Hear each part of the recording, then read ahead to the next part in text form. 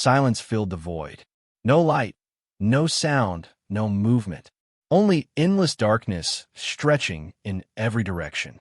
Then a flash cut through the black.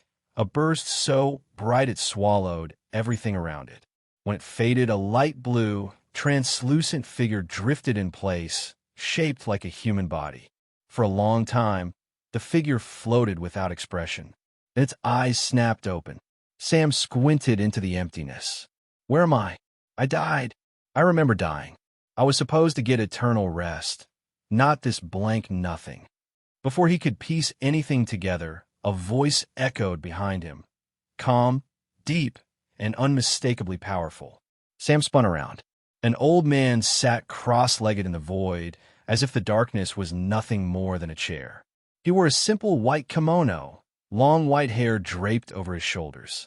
His beard reached his chest, and his blue eyes felt like they could see through every secret Sam had ever kept. "Hello, Sam," the old man said. "Hello, sir. Who are you exactly?" "I am God," the old man replied. "The origin, the creator. I've been called many things, but you can just call me Old Man. Old Man it is, I guess. So why am I here? Shouldn't I be in heaven or hell? Unless this is hell." Inwardly, Sam winced. What the hell am I doing? How am I just calling God, Old Man? I should be terrified. Why do I feel so calm? The old man chuckled. "You're calm because I'm holding your mind steady. If I didn't, you wouldn't even be able to think in my presence." "Fair enough. Thank you. I think. So what happens now?" "You're here to be reincarnated into another universe," God said. "You'll keep your memories and you'll receive a few gifts. How strong those gifts are depends on your luck.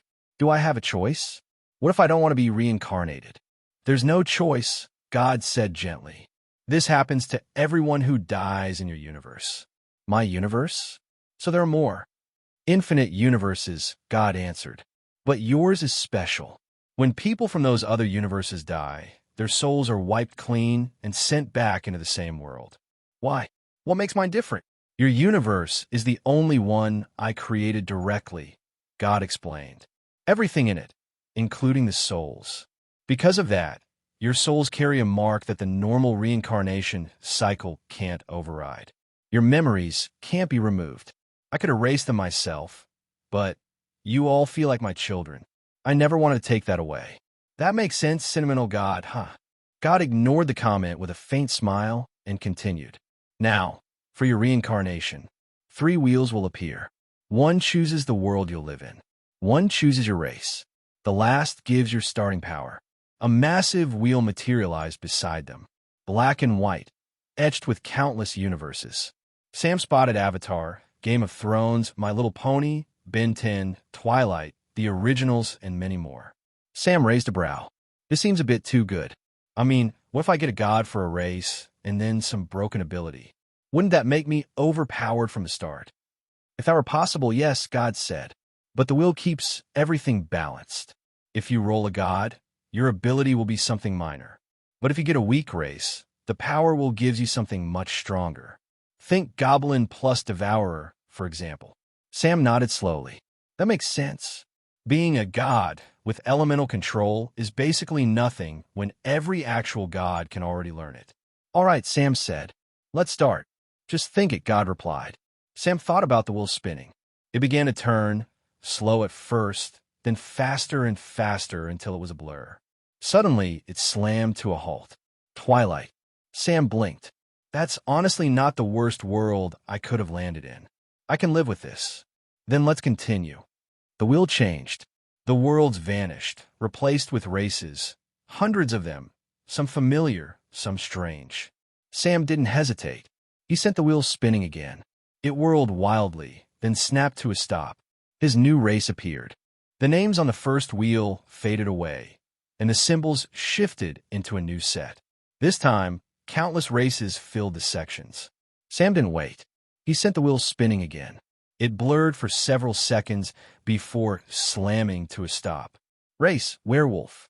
Sam blinked, then grinned. If this had been a normal Twilight werewolf, he would have been disappointed. Twilight's wolves might look impressive, but compared to vampires, they were outmatched. But the wheel didn't say werewolf. It said, "Noblesse, Lord Werewolf, Mazaka." Sam stared in disbelief before laughing to himself. Mazaka's power wasn't just strong. It was beyond anything the Twilight world could handle. No vampire, no wolf, no ancient coven could stand close to that level. "This is great, old man," Sam said. "Even if I got nothing else, this would be enough to live safely in that world." God nodded. "I agree." Mazaka's abilities fit the supernatural theme of that universe, and they're strong enough that you won't need to worry about your safety. He snapped his fingers, and the wheel changed again. New symbols appeared now, this time representing powers and abilities. "Go on," God said. "Start the last wheel." Sam focused, and the wheel spun with a soft hum. After a short moment, it stopped. Ability, animal speech. Sam exhaled. Not bad. Could be pretty useful. Certainly better than something pointless. God smiled. "You've gotten very lucky. I don't even need to change that world to make your abilities fit. Mazaka's aura manipulation is the only thing that stands out, but it won't cause any real disruption." "Good. I'd rather know what I'm going into than stumble around blind." "Now comes your appearance and background. Think of what you want, and I'll make it so." Sam closed his eyes. "I want to look like Byakuya from Bleach, but with bright red eyes. For background, a wealthy second-generation kid whose parents died young, leaving him their properties, investments, and money. 16 years old, moving from New York to Phoenix. I should already have all my powers." God nodded. "Simple enough. Off you go. Enjoy this life." Sam's translucent form dissolved into a sphere of light. A portal opened behind him, and the light shot through it like a comet. On the other side was a glowing city, lights flickering in every color. The orb soared into the top floor of a luxury apartment building and sank into the body of a sleeping young man. The moment it merged, the boy's eyes snapped open. A sharp clarity formed in them as memories poured into Sam's new mind. His new name, Damon Ambrose. His new life, the wealth, the assets, the empty apartment, and the simple note that he would start school on Monday. It felt like this body had been on autopilot, waiting for him. After letting the memories settle, Damon stretched and headed to the bathroom. The moment he stepped inside, he let out a low whistle. Marble counters, gold fixtures, a bathtub big enough to swim in. No point in admiring it long. He stripped and stepped into the water.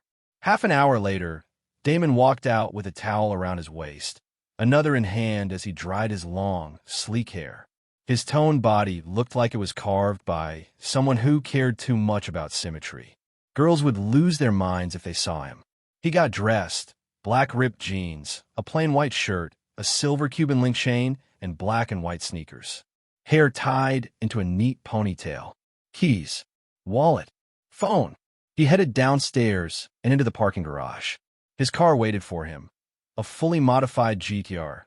Damon slid in, started the engine, and drove to a nearby steakhouse, not caring about the name. As soon as he walked inside, the bell chimed. Everyone turned to look. Damon sighed. "Byakuya really is too attention-grabbing," he muttered. He sat. A waitress approached, cheeks already pink, her eyes glued to the floor. Good afternoon, sir. I'll be your server today. What can I get you?" she asked, voice barely more than a squeak. Damon chuckled. "Hello, beautiful. I'll take whatever you recommend. And maybe a number 2. Her face turned bright red. She scurried away like a startled rabbit. He caught a glimpse of her as she fled. Long blonde hair, bright blue eyes, and curves that even the uniform failed to hide. 10 minutes later, she returned with his food and slipped him a small folded paper. Her number.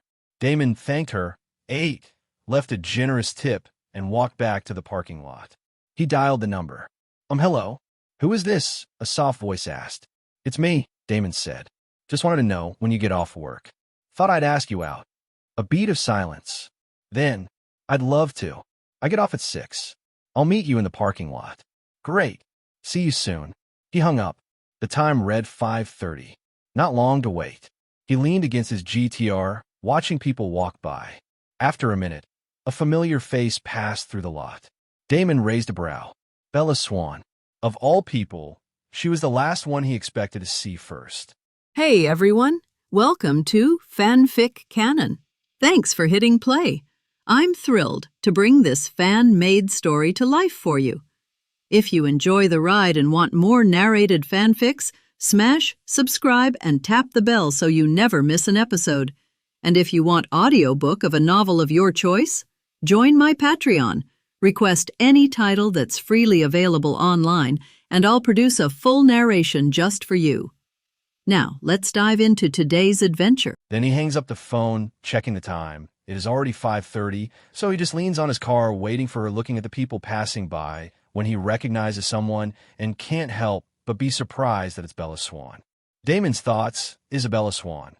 Not really surprising seeing her after all she lived in Phoenix before moving back to Forks. But Phoenix is a big place. Seeing her here makes me think about the cannon staring in a year or so. Should I care about what happens? I mean, I have the power to do what I want, but that does not mean I care enough to interfere with the Cullens or to even go to Forks in the first place. I wonder if I also have a mate bound in this world, or since I am a werewolf will I imprint on someone. That could be problematic, having feelings out of your control that you can do nothing about. Anyway, I still have time to decide if I should, but if someone from their family has a mate bond with me, I will most likely get an involved sigh. Now what to do with this girl? I could talk to her and influence her, but for what and to what end? Looking at her now, she is beautiful. Her pale complexion, long dark brown hair, wide forehead, thin nose, brown eyes, and prominent cheeks come together to form a very beautiful appearance.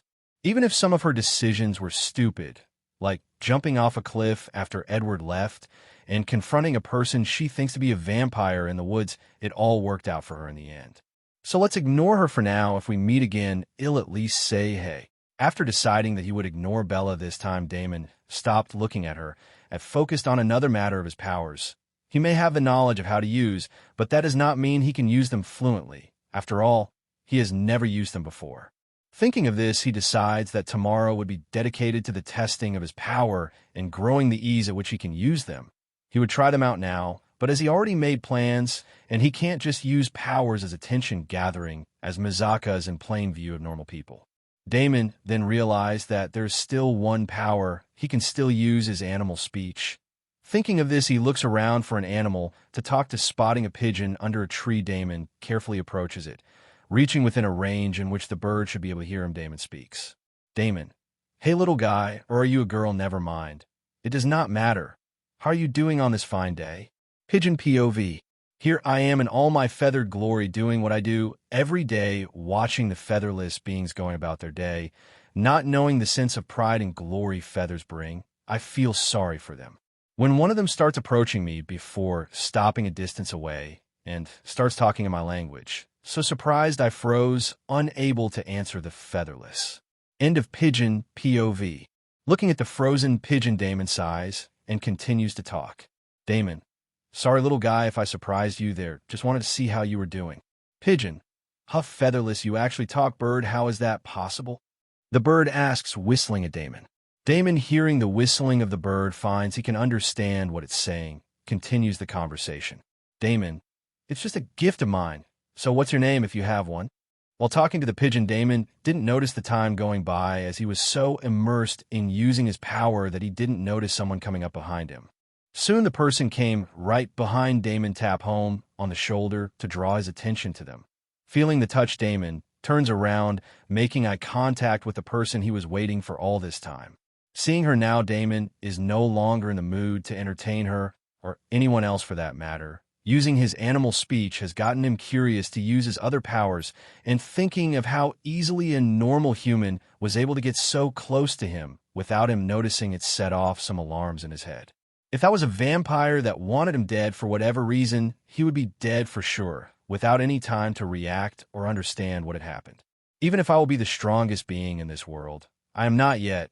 I have to use my powers at least one time, manually before the effects before passive. So even if I have Mizuka's powers, they are not activated yet.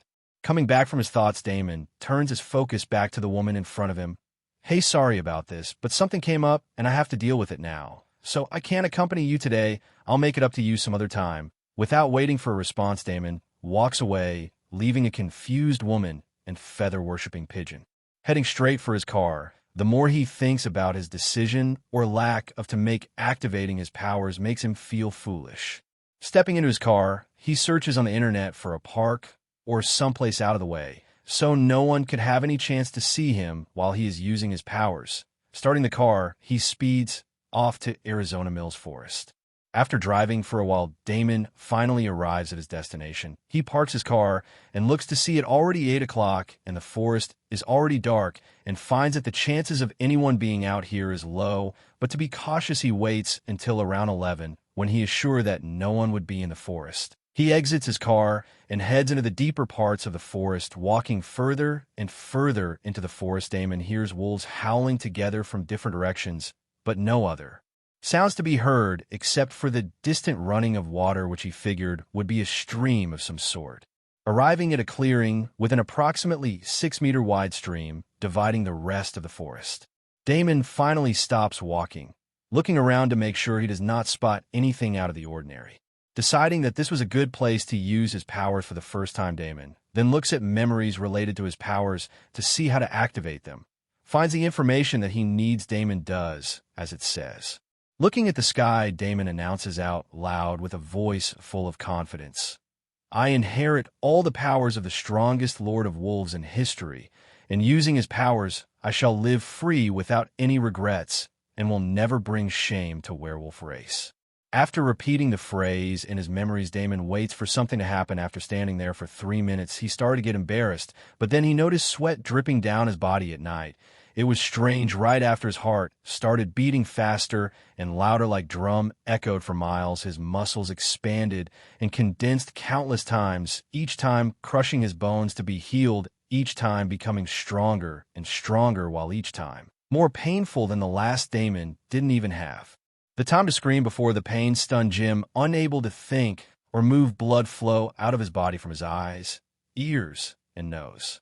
Finally, after what seemed like days to Damon, his body grew taller. His muscles expanded, not as big as before. His night black hair grew longer. His nails turned into sharp weapons that can cut anything to pieces. His eyebrows grew out and upwards, resembling horns, and his eyes an even brighter and scarier red. He stood there, a shocking 8 foot tall in his transformation, covering all the animals present in the forest in his power, making all wolves present in this forest bow down and whimper, and all other creatures run in fear. Unable to resist the primal instincts that compelled him, Damon let out a monstrous howl, uprooting the trees around him and decimating the land around him.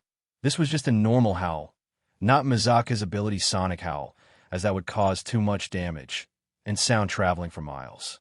Seeming to have regained some control of himself, Damon walks to the stream and looks at himself and can't help but feel happy with his appearance and power. Calming down, he looks through the information he has just gained about his abilities, but is pulled from his thoughts when he feels a connection with something far away, and his connection is getting stronger and stronger. But knowing what to do, he calms himself and returns to his fully human state, but that does not help at all as he feels the connection becoming even stronger and trying to fully form. Unable to think of anything to stop the situation, Damon becomes increasingly angry until a dreadful sound spread out from Damon's body, then another, until all his bones either cracked or moved to facilitate this new transformation.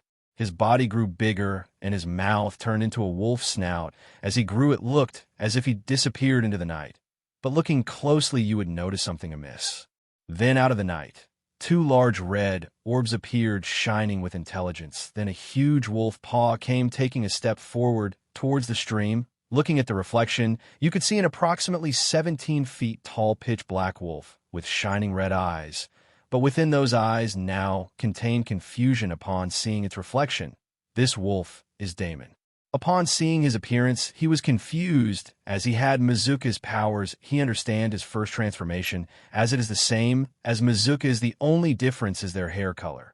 Also, he could feel the connection that was forming is now complete and is pulling him to go somewhere. This just confused Damon even more. As his confusion became deeper, he was pulled from it as he received a message in his mind, and seeing who the sender was, he was surprised.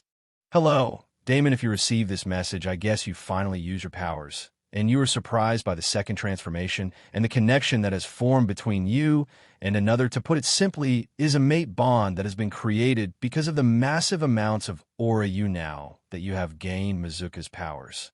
You may ask yourself, what does that have to do with the mate bonds? Well, everything.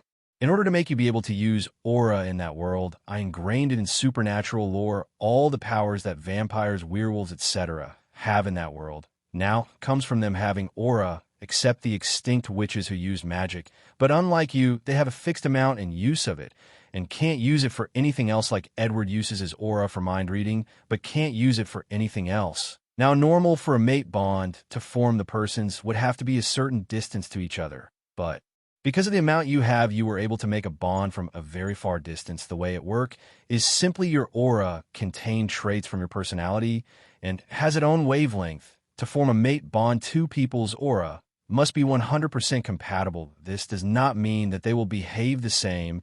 It just means that they would accept each other better than anyone else. As for your other transformation, it happened because to make Mizuka's powers easily fit in this world without cause. Any other changes, I changed the way the world see you to a werewolf of that world, just a lot stronger, and having another transformation, making your full wolf transformation your true form, and your first transformation your hybrid form. Cinder God.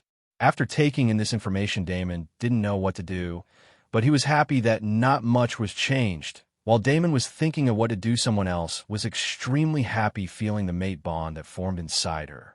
Far away from the forest that Damon was testing his powers in a glass house in Forks, there's a beautiful blonde-haired woman sitting in a room, just gazing out of the window, looking into the distance at nothing in particular.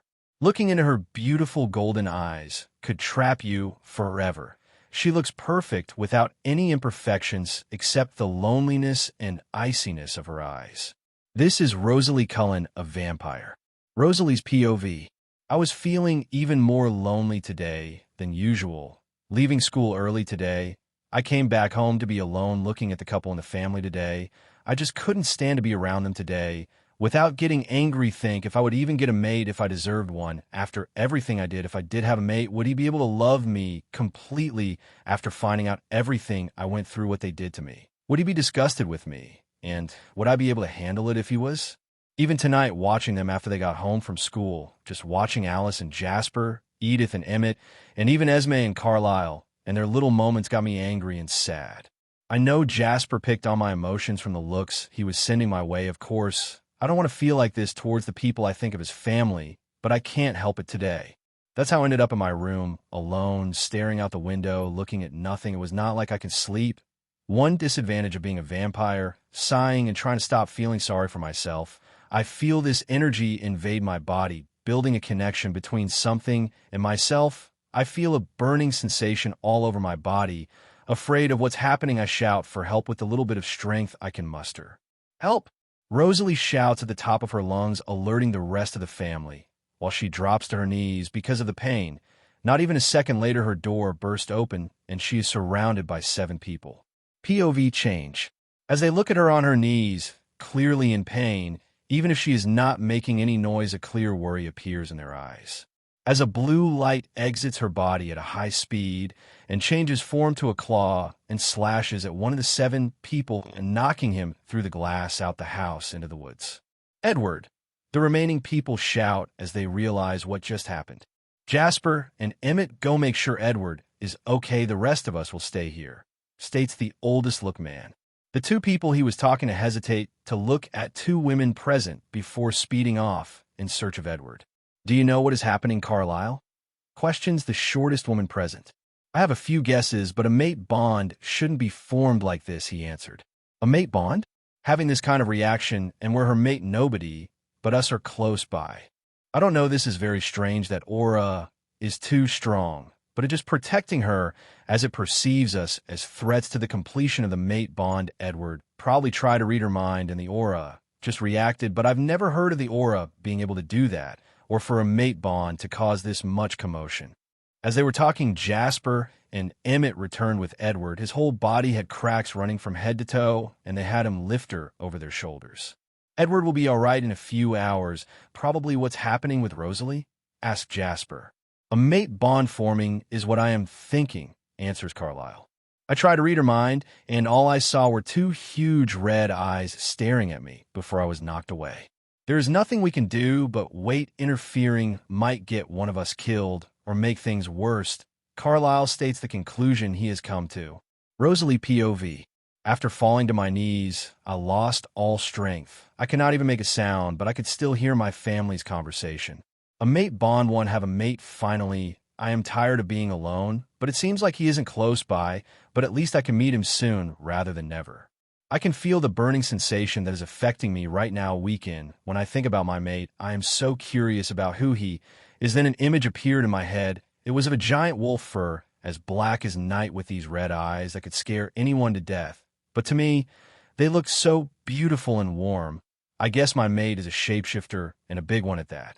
I feel the connection finally completely formed, and the burning sensation is gone as I regain my strength. I open my eyes, and I'm met with my family surrounding me. Rosalie, are you okay? Jasper asks. I'm fine. No, in fact, I'm better than that. I'm great. I have a mate. Congratulations, Rosalie. Everyone says in unison as Alice tackles me into a hug. But as soon as she touches me, she goes rigid. Alice is having a vision, says Carlyle. Hearing this, everyone is nervous because her vision can either be good or bad for the family. She takes a deep breath as her vision comes to an end. I see Edward looking at me, strangely no doubt that he looked at the vision, and I'm in it. Alice, what did you see? I ask her, now more interested. I saw us surrounded by 6 vampires in the forest ready to fight us to the death. For what reason? I do not know. Esme and myself already captured by them. Only Edward, Jasper, Emmett, Carlyle, Edith left unable to fight, afraid that they would kill us. Hearing Alice's statement, everyone present turns serious and a little worried. Where was I? Asks Rosalie, not hearing her being present at the whole thing. I was getting to that. As they were about to kill us, the ground of the forest started shaking, and a giant black wolf appeared, killing them all before we could react. With you riding on its back, answered Alice. Hearing this, they were all shocked and looked at Rosalie for an explanation. That wolf is my mate. I saw him when the bond was forming. That was the explanation that Rosalie offered them, which just made them more shocked. All right, even if we made it out of the situation safety, I think it's safe to move into for a while to make sure nothing happens to anyone. Since we don't know how we came into conflict with those other vampires, we should move more carefully now until we know more. And as for Rosalie's mate, we will figure it out when he appears. Until then, everyone back to what you were doing. Leaves Rosalie to herself. I'll call someone to fix that hole tomorrow, says Carlyle, as everyone exits Rosalie's room. After everyone left, Rosalie can be seen looking out the window at the night sky with a smile on her face, more beautiful than the moon in the sky, saying the same thing over and over. I'm so happy and I can't wait to meet you, my soul mate.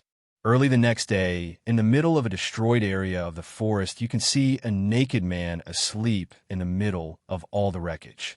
As the sun started to rise into the morning sky and shine onto the man, he rolled to the side as if trying to run from it. As he rolled, he hit a tree stump and finally opened his eyes and sat up yawning. Where the hell am I? He asked, looking around at the destruction around him. It seemed to draw his memory, as a look of understanding appeared on his face that was later replaced with one of anger.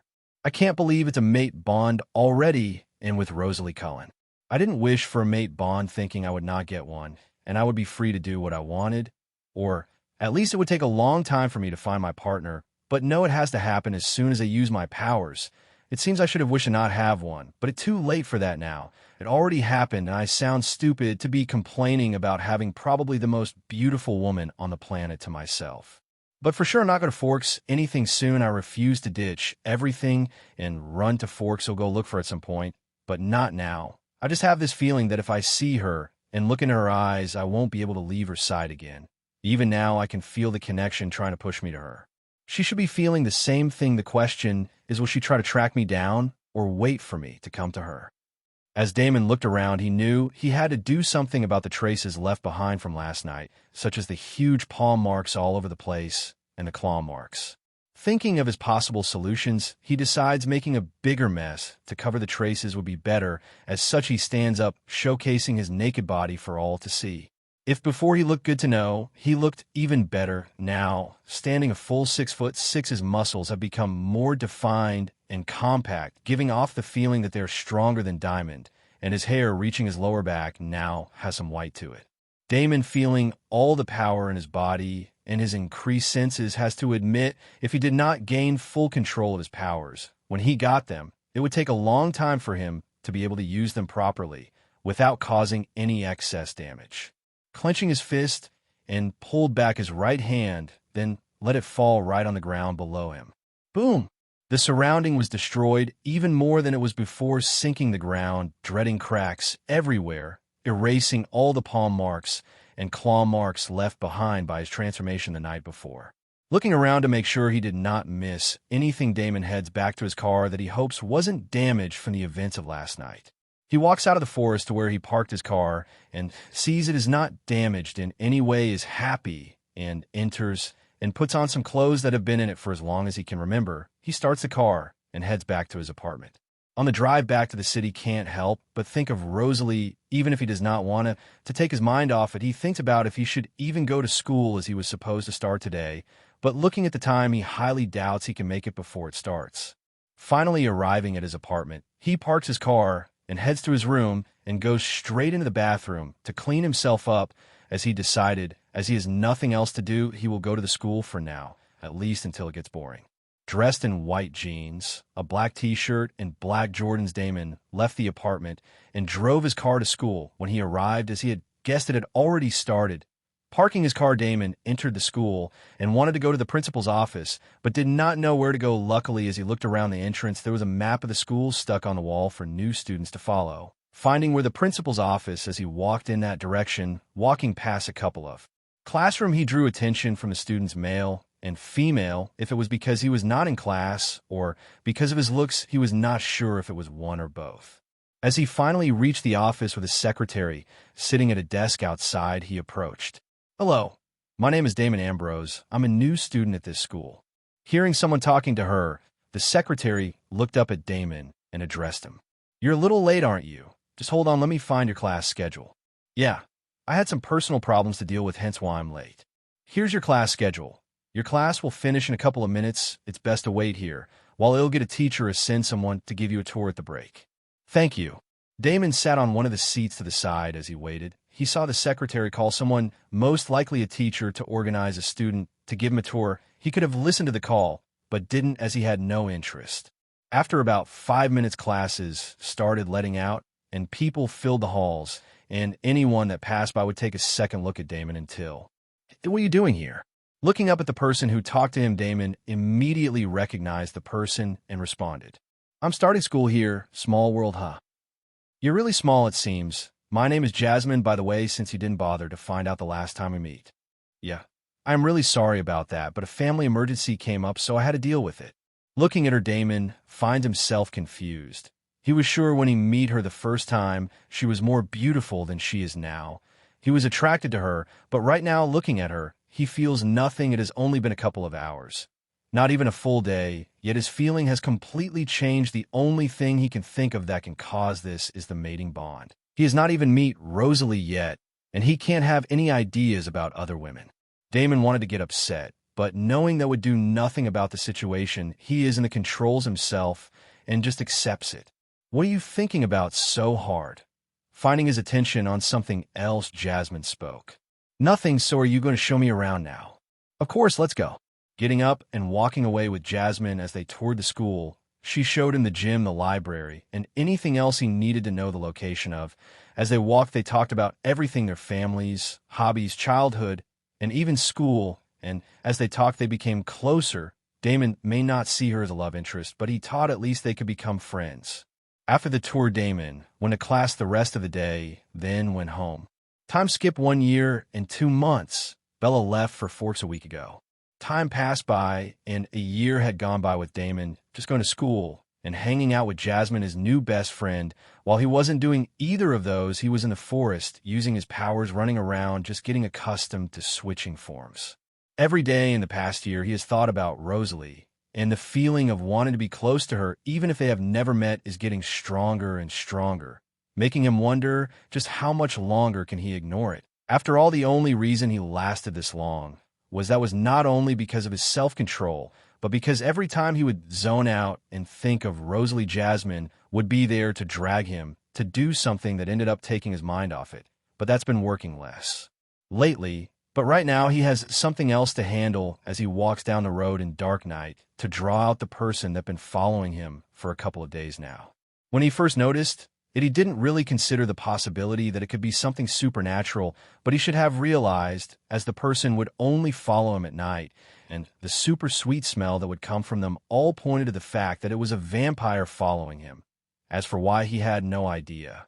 This had been going on for a week now, and at first it didn't bother him, but the smell is starting to piss Damon off, hence why he finally decided to lure the person to a deserted place in the night. As he walked through the city heading towards the abandoned warehouses, he can't help but think, what kind of reason would a vampire start following him? Finally arriving at his destination, he looks around and sees one just abandoned buildings completely empty, just him and his little vampire follower. Standing there, Damon planned to wait a couple of minutes so the person could appear themselves, but it took far less time than he thought, as he could hear someone rushing towards him. Turning around quickly, he see a pale-skinned woman with blonde hair and red eyes, dressed completely in black, running towards him with fangs bared. Looking at who seems to be running in slow motion towards him, he can't help but laugh at how slow she is compared to himself. Sprinting forward, he grabs hold of her neck and slams her into the ground, causes cracks to appear on her neck and the rest of her body from the force of which he slammed her. In response, he receives a snarl for her, after which she starts groaning in pain. Now question time. Why are you following me? She ignored him. Why are you following me? He asked again, this time digging his nails into her neck, causing her more pain. I'll ask again, why are you following me? I followed you because I was going to feed on you. Hearing the answer, he had already guessed. His eyes turned cold. So, just a random pick. No, I pick based on my own set of preferences and then follow them for a while, watching them as a sort of entertain before feeding on them. After a while, just feeding randomly gets boring. The fear she was feeling caused her to respond with more information than needed. Are you alone? Yes, I am. Well, then I guess this is goodbye. After saying that, he clamped his hand that was around her neck close, completely ripping her head from her body, then going on to rip her limb from her body as well, before taking a lighter from his pocket and lighting her on fire and watching her burn to ash. It's a good thing I came prepared with this lighter.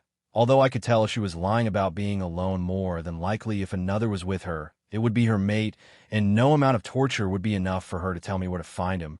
Most likely he will find her and catch my scent and track me down, and I will kill him, as simply as that. Just in case, let me leave something to make sure he could find me. Damon says as he pulls out one of his hair and drops it next to the pile of ash, then speeds off back to his apartment, not knowing the trouble this one action will bring him. Arriving at his apartment, Damon can't help but say, if only I could turn others into werewolves, I would have people to do this kind of thing for me. Deep in a forest just outside the city, Damon is currently, and there are 7 people running at speeds impossible for the normal human, when suddenly one of them stopped and a look of panic appeared on her face. She looks exactly the same as the woman just killed by Damon in the city. What's going on? I can't feel Aria's presence anymore. It just disappeared. What's going? This has never happened. She mumbles out as she begins to question what just happened. Allison, what the matter? Why have you suddenly stopped? We have to catch up to Arya. She has probably already arrived in the city by now and is waiting for us. One of the people who were running with her asks as they surround her, but if you look closely, you would realize that there are 4 males and 3 women in this group, all with blood-red eyes. But that's not the weirdest part. It looks like there is 2 of each person except the woman currently surrounded. In the group, there are 2 men with red hair reaching their necks, quite tall, each wearing different outfits, but the same body shape and sharp jaw. Next, 2 other males with long black hair, oval face, short, and rather skinny, with the same matching feature. The only thing different about them is their clothes. And lastly, 2 female with long brown hair and high cheekbones who also share the exact same features. Jack, Aria's presence just disappeared from where I last felt her, and I can't feel her anymore. What do you mean you can't feel her anymore? I thought you said that both of you have the ability to locate each other anywhere. Ask one of the first set of male twins, who appears to be very angry. We do. This has never happened before, Eddie. If something happens to her, then it's your fault, and I'll kill you, Eddie screams at her. Eddie, watch how you talk to my mate before I rip off one of your legs and shove it down your throat. Jack says to him, clearly upset, watch how you talk to my brother, Jack. Maybe your brother should calm down, Jason. If he does not, what are going to do, Billy? He asks, as the four of them square off ready to fight each other to protect their brother when two voice interrupts them. Jason, stop now. Billy, you stop as well. As both men hear their mates, they immediately calm down, and the situation de-escalated. You all are forgetting what's important now. We need to head to Aria's last location and let Rachel use her ability to see what happened there. My sister is right. We need to go now. Allison, get it together and lead the way, says Rachel, responding to her sister Sky. Hearing the words of Sky and Rachel, Allison gets it together. You're right. I'll lead the way. Let's go, she says as she gets up and runs ahead of them with the rest soon following. Cullen's POV, Rosalie. Sitting in the family room of our glass house, we had just returned from school. Normally, school was pretty much the same, the humans staring at us and talking about us like if they know us. It is so annoying. Normally, the stares would disgust me a degree, but I could still handle it without wanting to get violent. But after getting my bond one, just want to rip their throat out, and I would have the first day back to school after it formed if Jasper hadn't sensed my emotions and stopped me before I could. Anyway, back to the family meeting. Well, it's because today Edward's mate appeared and also turned out to be his blood singer. So what are we going to do about this? Asked Jasper. I will leave and go back to Alaska. You guys stay here, said Edward. That would be an acceptable solution, if not for the fact we still don't know when those vampires are going to appear. So we need you here. It will be safer for you as well if you stay here and just don't return to school until you have it under control. Alice, you haven't had any visions involving them since the first one, but the only way we can find out more, since anyone we described them to didn't know of them. As he said, that Alice's body froze as she got a vision, alerting the rest of the family, as they could only watch and wait for her to tell them what she saw. After a couple of minutes, she came out of the vision with a completely confused expression, which mirrored the expression on Edward's face, showing that he looked at the vision. Alice, what is it, good or bad? I have no idea what it means. I saw the vampires again. There was one more with them, making it 7. They were in a deserted warehouse, while one of the women was crying while looking at a pile of ash, and one of the men had an extremely angry expression. The only other thing that stood out was a long black hair on the ground next to the pile of ash. This is interesting. Do you think the ash could be a vampire? Most likely the angry man, mate. But how does this lead them to attack us? We have nothing to do with the dead vampire. But maybe they think we did, but most likely the person that the hair came from most likely was the one that killed the vampire. Black hair, could it be him? Rosalie thought to herself. POV end. Back at the same place Damon had killed the vampire, 7 Blurs just arrived and began walking in the direction in which the vampire Arya was killed. Walking a few more steps, what greets them is a pile of ash and a strand of black hair. Seeing this, they all knew what happened. Arya was killed, and the hair belongs to the person that killed her. It probably dropped for struggle. Seeing this, Allison collapses as tears of venom run down her cheek, and Eddie stands there with a look of pure rage as he looks at the strand of black hair. Sky, do it. I want to know what happened here, says Eddie. All right. Sky walks forward and picks up the hair, and then her eyes turn pure white as her body begins to shake. About 5 minutes later, she stops shaking and her eyes return to normal as she looks at the others. From what I saw, it seems like she was hunting a boy, and he noticed her and led her here and tortured her before he killed her, while leaving the strand of hair to make sure if she was with anyone they could find him. So he wants us to find him, he'll kill him. Is he a vampire? He had red eyes, but he wasn't pale like a normal vampire, so I believe a normal human can't fight one of us. Sky, give me the hair, let me try and see if he has a mate already, so we can find her and kill her in front of him. Says Jack. You want to wait? I'll kill him right now, since he left the hair and decide to be brave. I'll fulfill his wish and use it to find him and kill him. Eddie, you need to calm down. Calm down, calm down. You want me to calm down when I know my mate was killed and I could find the person that did it. Eddie, I know you're angry, but don't you want to cause him the most pain as possible? You know I do. Then this is the way to do it. Don't be so angry that you do something stupid. Just hurry up and find out if he has a mate already or not, says Eddie with an angry expression on his face. Fine. Jack takes the hair from Sky, then closes his eyes while an image of Damon appears in his head with a blue light leads out of him. Following the light to the end, he sees another image of a woman surrounded by some other people, all of them clearly vampires, and the blonde-haired woman with a light leading in her quickly looking for any signs of where they were. He sees a car with a Forks Washington plates. Opening his eyes with the same dark warehouse, greeting his sights, Jack looks at the group looking at him to say what he saw. He has a mate, she a vampire in a coven with about 7 other vampires that I saw. They're in Forks, Washington. 8 vampires. It's not wise for us to look for conflict with them.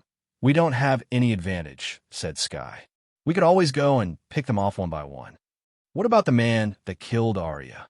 Eddie, go get him and bring him a Forks so we can kill them both there. Even if he is strong enough to kill Arya, you are the strongest in the group. When you arrive in Forks, we will already have the vampire coven dealt with, said Jack. Fine, I'll deal with him, said Eddie.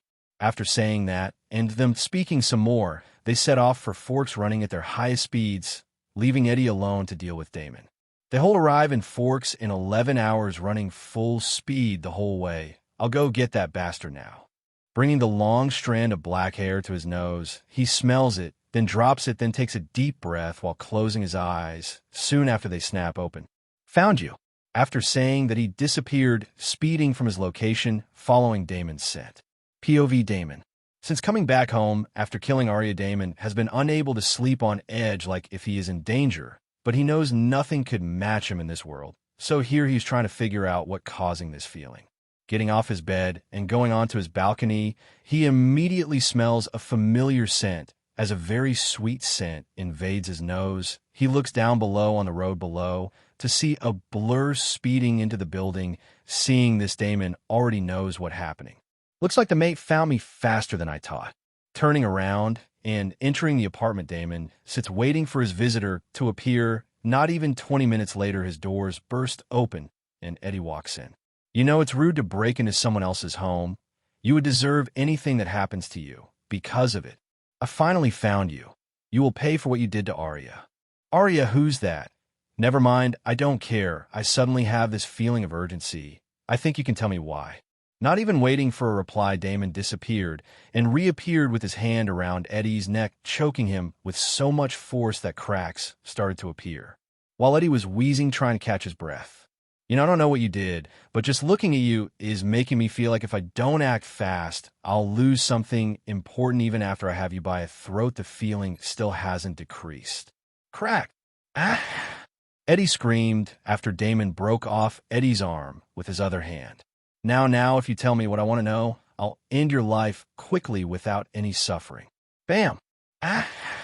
Damon smashed Eddie's foot with a kick, leaving him with one leg and arm. What did you do? Nothing. Seems like this is going to take a while to get the information I need.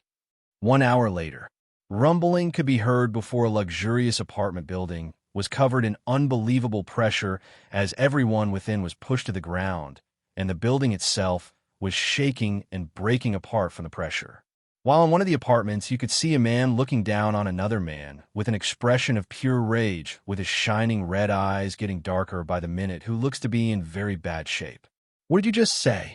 After about 2 hours of ripping off fingers and toes, and even an eye, Eddie finally couldn't hold his tongue anymore and told Damon what he wanted to know. I said 6 vampires are heading to your mate to kill her and her family right now. How long ago did they leave? About 6 hours ago. It took you 4 hours to find me. No, I had already known the general location. I just waited to give them more time, just in case.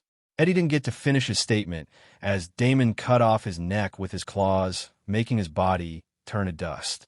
Calming down and retracting his aura, Damon walks out of the room, goes to his car, and drives out of the city. Arriving out of the city, he ditches his and turns into his full wolf transformation and speeds in the direction of Forks. POV Cullens. It was a normal day for the Cullens as they went about their day, as they normally would, as who was to be in school went, and Edward returned to school as well, and after that, they returned home, not finding Esme, not even really thinking it really strange. They went about their business thinking she was with Carlisle. If only they knew that some unfriendly vampires had arrived in Forks looking for them, and was just waiting for a chance to strike at them one by one. Esme POV. As I ran through the forest, a bad feeling started welling up inside me. This might not have been the best idea. I turned to run home as the feeling I had kept getting stronger when I heard a voice. "Going back already? You haven't caught anything yet. What will you carry back to the family?" said a mocking voice. I urged the fastest I could to get a look at the person talking, but it was too late as I felt a hand around my neck choking me. Looking at the blonde woman choking me, I suddenly understood it was happening Alice's vision. I wanted to go and warn my family, but I can't. "Why are you doing this?" I say with the little strength I could muster. "Truthfully, this has nothing to do with you or your family, but it just so turned out someone in your family is important to the one we want to hurt. Now, no more question, let's go," she said as she ran, yanking me along, still holding me by my neck. She ran for a few minutes before stopping in a clearing.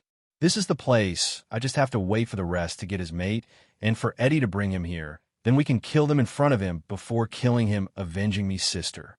Listening to the rambling, it seems my family is in danger, and I can't do anything. I was never a fighter. Cullen's house. Not long after the group got home from school, Rosalie left the house by herself despite knowing that she should have brought someone with her, but she just wanted to be alone. But as she left, Jack and the rest of his group, excluding Allison, who is guarding the captured Esme, arrive a little ways away from the Cullen house. As they looked at the house, Jack gestured to Jason, who nodded at him in understanding. Then the rest heard Jack's voice in their heads. "There's 5 of them, and they're no sight of the one we want. Okay, here's the plan. We should be able to jump them unexpectedly and take the weakest one hostage. So the target will be the shortest woman.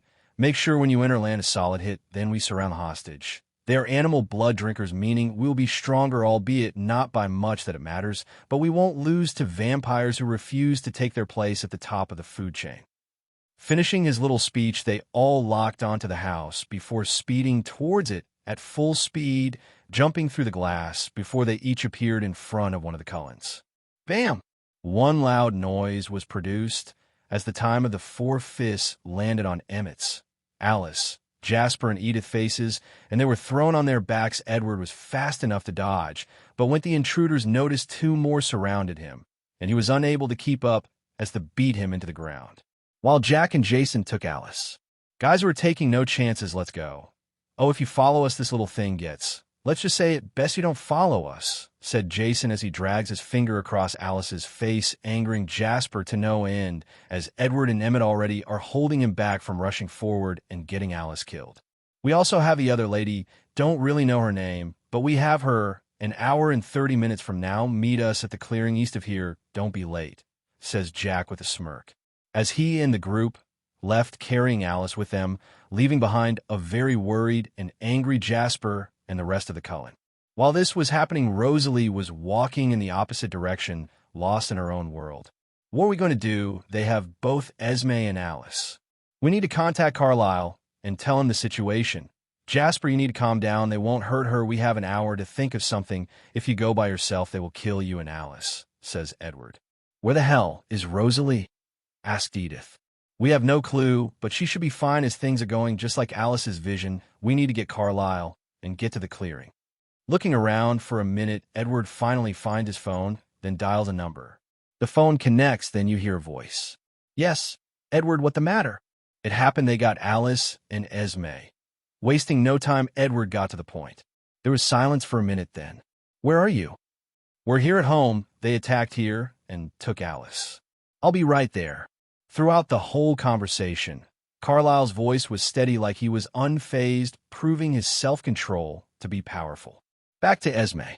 "We have been here for maybe 20 minutes with no change, but then I heard people approaching fast, too fast to be humans. Vampires, then they arrived, 5 of them, carrying Alice. Looking at Alice, I can see she has cracks all over her face." "Alice!" Esme shouted. "I'm all right, Esme, and so are the rest.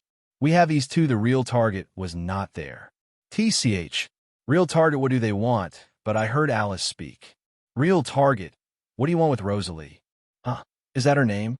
"Well, it does not matter. Just know when she arrives with the rest of your family, she will die along with the rest of you." Skip time of the meeting. In the clearing, you could see Esme and Alice surrounded by Jack and his group, while Jasper, Emmett, Edward, Edith, and Carlisle stood on the other side looking at them cautiously. "Where's the other one?" asked Jack, getting the attention of the Cullen group. We don't know. They spoke the truth. Why don't you tell us why you're doing this? You want to know? Fine, I'll tell you. You see, some decided to kill my sister, a part of our group, and it just so happened that person's mate belongs to your coven, said Allison. So you want to maximize the pain he feels, says Carlisle. Now, if she doesn't appear here in the next 10 minutes, it'll start the party by killing this little cutie. With nothing they could do to stop them or find Rosalie, the Cullens are in a bad spot. They could only grit their teeth waiting that wolf would come and things would happen like in Alice's vision. As the time slow counted down, with every second the weight the Cullens felt increased as it looked more and more that the wolf would not be here. 5, 4, 3, 2, 1, 0. Jack counted down as his hand speeds towards Alice's neck with the intention to rip her head off. As the Cullens also speeding forward to stop him, a fight sure to erupt. As they neared striking distance, they could hear a heart beating so loudly. Ah! They screamed, unable to handle the noise the beating of this heart produced. Then, Jasper falls to the ground, mumbling, so much rage and killing intent is not possible. Repeating this over and over, but no one could study him as the heartbeat got closer and the ground they were standing on began shaking. They all looked in one direction, unable to move as it appeared. Damon POV. As Damon is running towards Forks, he keeps getting angrier and angrier at the fact someone had the audacity to attack his mate. Even if he'd been fighting against the bond, he had already accepted Rosalie as his, and he would meet her on his own terms, but someone had to interfere in something that they had no business in. I can't wait to get me claws on them. I will rip them apart piece by piece, leaving them just on the brink before letting them heal and doing it all over again, and that in itself is already mercy on my part. The longer he ran, and the closer he got to Forks, the more wicked his thoughts became, getting lost in his rage and guilt as he knew if he had just gone to her at the start, she would not be in danger now. Rosalie POV. As she left the house, heading opposite of where the face-off between Jack and her family was going to happen, she is lost in her own world thinking of her mate, and when they would meet, and what would it be like. Since the bond formed, she would spend hours daily just thinking of the life they would have together, and how they would be happy. Even if she had not seen his human form, she did not care for his looks. As long as he was here with her, she would be happy. As he did not appear after the bond had formed, she did not blame him or hold any kind of resentment towards him, as she did not go find him either, even if she could not leave her family. Alice's vision made it clear that they would meet one day, and that alone was enough for now. As she walked deeper into the forest, she finally stopped and sat next to a tree, when suddenly she felt the mate bond within her reacting strongly. Surprised by the sudden change, she looks around, trying to spot what it could be causing this when she feels her heart beating. Shocked, as this should be impossible, she doesn't even notice the enormous shadow now covering her until she hears a voice in her head. I'm sorry I took so long. Damon POV. As I was nearing Fork, I could feel the changes in the mate bond as I became even stronger than it was before, pointing me in the direction of Rosalie. I followed the mate bond's directions, leading me into the forest as I could smell her scent. How I knew it was her, I have no clue, but it calmed down my growing rage to a more manageable level as slowed from running to a walk. Then I saw her. Her back turned to me, yet I could tell there was no one more beautiful. Approaching her, as she still has not noticed me, yet I stand directly behind her as my shadow covers her before I speak through the bond in her head, directly as I'm still in my wolf form. The first and only words I could think of to say to her now was, I'm sorry I took so long. Normal POV. As Rosalie heard the voice in her head, she was not afraid or shocked, as she just knew who the voice belonged to, and even if he tried to hide the regret in his voice, she heard it. It's okay, you're here now. And you're here to stay? Rosalie answered while asking her question with her voice full of hope. Yes, I'm staying. I won't leave you alone anymore. Hearing his answer, Rosalie finally turns around and looks at him still in his 17-foot-tall wolf form. She looks at him, no fear to be seen, and as their eyes meet, their heartbeat gets faster and louder until eventually they get in sync, and her stops and goes back to normal, while Damon's continue as their mate bond has become even stronger.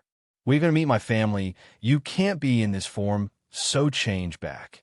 Hearing her say this, Damon remembers why he came in the first place. Get on my back, we need to go save your family, Damon say as he bends down for her to jump on.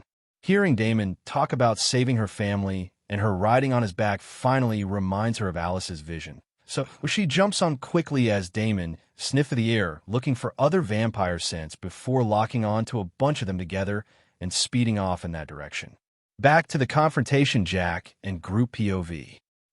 Jasper falls to the ground, mumbling, so much rage and killing intent is not possible. Repeating this over and over, but no one could study him as the heartbeat got closer and the ground they were standing on began shaking. They all looked in one direction, unable to move as it appeared. A giant wolf appeared from the forest as everyone present was unable to move as it looked around, spending at least 2 seconds on everyone present. Then it walked closer as its red eyes look at us, mockingly daring us to move. The worst part being our target was riding this wolf without a care in the world. Gritting my teeth, I managed to say, "What is it you want? We have no bad blood between us." "Jiror" was all I got in response. Then the woman jumped from his back. "Let go of Alice and Esme before you make him any angrier." Of course, I didn't want to do it with the effort put in to catch them, but with how that wolf was watching me, I could tell it wasn't my choice to make. "Guys, let's go. He doesn't want us here for what to come," Rosalie says to the now freed Alice and Esme and the rest of her family as they speed away. "I'll wait for you at the house," she say to Damon before also leaving. Now, she gone. Damon turns back to his human form, standing there naked as he watches them. Now, seeing the familiar face in front of them, they realize they messed with the wrong person. "Please spare us. We didn't know what you were, and your mate and her family is not even hurt. Can't you please show us mercy?" Jack begs. "I'll give you 5 seconds to get as far as you can." 5. Jack and his group speeds away, not waiting any longer. 4, 3, 2, 1, 0, Damon says as he speeds after them, first catching Sky. He rips off her arms and legs, then moving on to the next, doing the same to the other, making sure not to use his claws to kill them. Collecting them all back, he extends one of his claws before digging out an eye from each of them, making them scream in pain and beg for him to stop. As the eyes turn to dust, unable to heal, then he cut off their ears, turning them to dust, then their tongues, making them unable to speak or beg for mercy. This goes on as Damon cuts them or stabs them for hours until he bored, finally killing them. As the Cullen family ran back to their house, they could hear the distant screams of pain that came from Jack and his group as Damon tortured them before finally killing them. "How did you know he wanted us to leave, Rosalie? I can hear what he is saying in my head. I think it is because of our bond." "Now, that's very interesting," says Carlisle. "Rosalie, what the hell was that thing?" shouts Edward. "Don't call him a thing again, Edward." Rosalie answers, a voice laced with anger. "Look at you, already so protective of your mate. Are you still our resident Ice Queen?" A teasing voice asks. Alice stopped teasing Rosalie. "Well, I'm happy you're happy, Rosalie. Are we just going to ignore the fact that all this is his fault?" asks Jasper. "He didn't do it on purpose," answers Rosalie. "Does that really matter? The point is his actions have put this family in danger. What's to say he won't do it again?" "He won't." "How can you be sure of that?" "Because I'm here and he won't hurt me in any way." As they were talking, they finally reached their house. Even as the lower floor was ruined by the fight that took place here earlier, the house was still in good shape. As they entered the house and looked around, you could see Esme's facial expression turn to one of sadness as she looks at the house she designed damaged. Carlisle, seemingly noticing his mate's sadness, says to her, "Don't worry, dear, you can remake even better now. Just look at this as a chance to do so." "So, Rosalie, where's your mate?" "He will be here soon." "Are you sure it took him more than a year after the forming of the mate bond for him to finally find you? And from the looks of it, it seems that he just came to clean up his mess." "Oh, is that what you think?" a voice asks, catching all of their attention as they hurriedly turn around to the direction. It came from just a spot, a man standing in the middle of the broken glass window. That man, of course, was Damon, looking at the Cullen family. Standing before him, Damon's bright red eyes shone with annoyance. Just thinking of all the trouble being close to them will cause him makes him annoyed. But knowing he has no choice but to accept it, he sighs, resigning himself to his fate. To think he came to this world with full intent on enjoying his new life to the fullest. And in the past year, that is exactly what he has done, but it seems that end now. I really had a fun year with Jasmine, but with all that going to happen with the Cullens, it seems like my fun times are going to be on pause for a while. I mean, I could just take Rosalie leaving them to deal with their own problems, but that would make her sad in the long run. But there is Rosalie, and I'm sure if we were together, we can have some fun times anywhere, even if I have to help them deal with their problems. As Damon come out of his thoughts, he sees the Cullens are still looking at him with vigilance, all except Rosalie, as even if she has not seen him in this form, the bond between them is still present, letting her know that he is her mate or the wolf she saw before. Confused, he realizes that they have never met in this form, and him just appearing out of nowhere, without them being able to track him, is cause for them to be cautious. "Hey, I'm Damon. Nice to meet you all," he says them in a calm voice. "May I ask, why are you here, Damon?" "Nothing much, just checking up on the blonde beauty standing there," Damon says to them while pointing to Rosalie. "So, Damon, your name?" asks Rosalie. "Yeah. So what yours?" he asks back, pretending not to know her name already. "It's Rosalie." "Rosalie, you know him?" asks Esme. "Of course he's my mate." "Oh," they managed to say in unison. As she said, "I'm her mate, and she is mine. As you've already learned my name, care to tell all of yours?" "My name is Alice. I'm sure we'll be great friends." "I'm Jasper. Nice to meet you." "My name is Edward." "I'm Emmett." "I'm Edith. Nice to meet you." "I'm Carlisle, the leader of this coven, and this is Esme, my partner," he says, pointing to the woman next to him. By the way, aren't you a little too big to be a shifter, and you don't smell like them either?" "Oh, good question, but what makes you think I'll tell you so easily?" "Well, because—" Carlisle didn't even get to finish his sentence when Edward cried out and fell to the ground, clutching his head between his hands. "Edward!" Voices of concern echo as everyone except Damon rushes to the fallen vampire in worry. "You guys should really train him better. Not everyone's as nice as I'm letting him off for trying to look into my head." Hearing Damon, a look of understanding flashes through their eyes, as they have all been victims of Edward's snooping at one point or another. "I'm sorry about that. I will make sure it doesn't happen again," says Carlisle. "Okay. Anyway, I'm what you would call a werewolf and a shifter like a group of neighbors, but even in the werewolf group, I'm still very much special." "Werewolf. What the difference between werewolves and the shapeshifters?" "Difference is, well, werewolves are usually alone or with one other member, typically a member of the opposite gender, and they are stronger than vampires when they transform. They're also immune to your venom and can only transform under the full moon." "Stronger than us? By how much? How have we never heard of them before?"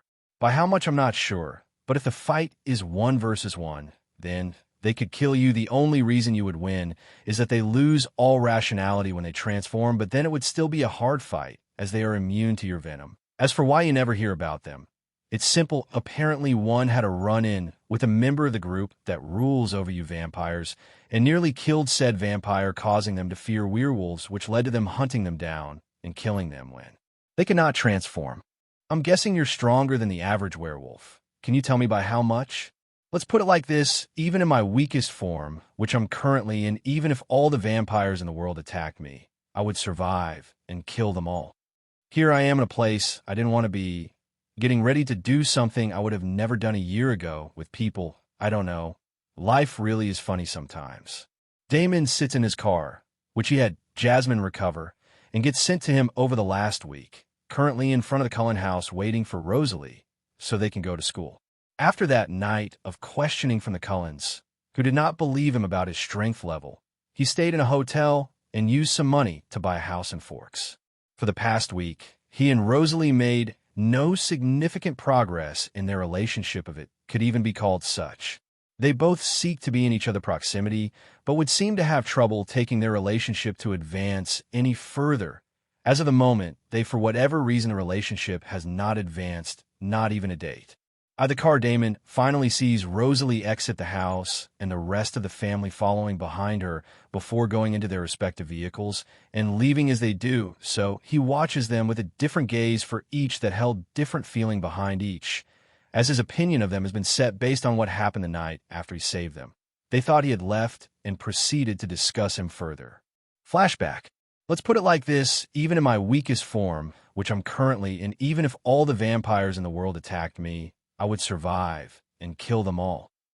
There was no response, but Damon didn't need one. The look on their face said it all. They did not believe him, or simply couldn't. They have lived most of their lives thinking they were the strongest creatures on the earth, and could only be killed by another of their race. Now to hear one person could solo their whole race would shock them. Actually, if they believed him right away, Damon would think they were either stupid or too trusting. Do you even know how many vampires there are in the whole world? Asked Carlyle. Of course not. That's just how confident I am, answered Damon. And we are supposed to just believe this? Asked Edward. If you want, I guess. Listen, I never asked you all to trust or believe me. For all you know, all I told you is a lie. Disregard the information if you want, answered Damon as he started to get annoyed. Damon calmed down. Perhaps feeling his emotion through their bond, Rosalie calls out to him.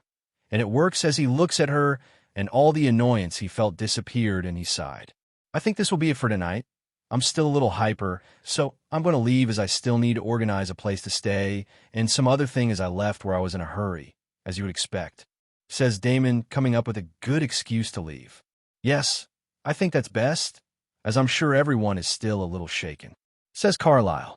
Right then, Damon turns to leave, one step away from jumping back into the forest he hears. You'll be back, right? An unsure voice asks. Hearing this, Damon comes to a halt and turns to look at Rosalie. I won't leave. I'll see you tomorrow. Okay, she says as he disappears into the forest. After Damon left, the Cullens family did not move and kept waiting, trying to see if he really is gone. After standing there for 10 minutes and finally feeling that he left, they started talking. What should we do now? We can't trust him. He already put us in danger once. What to say it won't happen again? What do you guys mean? It was a mistake, answered Rosalie. Rosalie, we need to think about our family. And right now, he is an unknown and a very dangerous person that could endanger our family. I think we should give at least a bit of trust for saving us. After all, he didn't have to. That's true. But he put us in danger in the first place. So, is it really worth it to trust him? So Edward's little infatuation with the human girl won't put us in danger, or is just more worth it to risk this family for him and not me?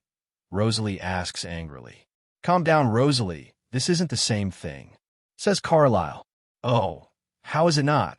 They are both our mates and provide some sort of danger for this family, yet this family is only willing to take that risk for Edward, asks Rosalie angrily.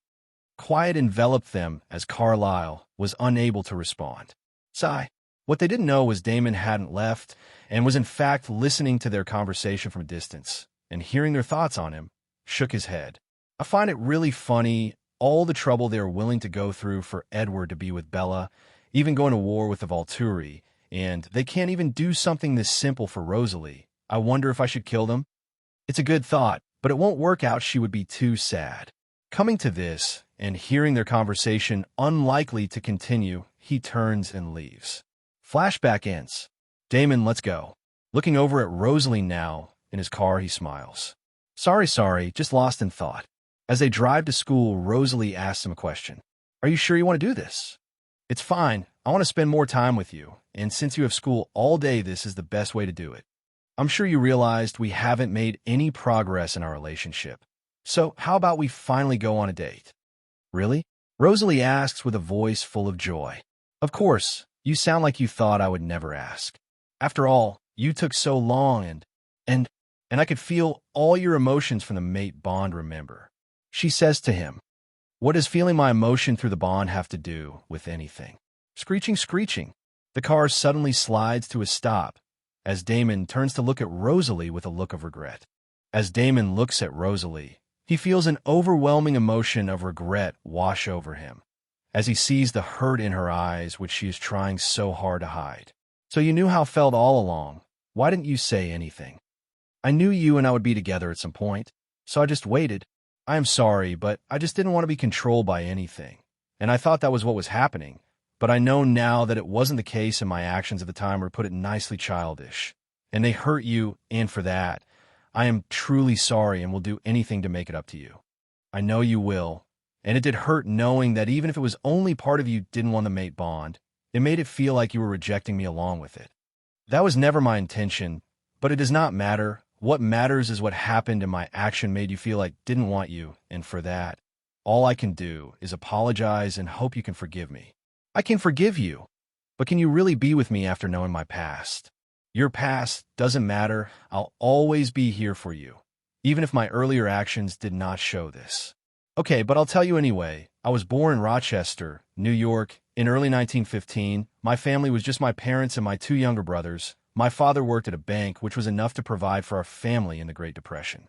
I was very beautiful, making me gain some bad personality traits like being vain and self-centered. This came about from being constantly praised. One day, my father had forgotten his lunch at home, and at the instruction of my mother, I dressed up and delivered it to him, catching the attention of the son of the bank owner. After sending me some flowers and making some very good comments about my eyes, we started a relationship, which at the time I didn't notice was only based on physical attraction. Royce was always busy at the bank, and we never get the chance to really know each other. Yet we got engaged. But when I saw the relationship between my friend Vera and her husband and baby, I got jealous, and I finally understood there was no love in my relationship with Royce. Then 1 week before the wedding, I found Royce drunk with his friends bragging about how beautiful I was, and this led to me being gang raped and beaten by him and all his friends. After they left me for dead, Carlisle found and turned me with the intention I would be Edward's mate, but he rejected the idea, and I later got my revenge by killing all who raped me while leaving Royce for last. I killed him wearing my wedding gown, after all, that I joined the Cullen family. So, can you love a dirty and used woman like me? She asked, venom running down her face. As I said, Rosalie, I will not leave or hurt you. I will be here with you forever. And you are not used or dirty. You are an angel. And even knowing this, I don't regret being your mate. We will be together now and forever. Damon says as he rubs her cheek, and she's snuggled into his palm. Always and forever, huh? That sounds good. She responds, venom still pouring from her eyes. Let's go, the others are probably waiting. Taking a shirt from the back of the car, he wipes away the venom on Rosalie's face and stares at her. You really are beautiful. Blushing, Rosalie looks away, of course. She has had many men tell her she is beautiful, but it just feels different when Damon says it. Thank you. Damon just smiles and starts driving again, heading to the school. After driving for another 10 minutes, they finally pull into the school parking lot, drawing everyone's attention to them, as they have never seen a student driving this car.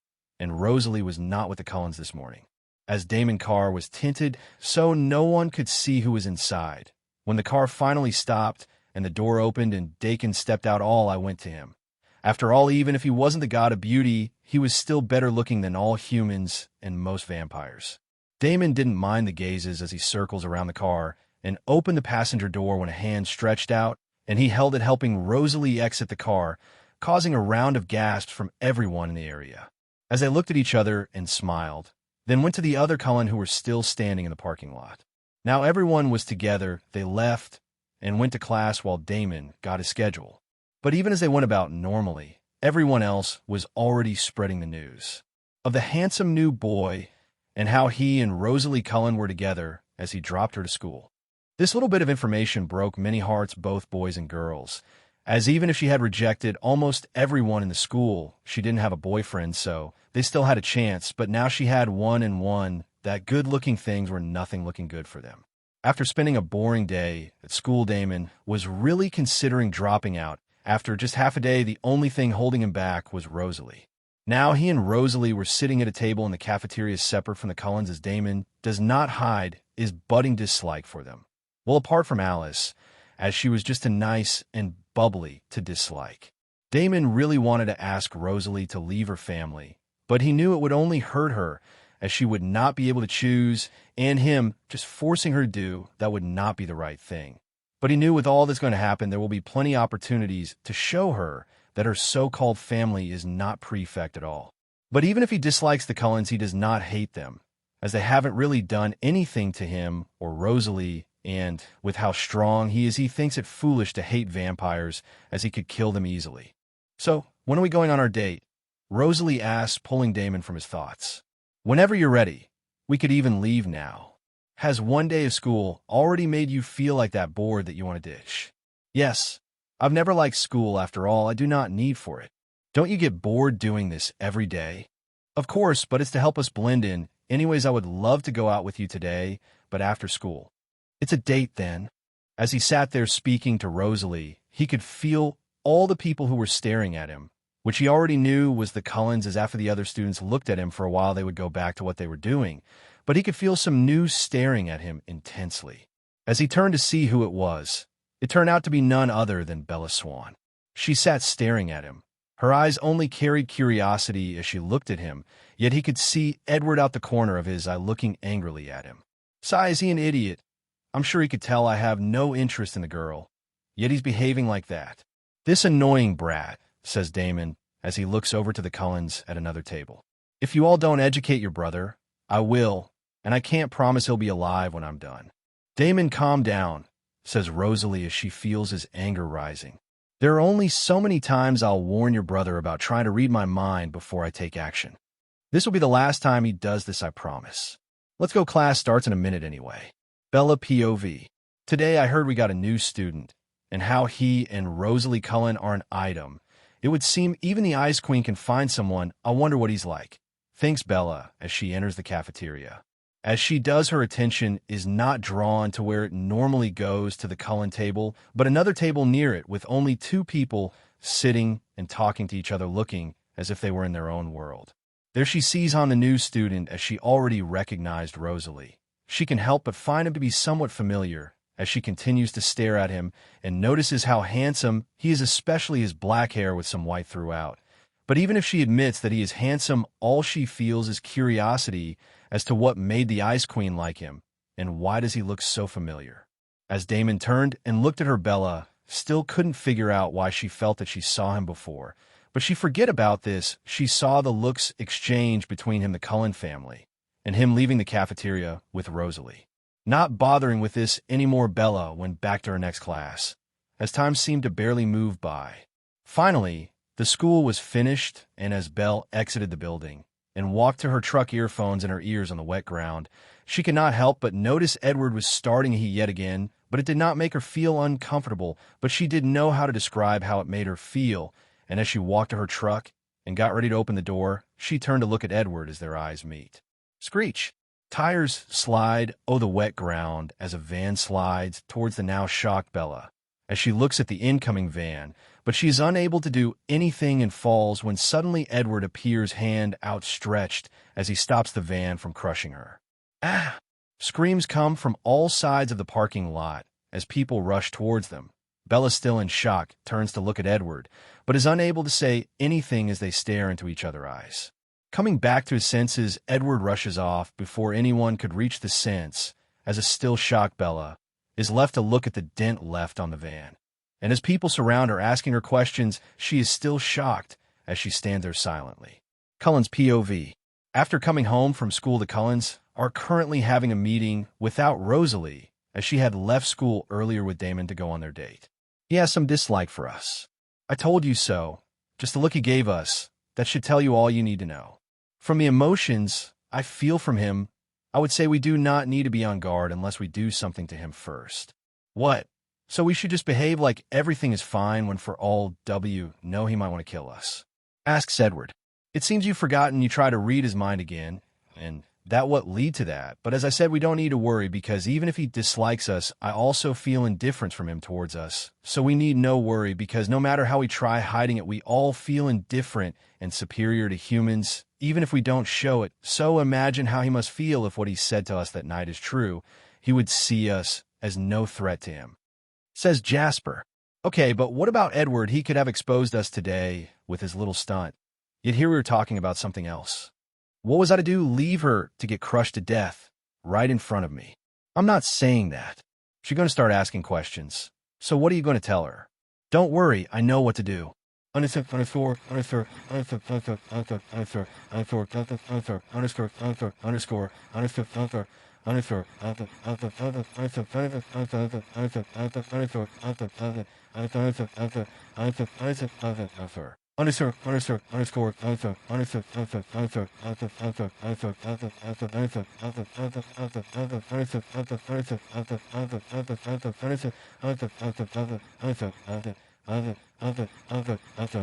underscore underscore underscore underscore underscore underscore underscore underscore underscore underscore. Back to Damon. Where are we going? Asked Rosalie. To a nice spot to watch the sunset, where we won't be interrupted. After all, it would make no sense to go to a restaurant, so this will be much better. How do you know about this spot when you haven't been in Fort for that long? I have many ways, darling. As Damon and Rosalie continued to walk up the steep path, leading atop the highest peak that was in their immediate view hand in hand, and a smile on both of their face, clearly enjoying each other's company, even if currently nothing is being said between the two of them until Rosalie speaks. Damon, now that I think about it, we have only talked about my past. What about you? What were you doing before you came to Forks? I assure you, darling, it was nothing interesting, but if you want to know, I'll tell you. Before coming to Forks, I lived by myself, not really staying in one place too long before I moved to Phoenix a year ago and started going to school. Then Jack and his little group interrupted my life, and now here we are. See, as I already told you, not really interesting, said Damon as he made up a story on the spot, then turned to look at her as he was leading the way. You left out some key information, like how did you provide for yourself after your parent died? And when exactly did you find out you were a werewolf? Says Rosalie. Oh, I guess you're right. My parents were rich and had investments in different companies, leaving me with a lot of money I have nothing to do with. And as for being a werewolf, I always knew as my father and mother were werewolves, and I was born one, even though the gene is not normally transferred from parents to the child. Oh, so no other family? No, only my parent, and they died when I was young, so I didn't really know them. Esme is like a mother to me. She has helped me so much after I joined the family. I still remember when Carlisle had just turned me and brought me to her. She was so eager to accept me, says Rosalie. Is that so? Oh, Rosalie screams as Damon scoops her up into his arms unexpectedly. Let's go. At this rate, the sun will set before we reach the top, Damon says as he speeds off with Rosalie in his arms. Swoosh. A blurred figure comes to a stop on top of a clearing as the sun just starts to set. It seems we reached in time, says Damon. He looks at Rosalie still in his arms, as she looks at the now setting sun, having no intention of getting out of his arms as she tightens her arms wrapped around his neck while snuggling closer to his body. You know, in my long life, I've had 2 dreams I wanted to fulfill: to find someone who will love me unconditional, and 2 have kids of my own. And since I became a vampire, I've given up on my second dream as I know that impossible. But I've held on hope for the first one, and now, after all these years, I think that I've found it with you. So can you assure me that I'm right? That I've found unconditional love with you?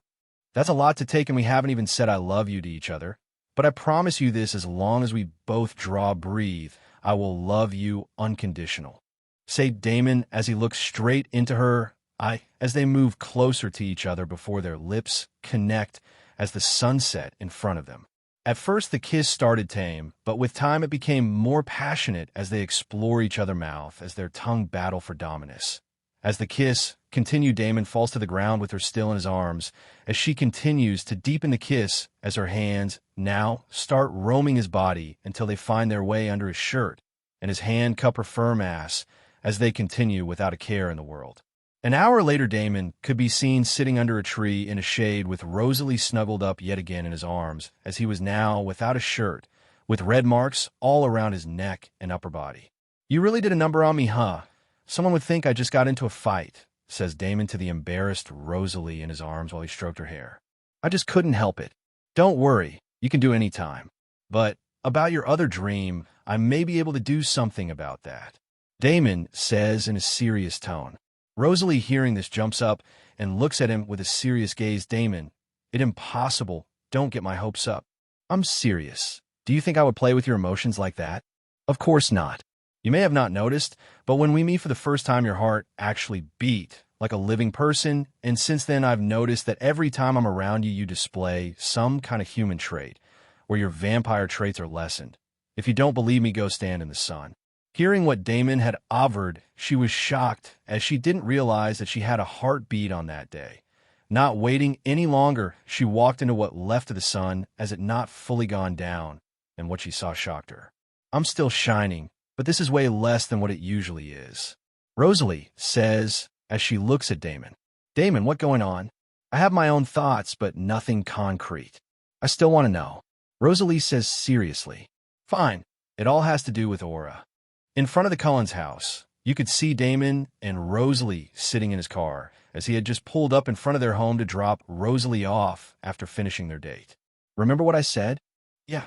Don't worry, she says to Damon as she leans over and kisses him on the cheek. Then she gets out of the car and walks to the door and enters as she has a lot on her mind. I can't believe there is a possibility I might be able to have kids of my own and raise them. This is a dream come true. The only thing is I can't tell my family yet. I know they are suspicious of Damon, and if the feeling I'm getting from the bond is anything to go by, he doesn't like them either. I will have to do something about this. If this was before I had a mate bond with Damon, Edward would just read my mind. But since the day we meet, Edward hasn't been able to read my mind again, but I just can't stop thinking about the information Damon gave me. Flashback starts. Aura, asks Rosalie. What does this have to do with aura? Asks Rosalie, gesturing to her shining body. Well, everything. I don't know how much you know about how vampires acquire gifts upon being turned, but Carlyle should have told you what he knows. He did. He said that all gifts granted to the vampires who acquire them after being turned all use aura as a means to make it happen, and that the mate also uses aura to find a suitable partner for the person. But that was all he knew. Well, that far from all, aura in simple terms in your life or life force. No living thing existing in the world does not have aura, and MO, truly dead being, has it. Meaning in simple terms, you are not truly dead since you have aura. Seeing Rosalie so shocked, he continued, knowing she would still be listening. Look at it like this: to become a vampire, you have to survive the bite, meaning you are still alive, and not some undead being. What has happened to your body is some kind of transformation that is most likely incomplete. What do you mean my transformation is incomplete? Asks Rosalie. Simply put, vampires are just an advancement of humans made by witches who somehow gained the ability to manipulate aura. Answers Damon. That still doesn't tell me how the transformation is incomplete. Well, simply put, vampires currently have many shortcomings that should not be left in an advancement created by witches who were well known to be perfectionists. The only explanations I come up with was they were unable to control the amount of aura they needed to carry the original vampire to a complete transformation. Or the first vampire was a complete being in their eyes, but it was unable to turn others into a prefect vampire like him or herself, and the witches could not either, thus leading to the creation of today's vampires, and hence me saying your transformation is incomplete. Rosalie just stared at him, unable to refute him or agree with his thoughts on the matter, as both explanations Damon offered were hard to accept. Let's just say what you're saying is true. How am I changing from being around you? That is also simple to explain. Let's say a baby is born with 1 unit of aura from a scale of 1 to 10 unit of aura, and at adulthood, they would have anyway from 6 to 10, depending on illness, lifestyle, and whatever other factor. You would have about 60, and I would have at least 8,000 or more. And for further argument, say a prefect vampire would have 500. Normally, there would be no way for a vampire to complete its transformation, as they would not be able to absorb or control aura, and even if they had the ability to, adding aura to your body that is not compatible with your own would kill you. But using the mate bond, you already have someone you're compatible with. But vampire can't control their aura to absorb from their mate, and even if they could, would they, as absorbing their mate's aura would certainly kill their mate. But because I have so much and it's leaking out of my body when you're close to me, it goes into yours and merges with your own. It is a slow process, but when it finishes and you become a perfect vampire, all of the shortcomings you have now will be no more. Meaning, your body will function normally, giving you the opportunity to have kids if we want. Is this dangerous or harmful to you? Rosalie asks, as she now grabs Damon's face, forcing him to look her in the eyes as he answers. No, it's not. As I said, the amount you need to complete your transformation is negligible to the amount that I have, and any that merges with you will just be regenerated, so I won't get weaker or anything.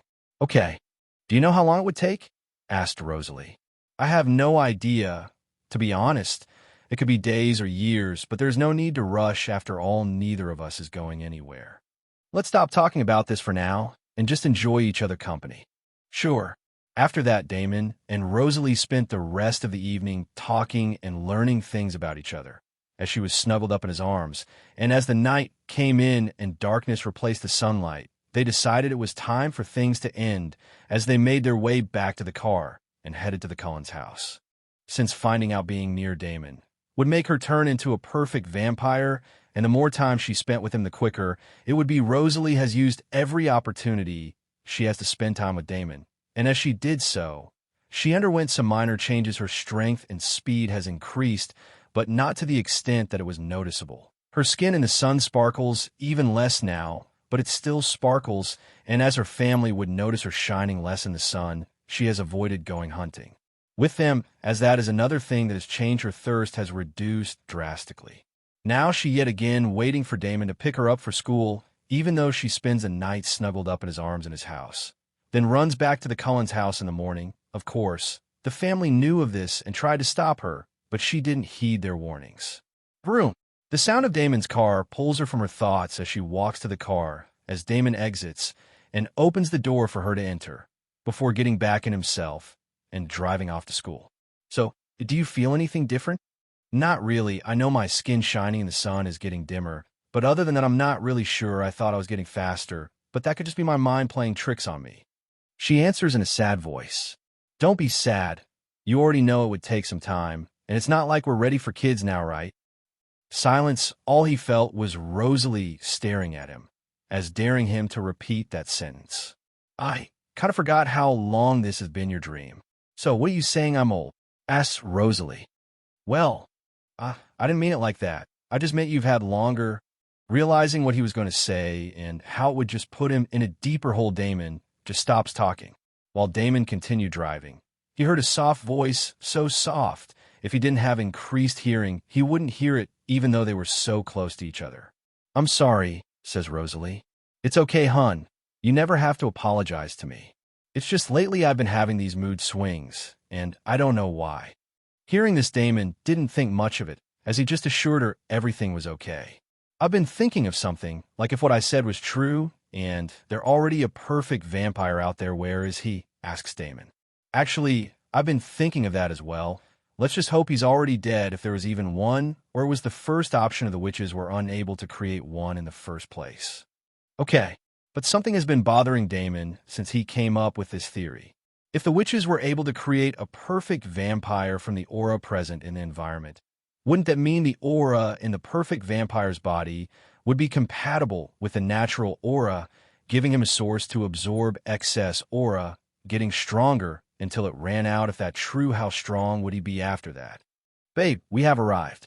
Hearing Rosalie's voice, he snaps out of his thoughts as he pulled into school. They both managed to get a glimpse of Edward and Bella walking into the woods together. Seems like she found out, says Damon. Well, after what happened, I didn't expect it to be long before she found out, says Rosalie. But the poor girl chose to confront him in the forest alone. Not really the smartest choice. Well, she never claimed to be the smartest, says Rosalie. With Bella and Edward. As they walked through the woods, Bella speaks.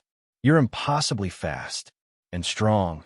Your skin is pale white, ice cold. Your eyes change color. And sometimes you speak like you're from a different time, says Bella. How old are you? 17, answers Edward. How long have you been 17? A while. Still facing away from him, she announces. I know what you are.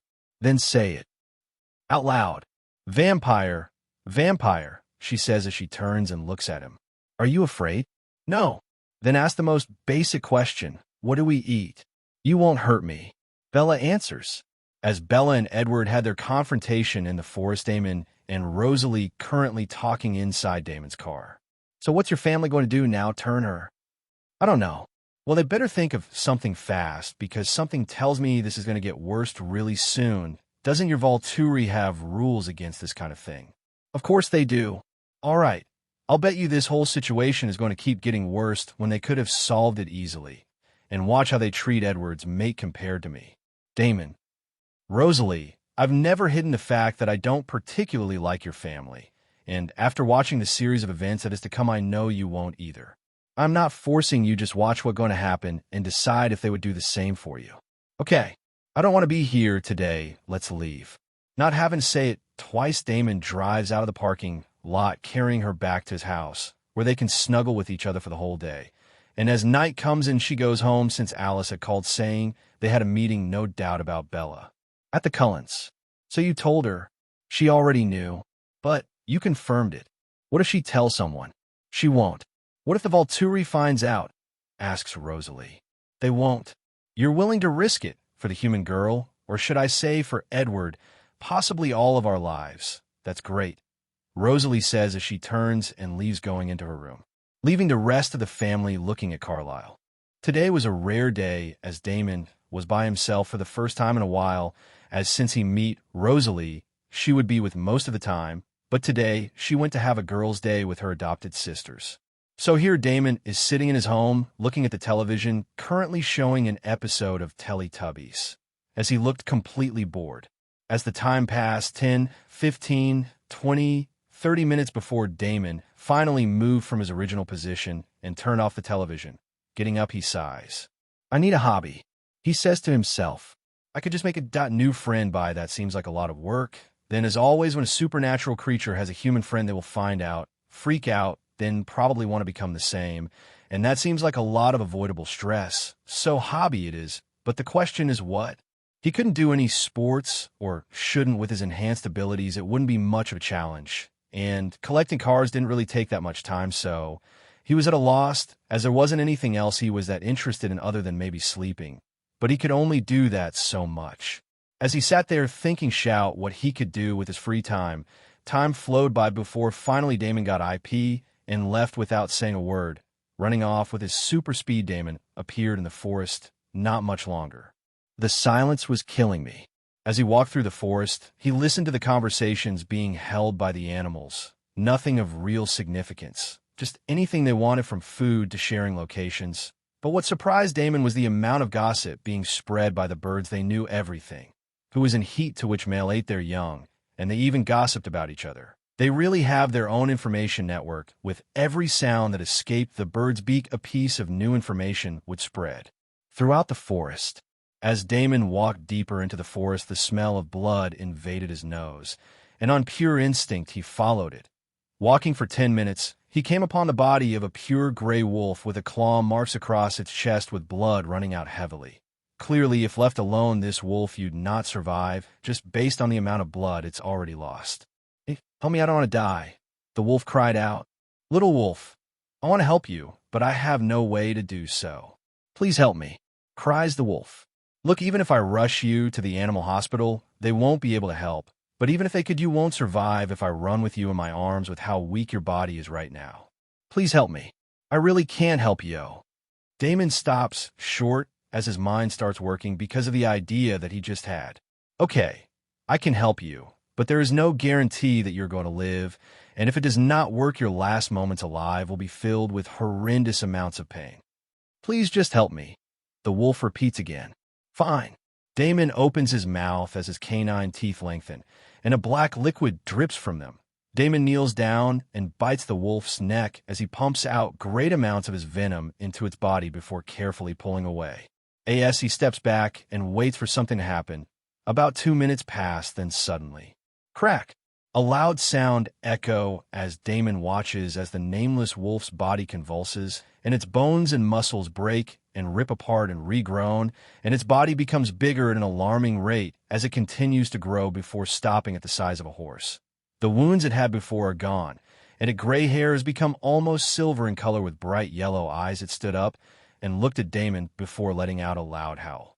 Damon stood there shocked at the sight before him. Course, he thought this could happen, but that was a low, very low chance. Leader, thank you for saving my life, said the wolf.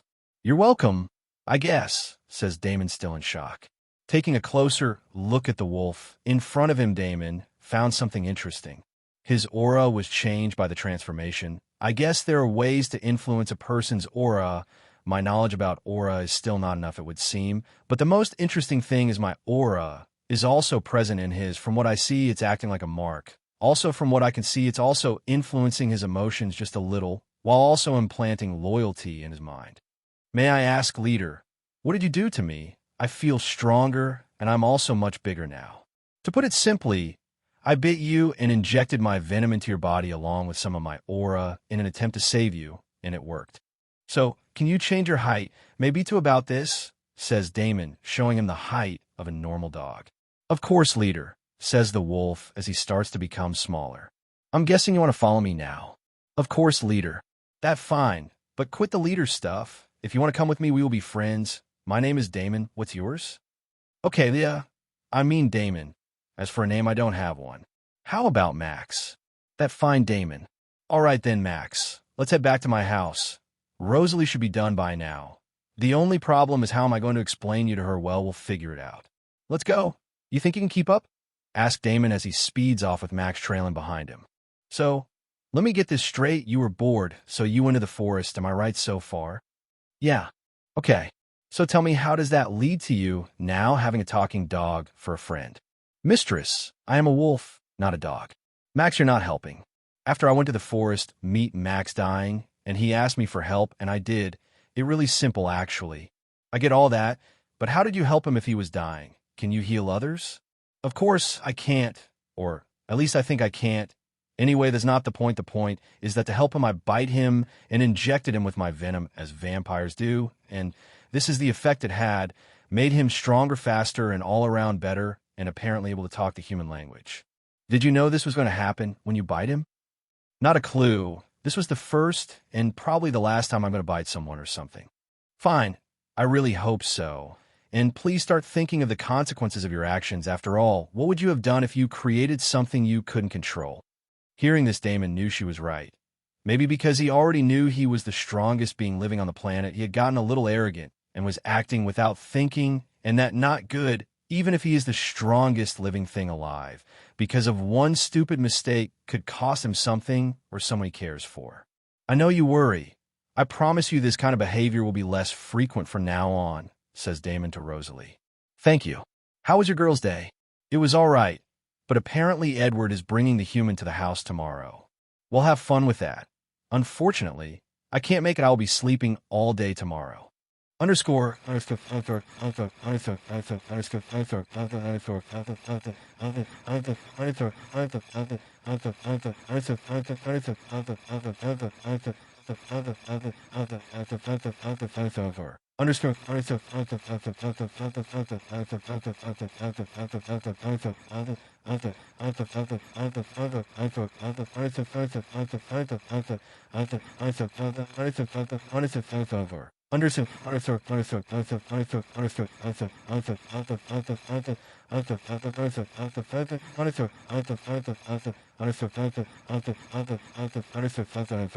Driving on a road in the forest coming up at the house, you could see Damon and Rosalie in the car as they drove towards the Cullens' home. And of course, Damon didn't want to be here, but for all his stubbornness, all it took was for Rosalie to say please, and he caved. Now here. He is probably going to spend most of his day with a house full of walking disco balls. It won't be that bad, Rosalie says to Damon as he pulls up to the house. Well, we will see. As they exited, they spotted Edward's car was already there. Seems they're already here. Guess we're a little late, huh? Says Damon. I can smell her inside. She doesn't smell as appetizing as I remembered. That is to be expected. Let's go. Inside before Damon arrived. The rest of the Cullen family was inside around the table as they watched Bella eat. It seems she did not eat before coming, and without Rosalie, there was no one to bring up the point of her endangering the family. So you guys are vegetarians. Does that make you much different from other vampires? Asked Bella. Well, not really. The only difference would be our eye, as vampires who drink human blood have red eyes. But there's a different way some of us are different from each other, and that is the gift some of us get after the transformation. Like Alice has the ability to see the future, and Jasper can feel other emotions and manipulate them. And I'm sure you already know that Edward can read minds, says Carlisle. Yeah, I know. I've been meaning to ask, where is Rosalie? Hearing this question, they looked at Carlisle as he sighed. She's with her significant other right now. I don't know if she will be back before you leave, answered Carlisle. Okay, so is Damon vampire as well? Asked Bella. No, answered Carlisle. So Damon is a human? No, answered Carlisle. So if he's not a human or a vampire, what is he? The whole house turned silent as they knew they had no right to disclose what Damon was to anyone, and if they did, he would most likely take it personally, as they spreading what he was to even one person was putting him in danger. Finally, a voice said something. "We have no right to tell you what he is telling you. He wasn't a human, was already too much," says Carlisle. "He's a werewolf," says Edward. "Edward," the rest of the family shouted in unison. "Edward, you had no right to tell her that." "No right. He is dangerous. What if he did something to her? She needed to know, so she would be careful around him," says Edward, trying to defend himself. "You had no right," shouted Carlisle, showing that he was truly angry, surprising everyone present. "Edward, can't you think about what would happen if he decided to spread the word about us being vampires around, or just took out his anger on us directly? Can we do anything after the strength he has shown? You may have made an enemy for this family, one we desperately needed as an ally. I think we should just tell him the truth. If he finds out some other way, his anger will defiantly be more than if we had told him," said Alice. "Do you really think that would really work, Alice?" asks Esme. "It's the best choice we have. Even if he's angry, he won't do anything. If he killed us, Rosalie would be sad, and he wouldn't be able to do that," says Edward. Edward, with how strong their bond was when it formed. "I can assure you Rosalie will come to care more about him than she does us. And if that already happened and she feels we put her maid in danger, she might not stop him, or she might just leave the family." "She wouldn't, would she?" asks Edward. When suddenly they hear a car pull up to the house and two people talking. They all knew who they were as they stood there waiting for them to arrive in the room. As Damon and Rosalie entered the dining room, they both noticed how the rest of the Cullen family looked a little tense and uncomfortable. But at that moment, Damon didn't think much of it, as he just thought that after that look he gave them, they might be a little afraid of him. He would have said something about it, but Bella was here, and she didn't know what he was, and he intended to keep it that way for a while, as he saw no reason to go around broadcasting what he was. "So, you guys started eating without us. Well, at least you did," he said as he looked at Bella. "Sorry, I never got your name." "I'm Damon." "It's Isabella Swan, but everyone calls me Bella," says Bella as she looks at him cautiously. "You seem a little scared.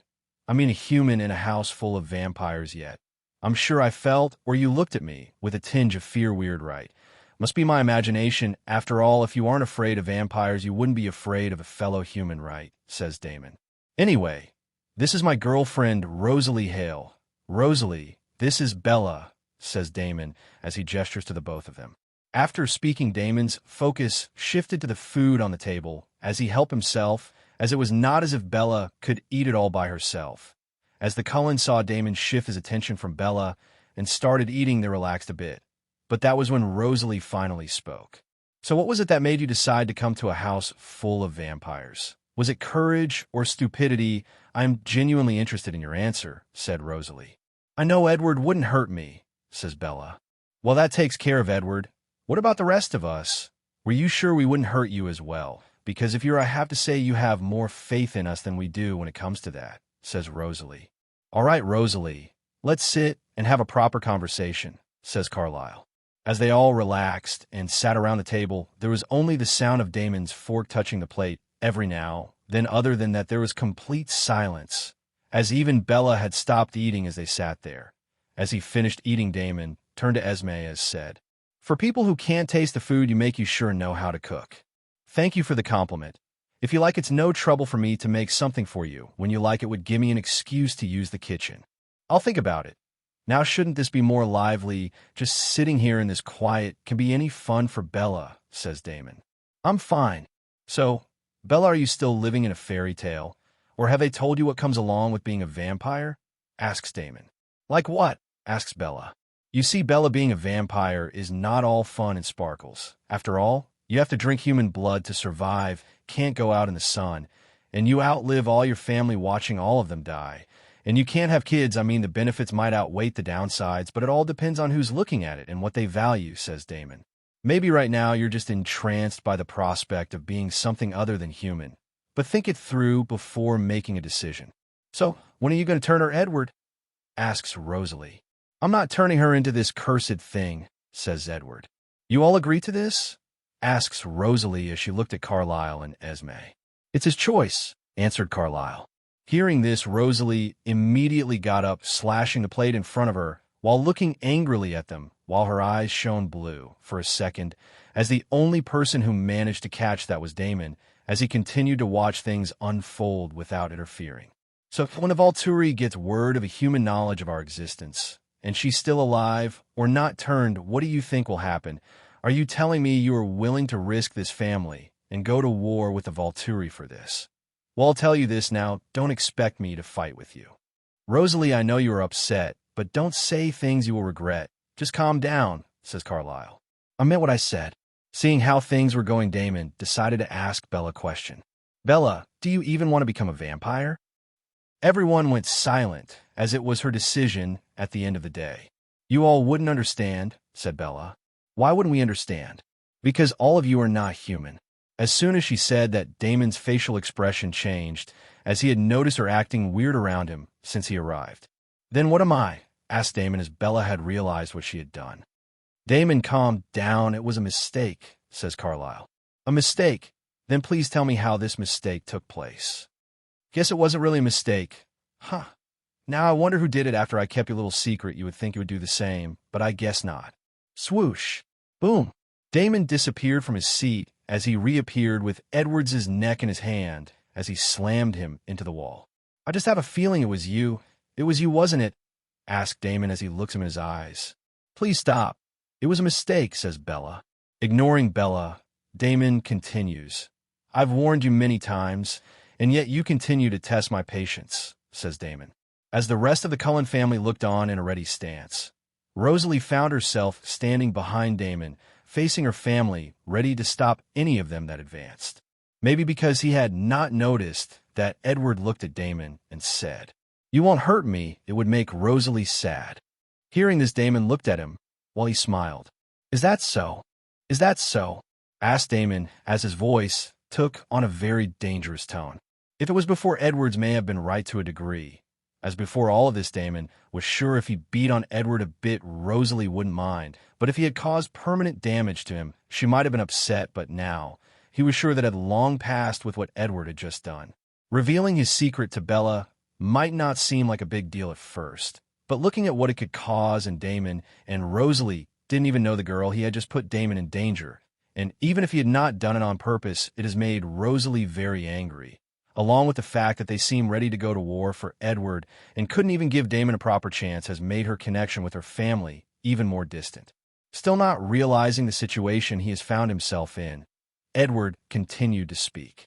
Of course it is. We have been a family for many years. She wouldn't abandon us for you, said Edward as every word he spoke angered Rosalie as Damon felt her change in emotion through their bond. Crack, crack. And as she got angrier, Damon's grip started to get tighter around Edward's neck. Damon, please.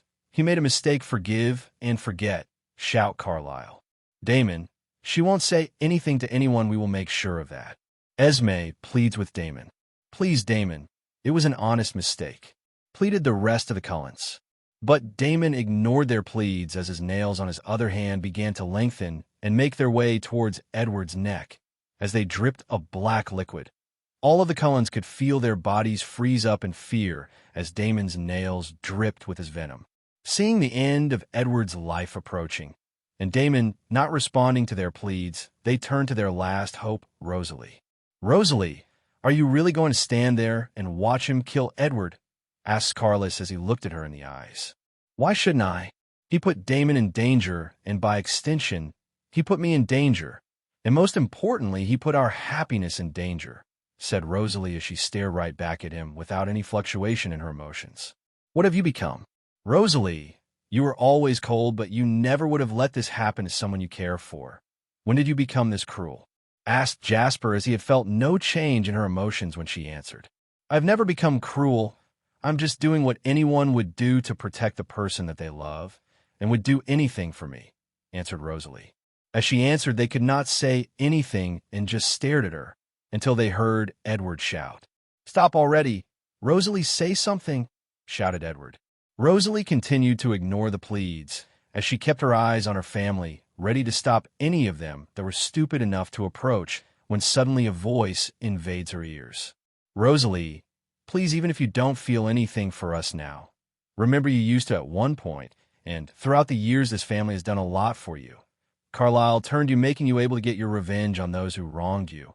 We treated you as a member of the family for all these years, providing you with a place to be yourself and people to spend your new life with. And most importantly, if Carlisle hadn't turned you, you would have died and never met Damon, the love of your life. So, please, for everything we have been through, I am not saying he does not deserve some punishment. All I'm saying is at least tell Damon not to kill him. I beg you, says Alice as her statement was finally able to shake Rosalie's emotions. Hearing what Alice said, Rosalie had to admit everything she said was right, and she did own them for the stuff they did for her. She finally caved. Fine, but this will be the first and the last time I stop him, said Rosalie.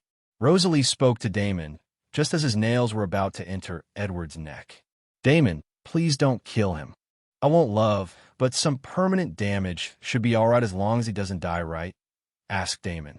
And all he got in response was, yes, answered Rosalie. As if expecting this response, he retracted his ales as the speed off with Edward in his grasp, leaving the rest of the Cullen family alone as Rosalie also sped off to Damon's house, as she was unable to at them any longer, and this marked the end of the bond between her and the rest of the Cullens. In the forest, a little away from the Cullens' house, Damon appeared with Edward. Boom! Damon threw him onto the ground as he appeared standing over him. Oh, how long have I waited to do this to you? So many chances I gave you, but it looks like your luck has run out, said Damon as he smiled at him. Please, I am sorry. This won't happen again, says Edward. Enough talk. I'd rather hear you scream, says Damon. Damon wastes no time as he bends down and grabs hold of Edward's right hand as he pulls it right out of its socket and off of Edward's body. His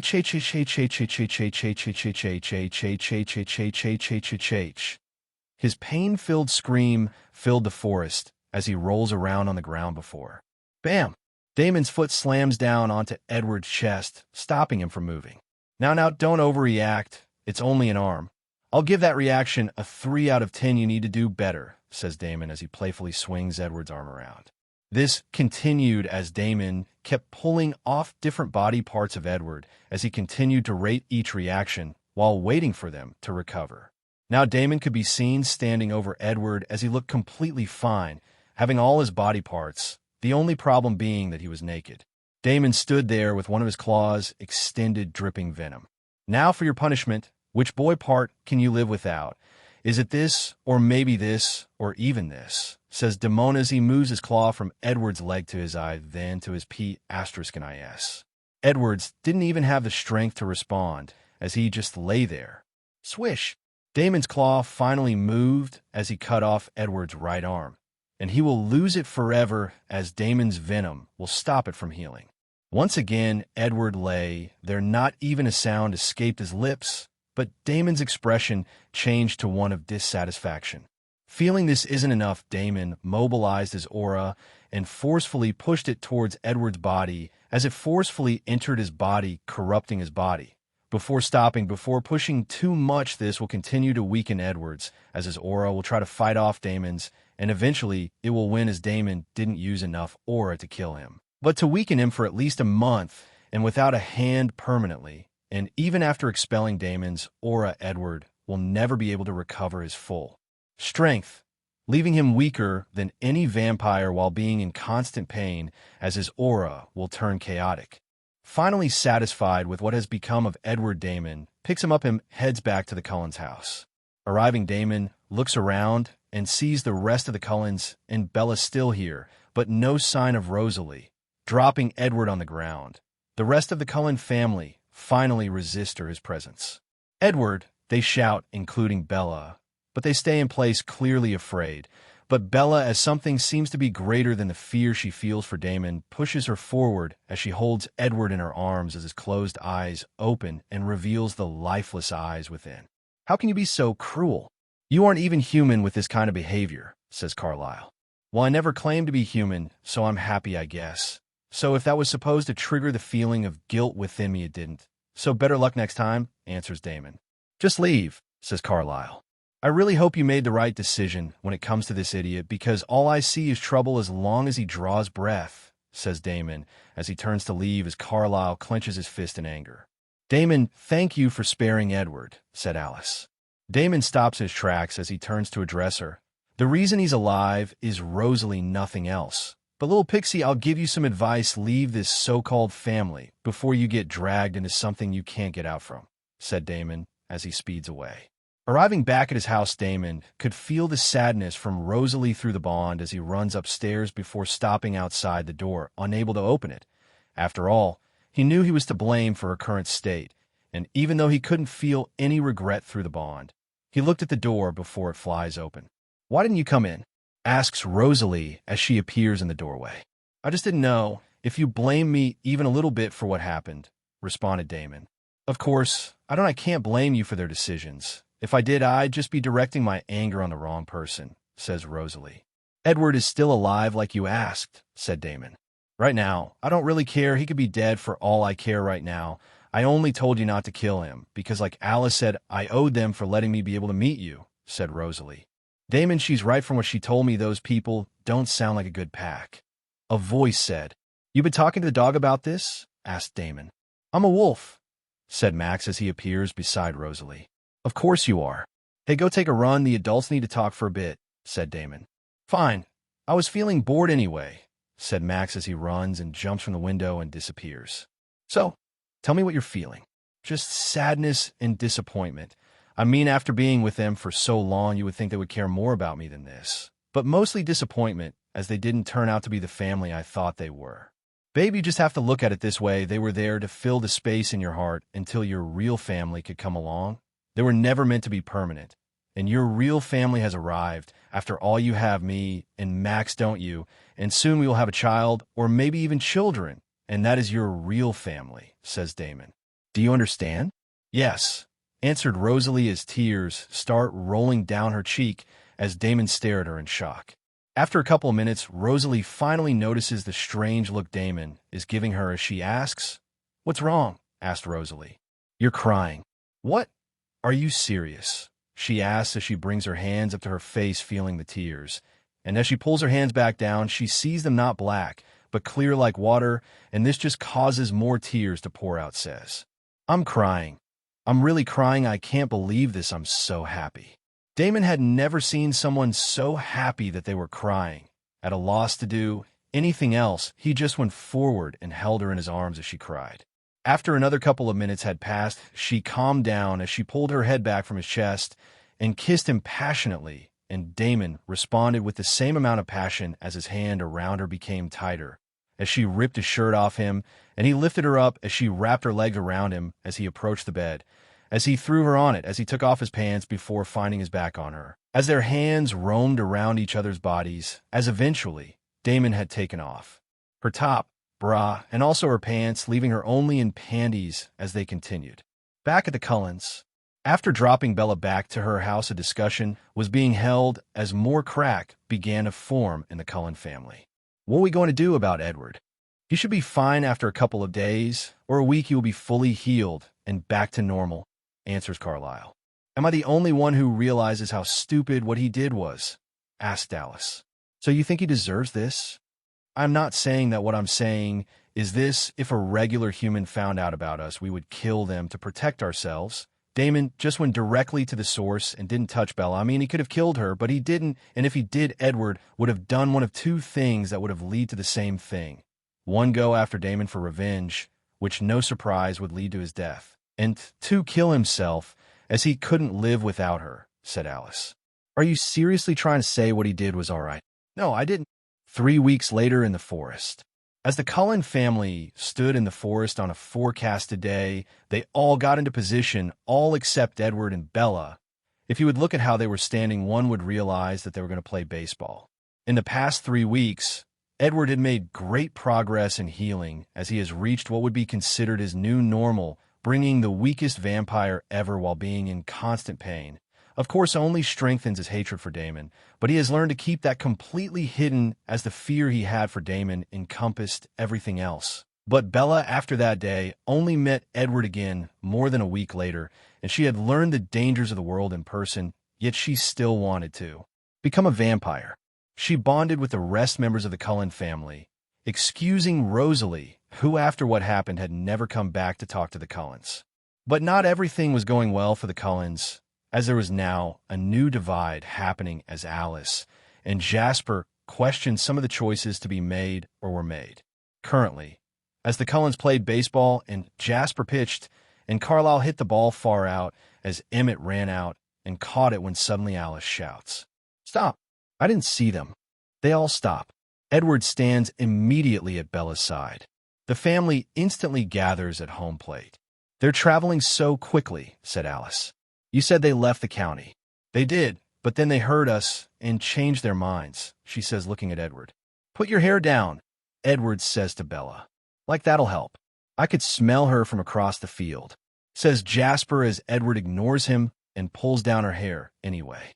"I shouldn't have brought you here. I'm so sorry," says Edward to a completely confused Bella, as they have not told her what's happening.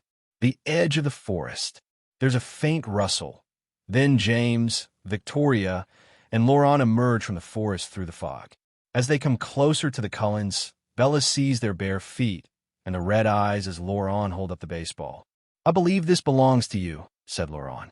He tosses the ball to Carlisle casually, and even then the ball moves at speeds too fast for the human eye to follow.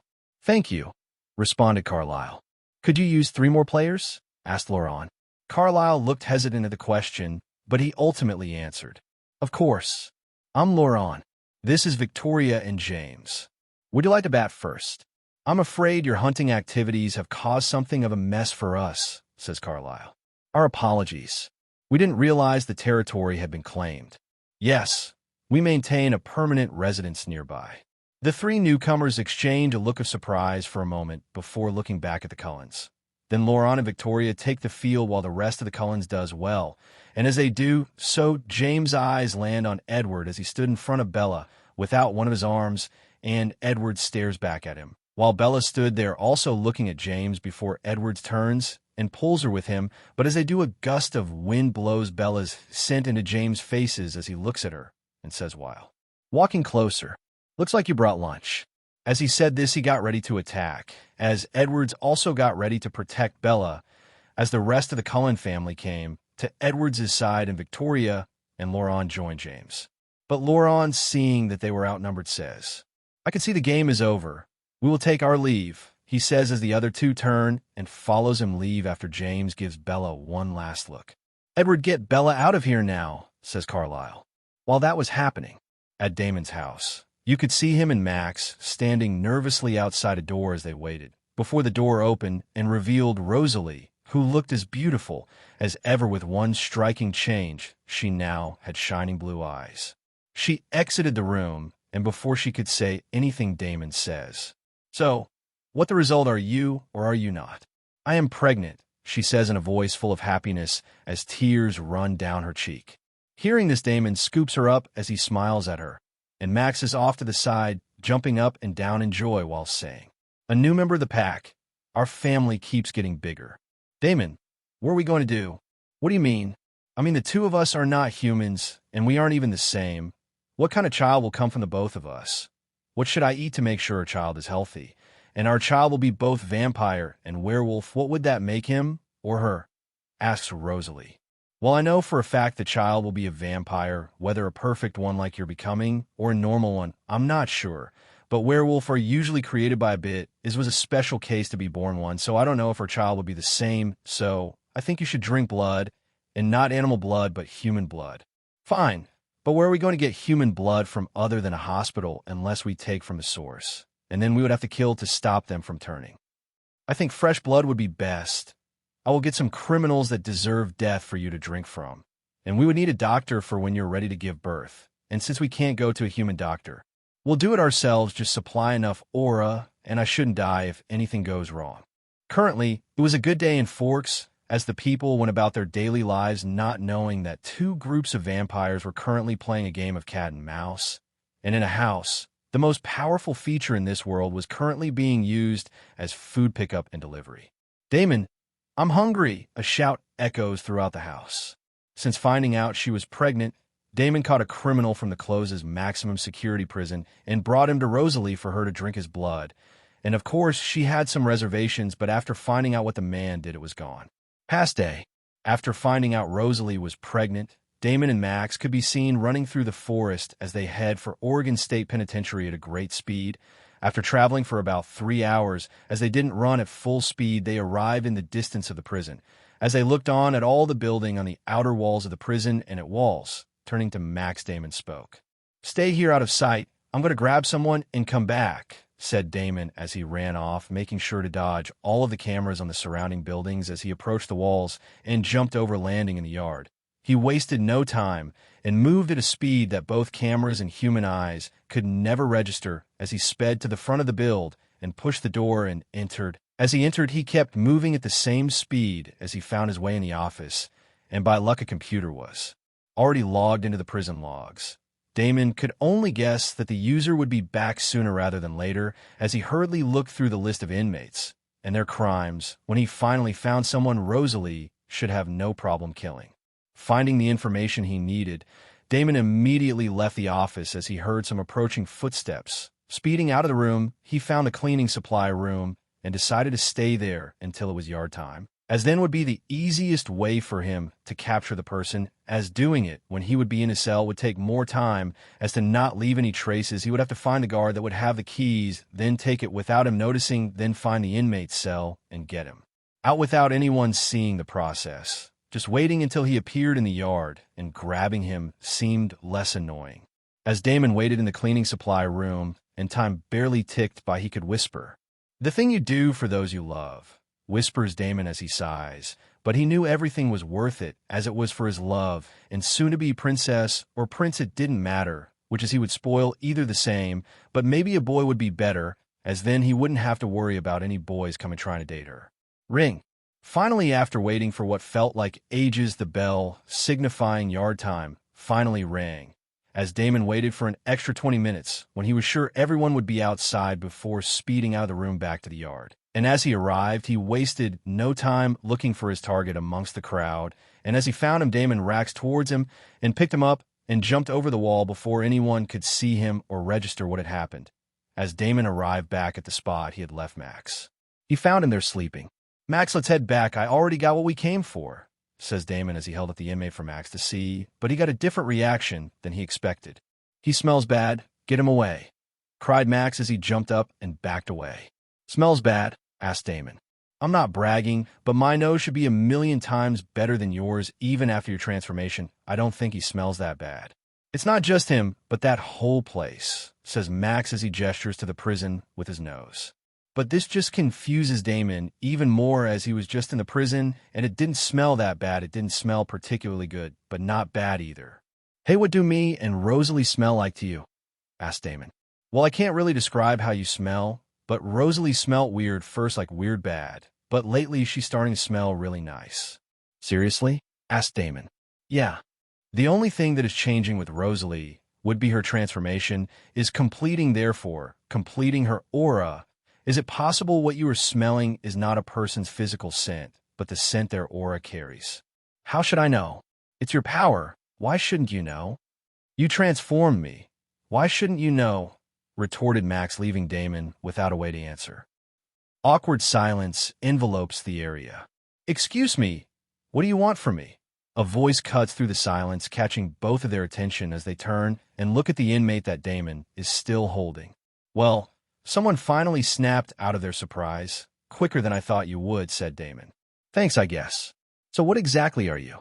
"Oh, did you really think I would tell you just cause you asked?" "Not really, but seeing as you saved me from prison, I think the worst would be you not telling me. You wouldn't save me just to kill me." Awkward silence once again envelopes the area before. Both Damon and Man begins laughing. That train of thought would be good with anyone else, but I'll tell you why I saved you. I saved you because you are the worst criminal in the whole prison, and I wanted someone to feed to a hungry vampire who just so happens to not normally drink human blood. Hearing what Damon said, the inmate just stopped talking as a look of fear etched its way onto his face. Seeing he had nothing else to say, Damon turned back to Max. "Hey, let's go before Rosalie gets worried," said Damon. Damon originally wanted Max to carry back the person they captured, but it seems that is impossible if he can't stand the scent of him. So the both of them sped off back home at an even slower speed than they came with to make sure the human didn't die. After about 6 hours of running, they arrived back at the house, and, as they entered, "Honey, I'm home," shouts Damon. Swoosh! A shadow arrives from upstairs as it collides with Damon and hugs him, revealing it to be Rosalie. "You take longer than I thought you would," said Rosalie. "Yeah, it was further than I thought it was, but I still got your meal," says Damon as he holds up the human who is now unconscious. "I don't know if I can do this, Damon. It's been a long time since I drank human blood. What if I become addicted?" asks Rosalie. "Don't worry, you won't. You have more self-control now, and with your transformation happening, you should be less reliant on human blood anyway. But if something does happen, I'm here," answers Damon. "And so am I," adds Max. "Thanks, Max." "So drink," says Damon as he hands over the human to Rosalie. "What did he do?" asked Rosalie. "Are you sure you want to know? I think it will make this easier." "All right, then. This is James Hadaway. He is charged with several counts of murder of young women. Apparently, when he was young, he confessed his undying love to a young woman, and she laughed in his face, not knowing that James had the tendency to hold on to things, and that exactly what he did hold on to the feel of embarrassment he felt that day. And when it got to the point he couldn't handle it anymore, and he killed the girl. One would think it finishes right there, but it doesn't. He got away with the murder, but it just so happens he saw some go through a situation like his and realized that it was a frequent thing, and he didn't like that, so he killed any other woman that didn't accept confession from another person, as he felt like declining another person honest feeling for you was the worst thing you could do in this life. He was eventually caught off a simple mistake, which was his last target was a cop who broke up with her boyfriend. And when he attacked her, she shot him and arrested him. But before his arrest, he killed more than 18 women. If you still can't do it after all that, just think of him as something to make your child stronger and grow properly, said Damon, and needed say nothing else as Rosalie bit into James' neck, drinking all his blood. As Damon stood there and watched, and Max had long gotten bored and left, when she was finished, she dropped his body onto the ground, and Damon wasted no time picking it up and going to the forest to a burning site he had already made. So he just threw James onto the wood already there and picked up the gas container to the side and poured all its contents onto the pile before lighting it on fire. Damon stood there and watched the body burn into nothing before he left and headed back to his house to spend the rest of his day sleeping. Flashback ends. "Damon, I'm hungry," a shout echoes throughout the house. Currently at the Cullens' house. The side door bursts open as Edward and the Cullens enter, followed by Bella. The lights flip on to reveal a pristine garage, the Volvo, the red BMW, a black Mercedes sedan, an SUV. Everyone but Alice springs into action, opening cupboards for supplies, cell phones, extra batteries, maps, portable GPS units, changes of clothes, cans of gasoline, etc. As they load up the vehicles. "I've had to fight our kind before. We're hard to kill," says Jasper, "but not impossible. We'll tear him up," Edward says. "We'll rip him apart with our hands, then burn the pieces." Emmett, "I don't relish killing another creature, even a sadistic one like James." Carlisle, "If he doesn't get to one of us first," says Edith. "This is insane. You can't put yourselves in danger like this. For me," says Bella, horrified. "It's already too late," says Alice. "It seems what Rosalie said will turn out to be true. This girl will put us in a lot of danger. I just have a feeling this will be the least of our troubles to come," thinks Alice. Hearing her thought, Edward snaps from what he's doing and turns to her with an angry look on his face, but before he could do anything, Jasper walks and stands in front of Alice, making it clear that Edward would have to go through him. Knowing he can't do anything, Edwards turns back to what he was doing before as Jasper turns and help Alice. But this little interaction was noticed by everyone in the room, even Bella. "I'll drive Bella south, while you lead the tracker away," says Edward. "No, Edward, the tracker thinks you won't leave Bella. He'll follow you," says Carlisle. "I'll go with Bella. Jasper and I will drive her south," says Alice. "I'll keep her safe, Edward," says Alice. This is the life. Damon is currently relaxing near the pool in his house, with Rosalie and Max accompanying him. As the three of them say, they're in matching clothes, as Rosalie wore a two-piece blue swimsuit with a shark design. Damon wore, and man wore matched trunks, as they spent the day relaxing by the pool. "Hey, Damon, are you sure we shouldn't do anything about the 2 vampires in town?" asked Max. Apparently, while on a run, yesterday Max had seen 2 vampires he had never seen before in the forest and came back to tell Damon. "I'm sure. Besides, they should have left town by now. And even if they didn't, they're no threat to us," answers Damon. "It appears that James and Victoria have started their hunt. I wonder if any of them regrets not leaving yet? But it might be too soon after all the years they have been together should hold them together a bit longer. But someone will leave. It's just a matter of time. And who will it be? From the looks of it, things are still going like the canon. If so, the Volturi will find out about me when that idiot Edward goes to them to die. It's either they see his missing arm and ask what happened, or they read one of the minds of the others, or even both. Not that it matters. After all, any of them who comes for me will die." "Damon, you know something about them, right?" asked Rosalie. "Indeed I do. Tell me." "Fine. My guess would be they were passing through town and somehow managed to meet the Cullens, and Bella was with them. And I think you know how it goes after that," says Damon. "So, she brought trouble to them after all. I have a feeling this is just the beginning." "That she did, but it matters not as long as they don't involve us," says Damon as he turns and looks at her. As he looks at her, he can't help but smile. Her transformation is progressing quite nicely. She has stopped shining in the sun, and all her bodily functions have started working as a normal human woman once again. And with her soft and creamy skin, Damon can't help but think she looks better this way, especially with those bright blue eyes. Right now, nobody would think Rosalie was a vampire unless they knew before her change or they saw her do something a human shouldn't be able to do. But even though she has gone through all that, changed, the thing that has not changed as yet are her abilities. She still has the same speed strength, only increased to a barely noticeable amount, and she has developed no new gift. This has really started to worry Damon, but he knows it could just be taking longer than he thought it would. With the Cullens, Esme and Carlisle crouch atop a hill, looking down at the river. In the distance, below, they see Victoria run into their view as she stops, then looks in their direction. When both Esme and Carlisle are sure she has their scent, they speed off over a hill's crest near them. While they were leading Victoria away, Edward, Estite, and Emmett were running through the forest, tearing pieces of a shirt that belonged to Bella, dropping pieces every now and then.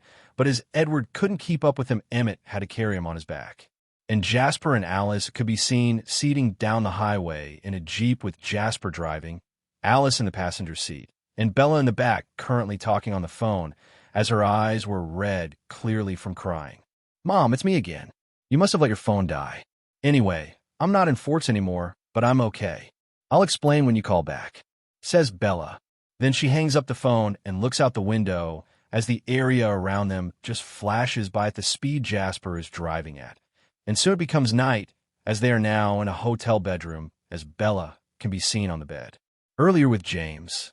He runs through the forest at the point where the Cullens had dropped a piece of clothing. James speeds by, but a moment later he backtracks to that spot and bends down and picks up the piece of fabric and smells it. Something's not right, thinks James. Knowing something is wrong, he suddenly changes direction and rushes off, following his instincts. Back with Bella, Jasper, and All Ice as they were having a conversation, Alice suddenly stops, and Jasper rushes to her and asks what she sees. The tracker has changed course. Jasper quickly hands her a piece of paper and a pencil and asks, "Where will this new course take him?" Then Alice starts drawing. Mirrors. It's a room of mirrors. Alice begins to draw at super speed, closing her eyes, trying to see it clearly. "How do the visions work?" "Edward said they weren't always certain," asked Bella. "She sees the course people are on while they're on it. If they change their minds, the visions change," answered Jasper. Bella looks over Alice's shoulder to see the drawing. "So the course James is on now will lead him to the ballet studio?" asked Bella. "You've been here?" asked Alice. "No, I don't know. I used to take ballet lessons as a kid. The school had an arch like that," says Bella. "Was your school here in Phoenix?" "Yeah, around the corner from my house. But I haven't been there in 10 years. Do you have any reason to go now?" "No. Hell no. I hated the place." Alice and Jasper share a look, trying to figure this out. Suddenly, Bella jumps as her cell phone rings. She picks it up, sees the caller's ID, and exhales relief. "We are coming to get you. We lost track of James. Victoria is still in Forks Esme, and Estite is guarding your father, says Edward. This is all my fault, Damon warned me. It wasn't all that I thought it was. I should have listened, says Bella. Hearing Bella mention Damon's name had already not sat well with Edward, but her agreeing with just made it worse, and of course, he couldn't take it out on Bella, so all that anger just added to what he was already carrying around for Damon. As he answered Bella in the same tone of voice as before, so she would not notice the change in his emotions. It's already too late, Bella. It already happened. There is no changing it now. And even if we could change our feeling for each other. You're right. When will you guys get here? Asked Bella. In a couple of hours. Then me, you, and Jasper will go somewhere else while the others continue hunting, says Edward in a sad voice. He knew he couldn't protect Bella as he was right now, so he had to have another member of the family with them, and Emmett was the one currently carrying him, due who else was there, but admitting this caused him a great deal of shame as he could protect her even though he had brought her into this. But again, he took no responsibility of his current condition as he shifted the blame all on Damon. His hate for him had gotten so deep it could not be forgotten. Not that he could, after all, after he had experienced it the first time as a vampire, he will always remember that hate for Damon. Bella, I will protect you from all danger, no matter what it may be, I promise you, says Edward through the phone. Currently in Forks, Damon and his family were still continuing their time of relaxation, unaware that the Cullens were currently not in Forks and were in fact in a very dangerous situation. They were currently inside the living room when suddenly both Damon and Max jumps to their feet and turn to look towards the forest as Max begins to growl. You heard it too? Yeah. This is very surprising. I'm going to check it out. You stay here and protect Rosalie, says Damon as he speeds off into the forest as the full moon shines down on the forest. Next day, in the morning, you could see Jasper and Slice loading up the Jeep, getting ready to leave, while Bella was still in the room, getting her things together. Ring, ring. Bella's phone begins to ring as she stops what she was doing and turns to answer it, hoping for it to be Edward. But as she looks at the caller, she sees it's her mom. Mom, I'm so happy you got my CA. Bella, where are you? Mom, keep calm. Everything is fine. I'll explain everything, says Bella when she suddenly hears rustling on the other end of the call and a sound as if Renee had just dropped the phone. Are you there? Mom, are you there? Asked Bella when suddenly a voice that turns her body cold enters her ears from her mother's side of the phone. Mom isn't here right now, but you can talk to me. I was prepared to wait for you, but your mom came home after receiving a very distressing call from your father, but I guess I can work with this as well, says James as Bella began to tremble in fear. Your high school doesn't do a good job of protecting their students' previous and current addresses. It wasn't hard for Victoria to find out just one visit to the school. Bella, shouted Renee. Leave her out of this. You're protective of her. That's good, but to save her you will need to get away from your friends. Can you do that? Asked James. Remember, your mother's life depends on it. I can do it. Good. James looks around the house until he spots a picture of Bella in a ballet studio. Meet me at the old ballet studio around the corner. And remember not to bring anyone, or else Mom will pay for it. Time skip. Bella could currently be seen on the ground of a ballet studio as her legs bleed, and James is leaning over her, moving closer to her hand. And he bites her and starts drinking blood from her hand as Bella cries out in pain. It looks like no one is going to save you, says James as he tries going back for another drink, when suddenly he is knocked away from Bella, knocking into the wall. Boom! It doesn't take long for James to reorganize himself as he looks at his attacker, as it turns out to be Jasper. You found me first. I'm surprised it wasn't Edward. Seeing no reason to answer and the blood from Bella wounds affecting him, Jasper rushes to James to finish him quickly, but James' bloodlust affects him with his ability to feel other emotions, and as he tries to battle his instincts to drain Bella dry and rushes towards James, who is clear-minded, manages to knock him down and pin down his hands with his legs and grabs hold of Jasper's neck and begins pulling. Crack! Jasper's neck starts breaking into a glass-like substance as the pain finally snaps him back to focus on James, but it is too late as James continues to pull and the cracks on his neck expand. and with the force being exerted through James' feet, his hands also begin cracking as Jasper grits his teeth, refusing to scream. "It's no fun if you don't scream," says James. "Fine, I'll make you." James grins as he exerts more strength as the cracks begin spreading faster. It won't be long before his head is ripped off completely, and finally Jasper, unable to handle the pain, screams. "Ah!" "Finally!" shouts James as he turns to the frozen Bella on the floor. "Watch this! All because he tried to resist his urge to kill you and fight me to save you. He will die." As James is about to rip Jasper's head from his body, he is knocked away once again, but not far. One could clearly tell the newcomer isn't as strong as Jasper. As James is about to rip Jasper's head from his body, he is knocked away once again, but not far. One could clearly tell the newcomer isn't as strong as Jasper. "Jasper!" Alice shouts as she runs to his side, just to be stopped by an even more excited James. "It seems we have more company. I will enjoy ripping you apart in front of each other," says James. "Now, which will it be, a hand or a foot?" says James. "Swash!" James speeds towards Alice, reaches for her throat, but she manages to sidestep, barely dodging his attack, then turns to stand in front of the downed Jasper in a protective manner. "Isn't that cute? But how long can you last before I catch you, or maybe," says James as he looks at Alice protecting Jasper, but then he vamp speeds to Bella. Seeing James rushing towards Bella, the thought of taking Jasper and leaving did cross her mind, but she promised Edward, so Alice gritted her teeth, and with her mind full of regret, she charged after James. As Alice neared James as he rushed to Bella, James suddenly stops as she has gotten close to him and turned to her and rushes towards her. Alice, of course, reacted quickly and changed direction, but James managed to grab her hand, and with one strong thug, he slammed her into the floor. Boom! Ah! This is a really fun situation. Look at the state you both are in to just protect a human. If you had just taken him and left, I wouldn't have even bothered following you. But you had to be the hero. Is it worth it? After all, you and your mate are going to experience a lot of pain before I kill you, says James as he looks at Alice on the ground as he still grabs her hand. I asked you before, but since you didn't answer, I'll decide myself, says James as he tightens his grip on Alice's hand and presses his foot on her neck, clearly ready to pull off her hand. And as he's about to do so, he is tackled to the ground by Jasper.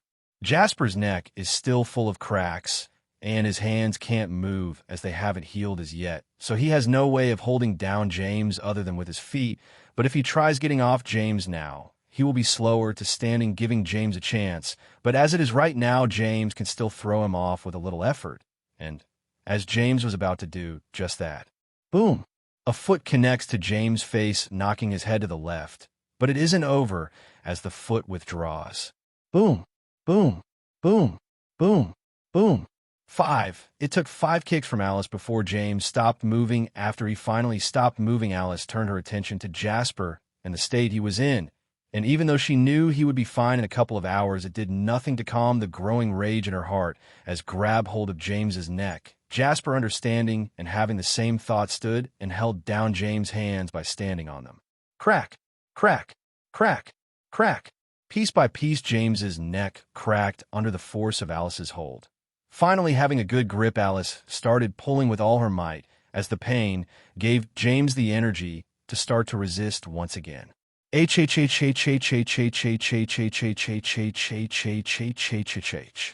James screamed in pain as his feet and hands began to flail about, but he couldn't do much as Jasper stood on his arms. Then after a couple of seconds, the scream stopped. Boom! Something crashed into the wall, and as the dust cleared, it could be seen it was James' head as his body lay on the ground headless. Alice was still not done as she went and got the head and brought it back close to the body. Then she took a lighter out of her pants pocket, while Jasper kicked some pieces of wood that were broken during the fight to James' body as they lit it on fire, ending James' life. As the both of them stood there looking at James burning, a screen suddenly alerted them that Bella was still here.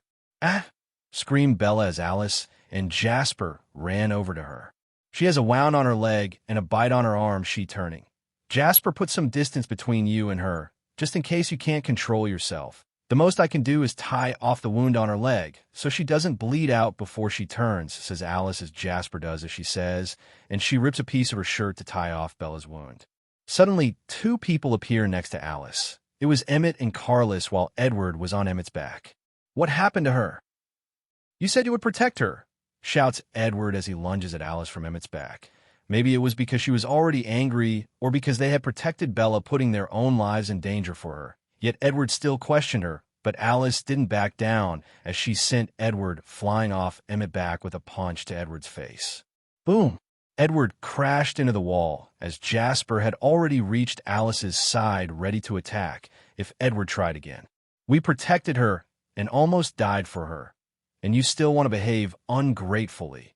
We didn't have to do this, we could have abandoned her, but we didn't. Just look at the state this place is in, or at Jasper, and you still want to attack us, says Alice. Now is not the time. I see you stop her bleeding good. Edward, you have two choices. Either you let her be turned, or you suck the venom out of her hand. Which will it be? Asked Carlyle. Edward, who finally managed to get up from the punch Alice had given him, didn't answer as he just went to Bella and began sucking out the venom. Edward, who finally managed to get up from the punch Alice had given him, didn't answer as he just went to Bella and began sucking out the venom. Seeing this, Alice just turned and left, with Jasper following along. Alice, wait, said Jasper as he follows her into the Jeep as they start driving away. That self-serving idiot, all our problems could be solved if he just let her get turned, yet he goes and does that. After what just happened, at nothing short of putting our lives in danger once again. When this isn't even over, have they forgotten about Victoria? She won't take this without trying to get revenge. And when she does, that's going to be our problem. And that if she decides to handle this herself, what if she has friends, or she goes to the Volturi, then what? Are we supposed to protect Bella until Edward can get over his problems? What if one of us had died today? Is this what Rosalie felt? Says Alice as she rants to Jasper. Jasper sat there listening to her every complaint. He had these same thoughts, but chose not to voice them right now. He was well aware, even though Alice was angry, any decision they made right now with their emotions on a high could be regretted later. I need to visit Rosalie and apologize to her, says Alice as she suddenly changes the direction she was driving, now heading to Forks. In Forks, Damon's basement. In a brightly lit room, Damon could be seen sitting on a chair looking at an unconscious man who is currently tied up to a post. What the hell is happening here? A werewolf in Forks. I don't remember this happening in the canon. If it did, it wasn't shown in the movies, and again, the Cullens are not here right now. So it makes some sense, but I was sure it was heading in my direction even before I left the house to see what was happening. Thanks, Damon. Flashback. After Damon had left the house to find the source of the noise he and Max had heard, he could be seen speeding through the forest heading towards the direction he had heard the noise when he noticed whatever it is was getting closer or was heading towards him. Noticing this, Damon stopped and jumped onto a tree, deciding to wait and see what it was that was coming. Soon Damon saw something speed into view as it stopped below the tree he was on. And as soon as he saw it, he knew what it was, a werewolf, wolf-like hind legs, long arms almost dragging on the ground as long shining nails extended from its fingers as it stood onto legs. Its entire body was covered in thick black fur, and a black tail hung behind it. Its head was that of a wolf with shining yellow eyes. Damon stood in the tree, totally surprised at what he was seeing. A werewolf native to this world. They should be rare since the Volturi had killed off most of them. Yet here was one standing in front of him, sniffing the air. Suddenly, with a sharp turn, the werewolf looked at Damon, and without any pause in movement, it jumped to his position, mouth wide open. Boom! A shadow was flung from the tree and crashed heavily into the ground as it created a dust cloud. Seems like it found me, says Damon, as he stood on the same spot looking down on the werewolf. Roar! As the werewolf got back up, it let out a loud roar, as if trying to make Damon back down as it stood there looking at him. Seeing the intimidation not working, it charged again. Boom! Once again, it was planted into the ground. Boom! Boom! Boom! It happened 3 more times before it finally stopped and continued to stare at Damon from the ground. You really are a sad creature, having no control of yourself in the full moon. Are the shapeshifter the race with the least amount of disadvantages? But what should I do with you? Kill you? No, that's not right. You can't control what you are doing right now. Maybe leaving you on your own. Know someone might see you, and with the look you're giving me, I doubt you will put your attention on something else. I guess only beating you till your unconscious remains, says Damon as he jumped from the tree, kicking the werewolf into the ground, while making sure to hold back most of his strength not to kill it. Seems like I held back too much, says Damon as he sees it still isn't unconscious. Roar! It swings its claws at Damon. Seeing this, Damon just blocks as the nail were unable to break through his skin. Pushing back the beast's claws, Damon clenches his fist. Well, I'll have to be a little rough, says Damon as he begins raining down punches on the beast.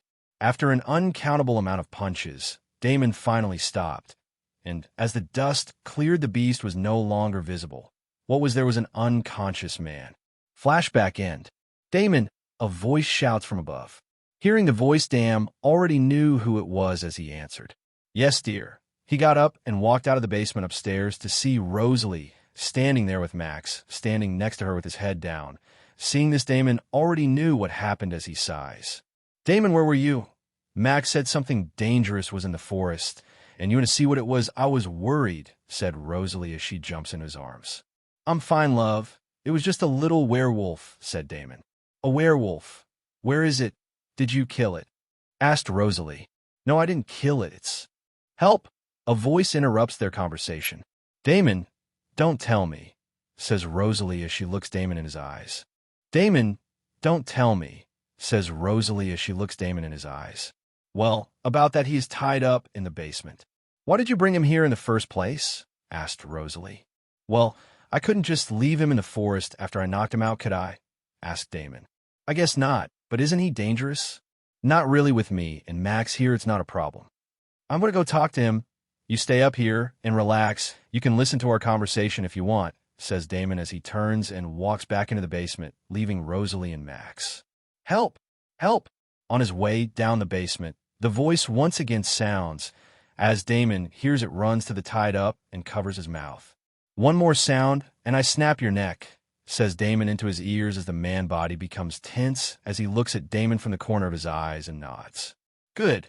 Answer my question, and I'll let you go. First, what is your name? Asks Damon as he removes his hand from the man's mouth and moves to stand in front of him. My name is Alex Roberts. Please let me go. Good. Now, Alex, what is a werewolf like yourself doing in Forks? Asks Damon. Hearing this question, Alex's expression showed a hint of panic before he hit it swiftly, but Damon still noticed it. Just passing through, said Alex. Oh, is that so? Well, why don't I believe you? Asked Damon as he walked closer to Alex while his nails extended and he rested then on Alex's bare chest. You see, Alex, I have the feeling that you are lying to me.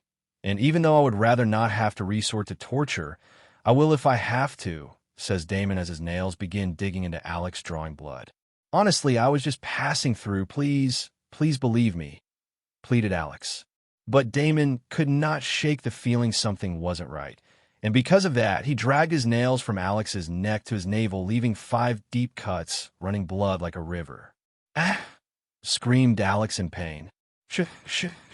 You cut me making so much noise, my girlfriend is trying to relax upstairs. I'll ask you again, why are you here?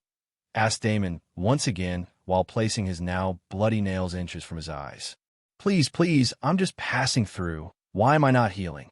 Asked Alex with a voice full of fear. Sigh, why would I let you heal? And you lied again. Then say goodbye to your eyes, said Damon as his nails start extending to prise into Alex's eyes. Wait, please just stop, I'll tell you, says Alex. Well, get talking. I'm here on a mission from the pack to find something. Pack? Aren't werewolves usually by themselves? Yes, but, says Damon in a threatening voice. A couple of years ago, a werewolf named Jack Williams was able to control himself naturally under the effects of the full moon, and as others came to learn or even see him transform, we noticed that being near him kept our urges in check, and at night we didn't forcefully transform. What? But when I found you in the forest, you clearly had lost it. That because it only works when you're close to Jack. It's like he is able to suppress our transformation. But if you willingly transform, you will have no control of yourself. But a year and some ago, we all heard a howl and felt an aura, and it forced us to transform. But this time was different. We could control ourselves, at least for that night. But when we tried later, it back to the same uncontrollable transformation. But some time ago, the aura appeared again, Jack has said if we find the source of the aura, we could use it to gain full control of ourselves, said Alex. A year and some ago should be when I transformed for the first time, and the other time should be when I had transformed when those idiots were here. This just sounds like this Jack guy somehow became an alpha and was able to suppress them, but isn't strong enough to control them or completely keep them in check when they transform. I don't understand how it would work, but aura has to be involved, but I want nothing to do with this. So should I kill this guy? Thinks Damon. So what exactly do you know about the source of this aura you talk about? Asked Damon, trying to figure out how much he knows. I don't know anything really, but Jack says it must be another werewolf that has learned to control his transformation. Oh, and when you find this werewolf, what do you all plan to do? Since his aura can help us gain control of ourselves, we will divide up his aura among us to gain the same ability. That impossible aura is not something you could divide up and gain from another like that, says Damon. That would be right, but when it comes to supernatural species, once you are of the same race, your aura will be compatible to some degree. It comes down to if you can endure the painful process that is to assimilate it. Hearing this, Damon's mind started working. This could be true. No, it most likely is if there was one vampire at the beginning that bites someone to create the second, and so on. All vampires would have a piece of the original vampire aura inside them, making them compatible to some degree with aura. But it should only be faint now. With how many vampires have been created, if it is the same for werewolves, that would mean all werewolves are descendants from one, making their aura compatible indeed. But this should also be faint. But this does. Explain how exactly they're going to divide aura. I'm sure no one in this world can manipulate aura anymore. How is the aura going to be divided? Do you have someone who can manipulate aura? Asks Damon. Of course not. The way chosen may be barbaric, but it must be done. When found, the person will be eaten alive piece by every person in the pack, says Alex as a red line appears on his neck. Thud! Alex's head falls to the ground as Damon's nails finally withdraw back to their normal length. Standing there, Damon clenches his fist, anger clear on his face. They want to eat me alive, divided up my aura. Who gave the permission? I hope they are ready for the consequences. There will be no mercy, says Damon as his aura begins leaking in his rage. They want to eat me alive, divided up my aura. Who gave them permission? I hope they are ready for the consequences. There will be no mercy, says Damon as his aura begins leaking in his rage. You know, that was really stupid, right? Says Rosalie as she walks into view, and as soon as Damon spots her, his anger dissipates. Looking at the now dead Alex, the stupidity of his earlier actions hits him as he conceals his aura, even though it hadn't leaked enough to spread out of the room. You shouldn't have done that. He could have told us a lot more and saved you a lot of trouble. Now we're going to have to wait for them to appear, says Rosalie as she stands watching Damon. I know, my rage got the best of me. It won't happen again. You say that, but are you sure? From what you told me, having a temper is normal with being a werewolf. It is, but I can let it control me, leading to stupid actions such as this. You're right. You need to get rid of the body, Rosalie points out. Can it wait till morning? Asked Damon. Fine. Damon went upstairs and got a large garbage bag, then took Alex's body and stuffed in the bag. Throwing the bag over his shoulder, Damon proceeded back upstairs to meet Rosalie and Max watching a movie. Hey, Snitchwolf, you're coming with me. I need someone to dig a hole for me to put this body in, says Damon. Why should I? You're the one that did something stupid. So why can't you deal with it yourself? Asked Max. I just don't feel like it, answers Damon. So who's going to stay to protect Rosalie? Asked Max. TCH, fine, stay. I'll get you back for this later, says Damon as he speeds off out the house and into the forest. 5 days later, Damon, Rosalie, and Max could be seen in their home, relaxing, having a nice day at home watching television. Looks like we have got company, says Damon as he turns to look at Rosalie, who currently has her head resting on his shoulder. It seems that way. Want me to chase them away? Asked Max. It's fine. Those two are the least stupid of the bunch. They wouldn't come here to cause trouble. Knock, knock, knock. Getting up, Damon makes his way to the front door and opens it. Oh, Alice and Jasper, what a surprise, Damon says sarcastically. Hi, Damon, is this a bad time? I would like to Rosalie if I could, says Alice. Sure, I don't see why not. Just follow me. says Damon as he turns and walks back into the house with Alice and Jasper following him. As Damon returns, he finds Rosalie still sitting in the same spot he left her in, and just sit next to her as she lays her head back on his shoulder. As Alice and Jasper enter, they sit down on another couch facing Damon and Rosalie. Silence. You could hear a pin drop.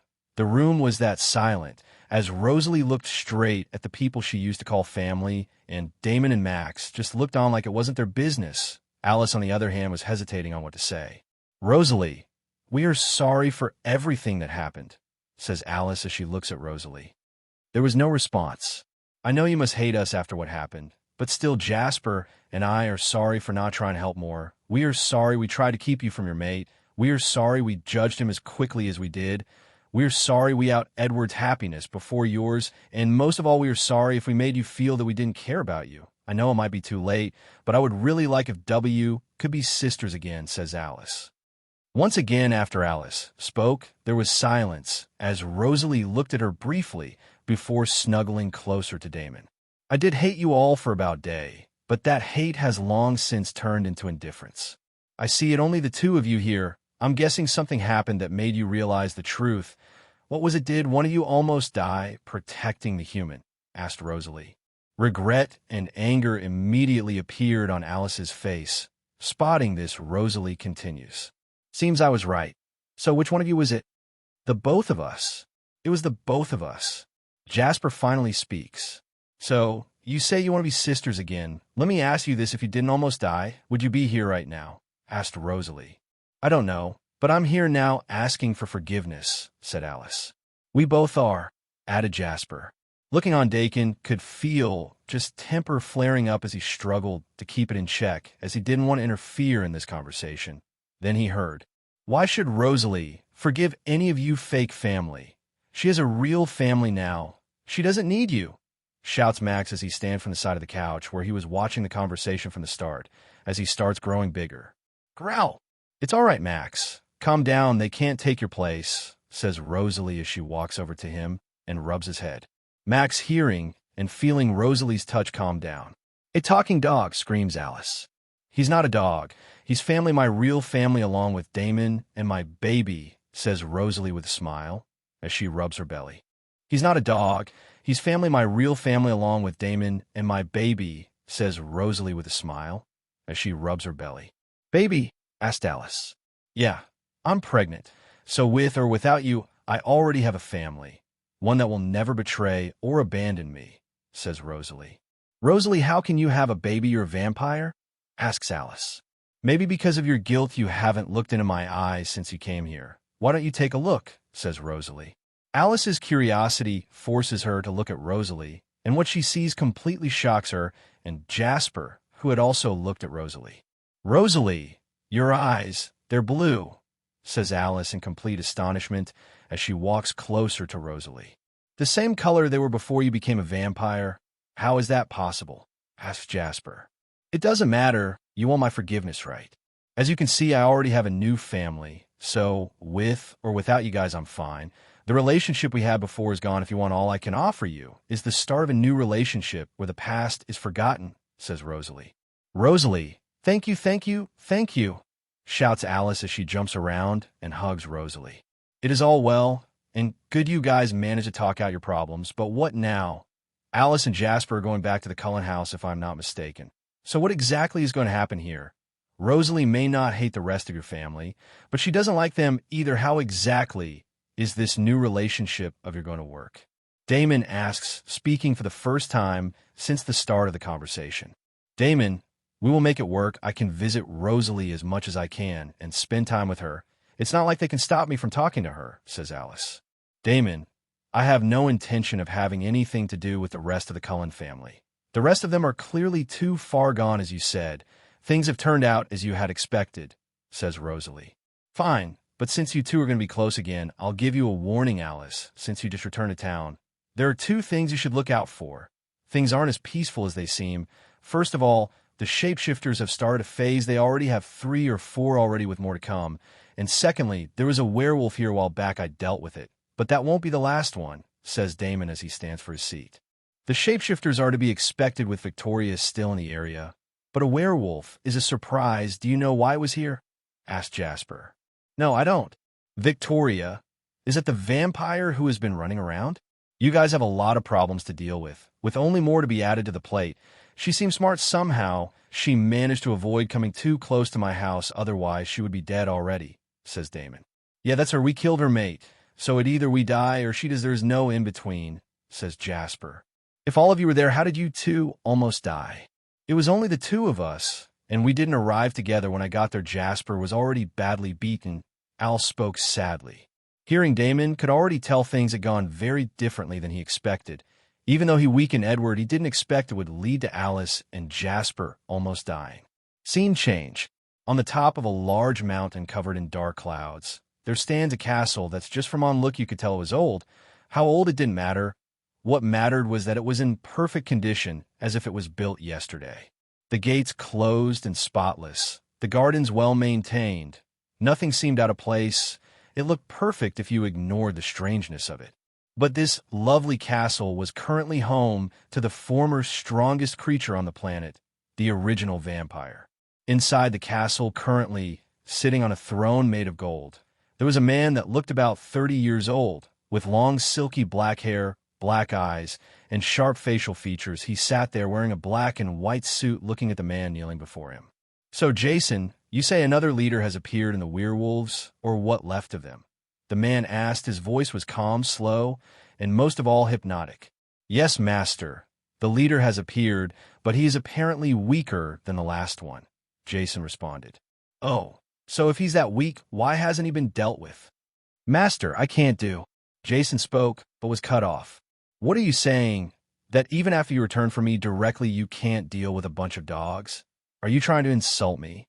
He asked as he rose from his throne and slowly approached Jason. No, master, that's not what I'm saying. It's just that a lot of them, and if I go after their leader, they will go berserk. But I wasn't thinking straight, of course, since I was turned by you directly. I can handle it easily. Jason hurriedly explained. Yes, it should be. Remember, Jason, you were turned by the only perfect being in existence. And even though you are not perfect, you and all the others I have turned myself are closest to it. So you should be afraid of imperfect creatures. He spoke as he pulled Jason to his feet and rested his hand on his shoulder. Boom! Jason was sent flying, crashing into the wall on the other side of the room. And as the smoke cleared, he could be seen embedded in the wall, blood flowing out his mouth and ears. And Jason, don't ever show such emotions when talking about those creatures again, or I'll rip you apart. While you still breathe, he said coldly as he returned to his throne. Now leave. Jason being barely managed to drag his body out of the room, as the blood running out of his body suddenly stopped and started flowing back into him, and he managed to stand when he heard. Jason, I expect them to be dead by Friday. I'm giving you 2 days. As Jason walked down the halls of the palace, he could help but wonder if it would have been better to have died. Even though his wounds had already healed, what was the point? He would be dead soon anyway. How could he deal with a group of werewolves by himself with no backup? At least if he had died back then, it would be less painful than it promised to be now. Flashback, Jason POV. 1930. Jason is 27. Everything was good. I was living life. I had a high position in a manufacturing company that had me sitting around all day doing very little for a lot of money. I may have had no friends or family, but I had money more than I knew what to do with, and alcohol never failed to be there when I needed it. So I shouldn't complain, but I was never satisfied. The fact this would come to an end terrified me to no end. What would happen after I died? Would I just disappear, or would I be punished for the things I've done? God knows I am anything but a saint. But this was a problem that I thought was still far into the future. Until one day, I collapsed, and I found out I was dying. Apparently, all the drinking had taken its toll on me and my body, and there was nothing to be done. I was going to die. I had 2 years at most. That was when things started going downhill. No drinking, fired from work, and penniless after trying to find a way to save my life. I had hit rock bottom, no money, no alcohol, nothing, just me and my hopelessness that was slowly but surely making its way to the forefront. A year and a half later, I was now sleeping on the streets, nowhere near the life I once had. That was when it happened. A rumor was spreading about creatures that were immortal and could heal from anything, vampires. That was the first time I had heard of such creatures, super speed, strength, And healing, even if they had to drink human blood, it was fine. As long as I lived, everyone else could go to hell. From then on, I clung on to the hope that the rumors provided, no matter how small the chances of them being true, or I had to follow it to the end. It was my only chance at life, an immortal life. Time passed, and my body became weaker and weaker. My life was coming to an end, but I never gave up hope, and maybe that encounter was a blessing, but that thought only lasted for a small while. One night, as I was looking for anything that could be what I was looking for, he appeared walking towards, red eyes shining in the darkness. As he approached, my instinct screamed at me to run, but I knew better. What was the point? Wasn't this what I was waiting for? You smell disgusting. You can't even provide me a decent meal. I guess I'll just kill you. Hearing the man speak, I was sure he was a vampire. Pushing down my fear, I spoke. Please, I may not be able to provide you a decent meal, but if you make me like you, I will obey you forever, I said, kneeling to this man. Cain, what are you doing? I heard a new voice. It sounded cold and dangerous. So dangerous my body refused to move as I tried to look up. Boom. Master, I didn't know you were here, Cain said as he was now also kneeling on the ground. You said you want to become like Cain? Very well, I will bless you with a bite from me, but it comes with a request. It's simple. All you have to do is light this city on fire. I will do anything, I answered, not even thinking of what was asked of me. Perfect. That was all I heard before it happened. A bite. Then there was only pain. It was indescribably unable to scream, to move, laid there fighting to stay awake, to stay alive. Remember, if I don't see this city on fire in the next hour, I will come back and kill you. Left with no other choice, when I was finally able to move, only 20 minutes left before I would be killed, I ran to the factory where there were many flammable liquids, and one by one, I moved them throughout the city one by one, until out of 100 that was there before, only 10 were left in the factory. I lit the remaining ones before spinning off to do the same to the others. Boom, boom, boom. One after the other, numerous explosions could be heard throughout the city. It wasn't long before most of the city was on fire. See no choice, I ran out of the city, only to meet Cain and another man. Even after being made a vampire, this man gave me an unparalleled feeling of fear. You really did it. I thought you would try to run. The man spoke. Why? Why did you want it done? I asked. It's simple. The people weren't perfect. They deserved to die for appearing before my eyes. Listen closely. I'm sure you can hear it if you stop blocking out, he said with a smile. I wasn't sure what he was talking about, but as I looked back at the burning city, it hit me, all the screams of pain, the crying. It finally hit me what I had done. How could I kill so many people? No, it wasn't me. It wasn't me. It was in me. Control me. I was too weak to fight back. All these deaths are on his hands. I will avenge them. I may be weak now, but if I continue to live one day, I will bring vengeance to them. Jason POV end. And so years passed. After Jason had convinced himself he was controlled to do what he did, he pretended to live and kill in the name of the people he had killed, blaming others every time he killed or feed on a human.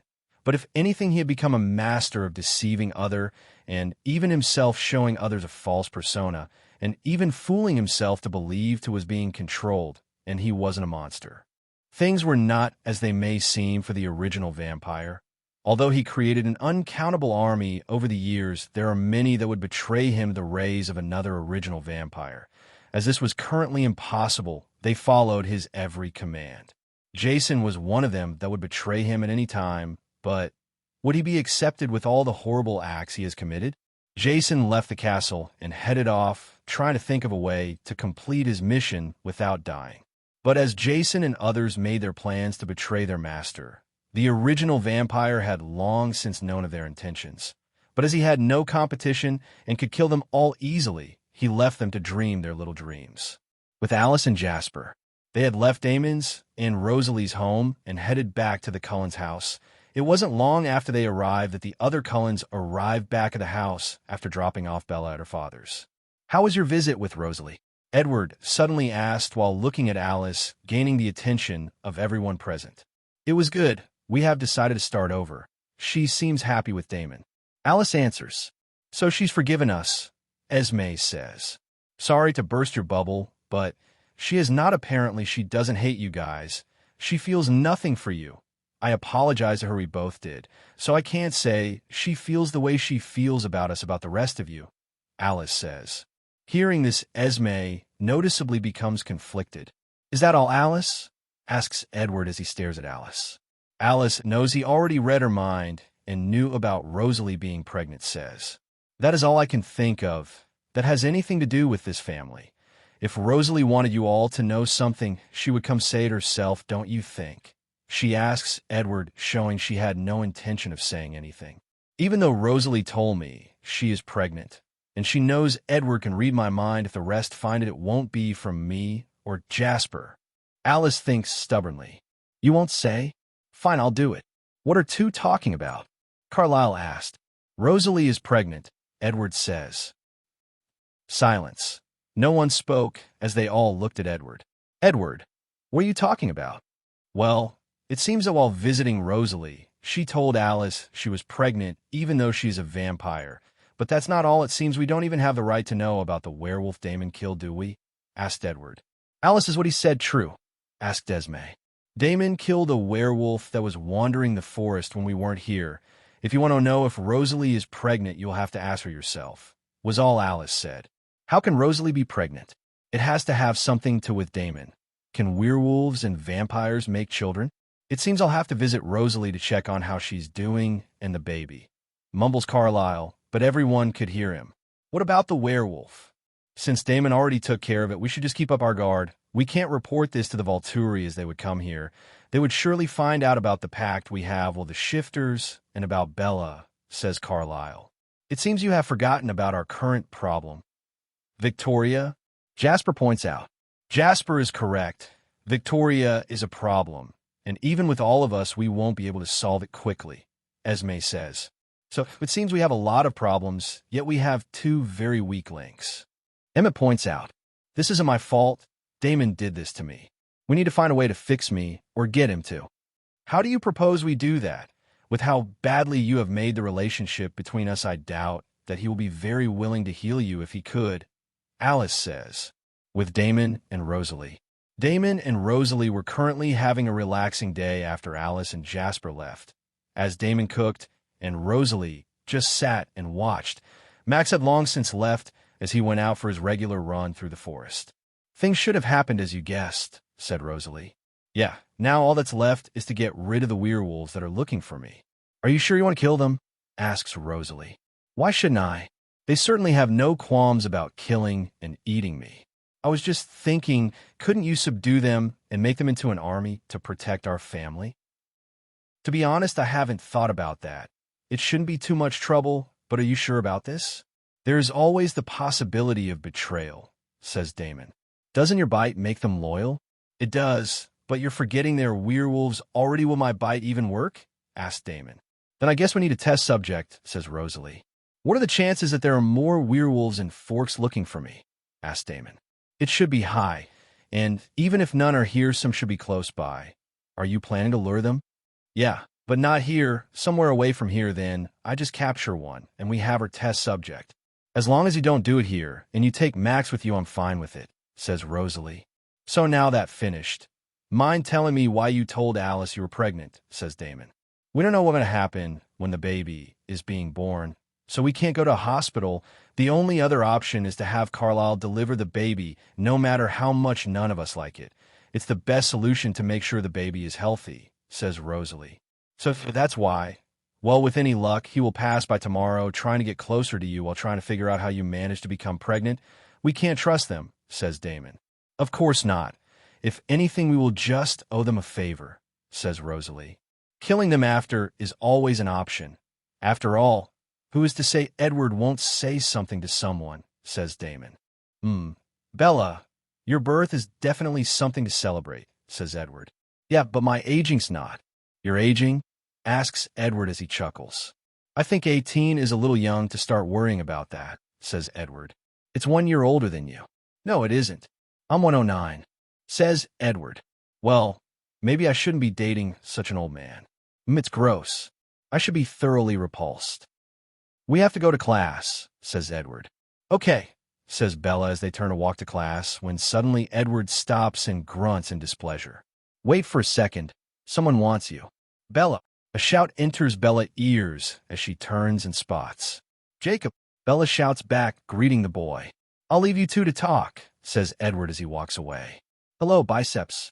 You know, anabolic steroids are really bad for you, says Bella, obviously joking, as Jacob laughs. Well, I'm just filling out, Bella. You know, it wouldn't seem so drastic if we hung out more, says Jacob, smile present on his face. You should switch schools. You can come to hang out with the pale faces, says Bella. I'm all right. I prefer the res school's exclusivity. They let any old riffraff into this place, says Jacob. I see. Then why are you slumming it? I was just buying a part for the rabbit. You should really come to take a ride when it's done. Jacob says. Is it fast? It's decent, Jacob admits as he and Bella laugh. I'm kidding. Okay, good. Hey, happy birthday. Your dad told my dad, so. Yeah, of course, he did, says Bella. I saw this the other day and thought of you. Catches bad dreams, says Jacob. That's kind of perfect. Thank you. No problem. Good seeing you, says Jacob. Yeah, I'll see you later. Bye, says Bella as Jacob walks away. So how come Jacob Black gets to give you a gift and I don't? Asks Edward as he appears behind Bella out of nowhere. Because I have nothing to give back to you, answers Bella. Bella, you give me everything just by breathing, says Edward. With Damon and Rosalie. Well, this is quicker than I thought it would be, says Damon as he gets up from his seat with Rosalie and heads toward the front door as Max follows behind him. Opening the door, Damon walks outside to see a white Jeep driving up his driveway, and as he had smelt earlier, it was Carlisle and Esme. Normally, he would have probably overturned their car for the sadness they had caused Rosalie, but seeing that now he needed Carlisle help, it would seem like he would have to cut back on his normal course of action. Damon watched as the Jeep approached and stopped in front of his door, and the passengers came out and stood before him. It's nice to see you, Damon, says Carlisle. Like I would believe that the only reason you're here is that your idiot son once again spoke of things that had nothing to do with him.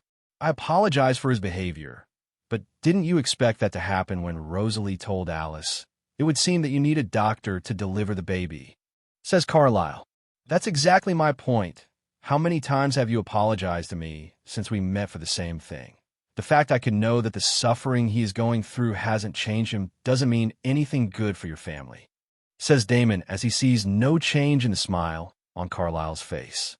I wonder if him finding first had anything to do with how he treats him. I know vampires' feelings is near impossible to change. The fact Rosalie even could move on from them had a lot to do with her changing into a perfect vampire. Otherwise, with the incomplete vampire unchanging feeling, it would have been a hassle to get her to this point. Thinks Damon. Rosalie is a part of our family, and since you are her mate, you are welcome to the family anytime, says Carlisle. I could have sworn I left your family, Rosalie says as she walks into view as the sun shone on her skin. But upon seeing Rosalie, Esme and Carlisle were too stunned to speak. Her eyes are blue, and her skin isn't shining. Think Esme and Carlisle. Damon, stop causing trouble. What he is here for is more important. Come inside and get this over with, says Rosalie as she turns and returns to the house with Damon, Esme, and Carlisle following her. As they returned to the room Damon and Rosalie were in before, Rosalie took a seat and motioned for Carlisle to get started with the checkup. Rosalie, your eyes are blue. The same color they were when you were human, says Esme. I know, says Rosalie. And your skin. Still pointing out the obvious, says Rosalie. Clearly not expecting the attitude. Esme was clearly hurt, but Rosalie seemed not to care. I just want to know what happened. Nothing, I just woke up like this one day, says Rosalie. Okay, everything seems to be fine. You would need to switch to drinking human blood soon. I'll get some blood bags from the hospital for you, says Carlisle. That won't be needed. I'm already drinking human blood. Hearing this, Carlisle looked stunned before. His expression changed to confusion. How do you get human blood? Asked Carlisle. I get it for her. You know, the scum of society that no one would miss, Damon states in a matter-of-fact tone. Both Carlisle and Esme look horrified at the statement as they looked at Rosalie. Why? Why when you could use blood bags or animal blood? It matters not if it criminals you still kill people wrong. Look, this is none of your business. Just tell me what I need to do for you to deliver the baby, so you can get out before you say something and I do something that doesn't need to happen, says Damon. It's simple, heal Edward. Damon wasn't the least bit surprised by this statement. Fine, bring him here in the next 2 days, Damon said as he took a seat next to Rosalie. After some more tests, and Esme trying to talk to Rosalie, the couple took their leave, leaving Rosalie and Damon alone. Are you sure you want to heal Edward? It's fine. Full power or not, he's not worth mentioning. And besides, with how dumb he is, how long would it be before he does something stupid again? And leave me with no choice but to kill him? Damon asks, with curiosity. It won't be long at all. It's like he doesn't learn. Changing topic. Rosalie, have you felt any more changes lately? Taking a minute to think back, Rosalie finally answers. Now that you asked, no, there have been no more changes. It would seem our little bundle of joy is absorbing most of the aura for herself, leaving less for you to absorb, slowing down your transformation, says Damon, looking at Rosalie's belly. So what does that mean? Nothing really. It just most likely, as long as the baby absorbs enough aura, she should be born a perfect vampire at the very least. That's good. The next morning, currently, Max and Damon were standing at the gates of the house as they were preparing to head off to capture some bait to test out the effect of Damon's bite on a werewolf. Let's make this quick. We can't leave Rosalie by herself for too long, says Damon. Yeah, just try to keep up, Max says as he speeds off heading. Damon also runs off, catching up to Max easily as they pass through the Cullen territory and soon enter the shapeshifters. But at the speed, they were both moving and it was impossible for either party to spot or even catch up if they had even noticed the duo pass through. It wasn't long after that Damon and Max stopped. They had traveled a far distance away from the area of his house while still staying in Forks. Currently, they stood in a forest, and as it was still early, Damon decided they would wait until night to do what they came for. I don't understand. Why are we waiting? Asked Max. Because from what I heard the last time, they sensed my aura. They transformed. What do you think would happen if a werewolf transformed in broad daylight for others to see? Fine. That makes sense. The chances are lower at night. In the meantime, I'll leak some aura, not enough for them to sense and have a reaction, but enough for their instincts to guide them here. If we're lucky, one should approach before night. I hope so, Max says as he finds a spot and sleeps. Seeing this, Damon can't help but comment. Lazy mutt. Max, on the other hand, just ignored him. He knew if he started arguing with Damon, he wouldn't get any sleep, and Damon could outspeak him, so he would end up losing in a verbal sparring match. But if he ignored him and slept, it would hurt him more while he did nothing. After all, Damon was the laziest person he had ever met. Seeing Max ignoring him, Damon knew he didn't fall for his trap and turned his attention to leak his aura. He had to keep a constant stream to stop too much from gushing out. With Jason, there's only 1 day left before I have to report back to Master. I might as well kill myself now. Jason was currently just a good distance away from the werewolf camp, studying their movements, looking for anything he could use to his advantage to complete this mission and survive. In the camp, there were approximately 30 werewolves of different sex, but this didn't matter. Jason knew the most he could kill would be 3 or 4 before he would be found, or it could even be before that if he made a mistake in where he stood. As long as he stood downwind, his scent wouldn't reach them, but one mistake would change that, and in his life, but the worst had yet to come. There's a full moon coming in a couple of days. No matter how I look at this, I have no chance at surviving unless... It seems I have no other choice. I hope I survive this. Seeming to have made up his mind, Jason turned and retreated from the camp and sped towards the city. Exiting the forest and entering back into the city, Jason enters a bar and stays there. He knows his target will come here tonight, but he only hopes this doesn't end up with him dead instead of the werewolves. Back with Damon. My lucky really is bad today. It already getting dark and not even one came. I guess it's time to increase the output. Max, get ready. I'm about to up the amount of aura leaking. It shouldn't take long for our target to arrive. When he or she does appear, they'll be hostile. Get ready to take them down. Max stands as he grows to his true size, now standing 9 feet tall, 13 feet long. Growl. A threatening growl escapes his maw, giving Damon all the information he needs, as his aura spikes and rushes out, alerting all werewolves in the vicinity, while also saving Jason's life, though he doesn't know this. It wasn't long before Damon could hear it growls, snarling, and howling.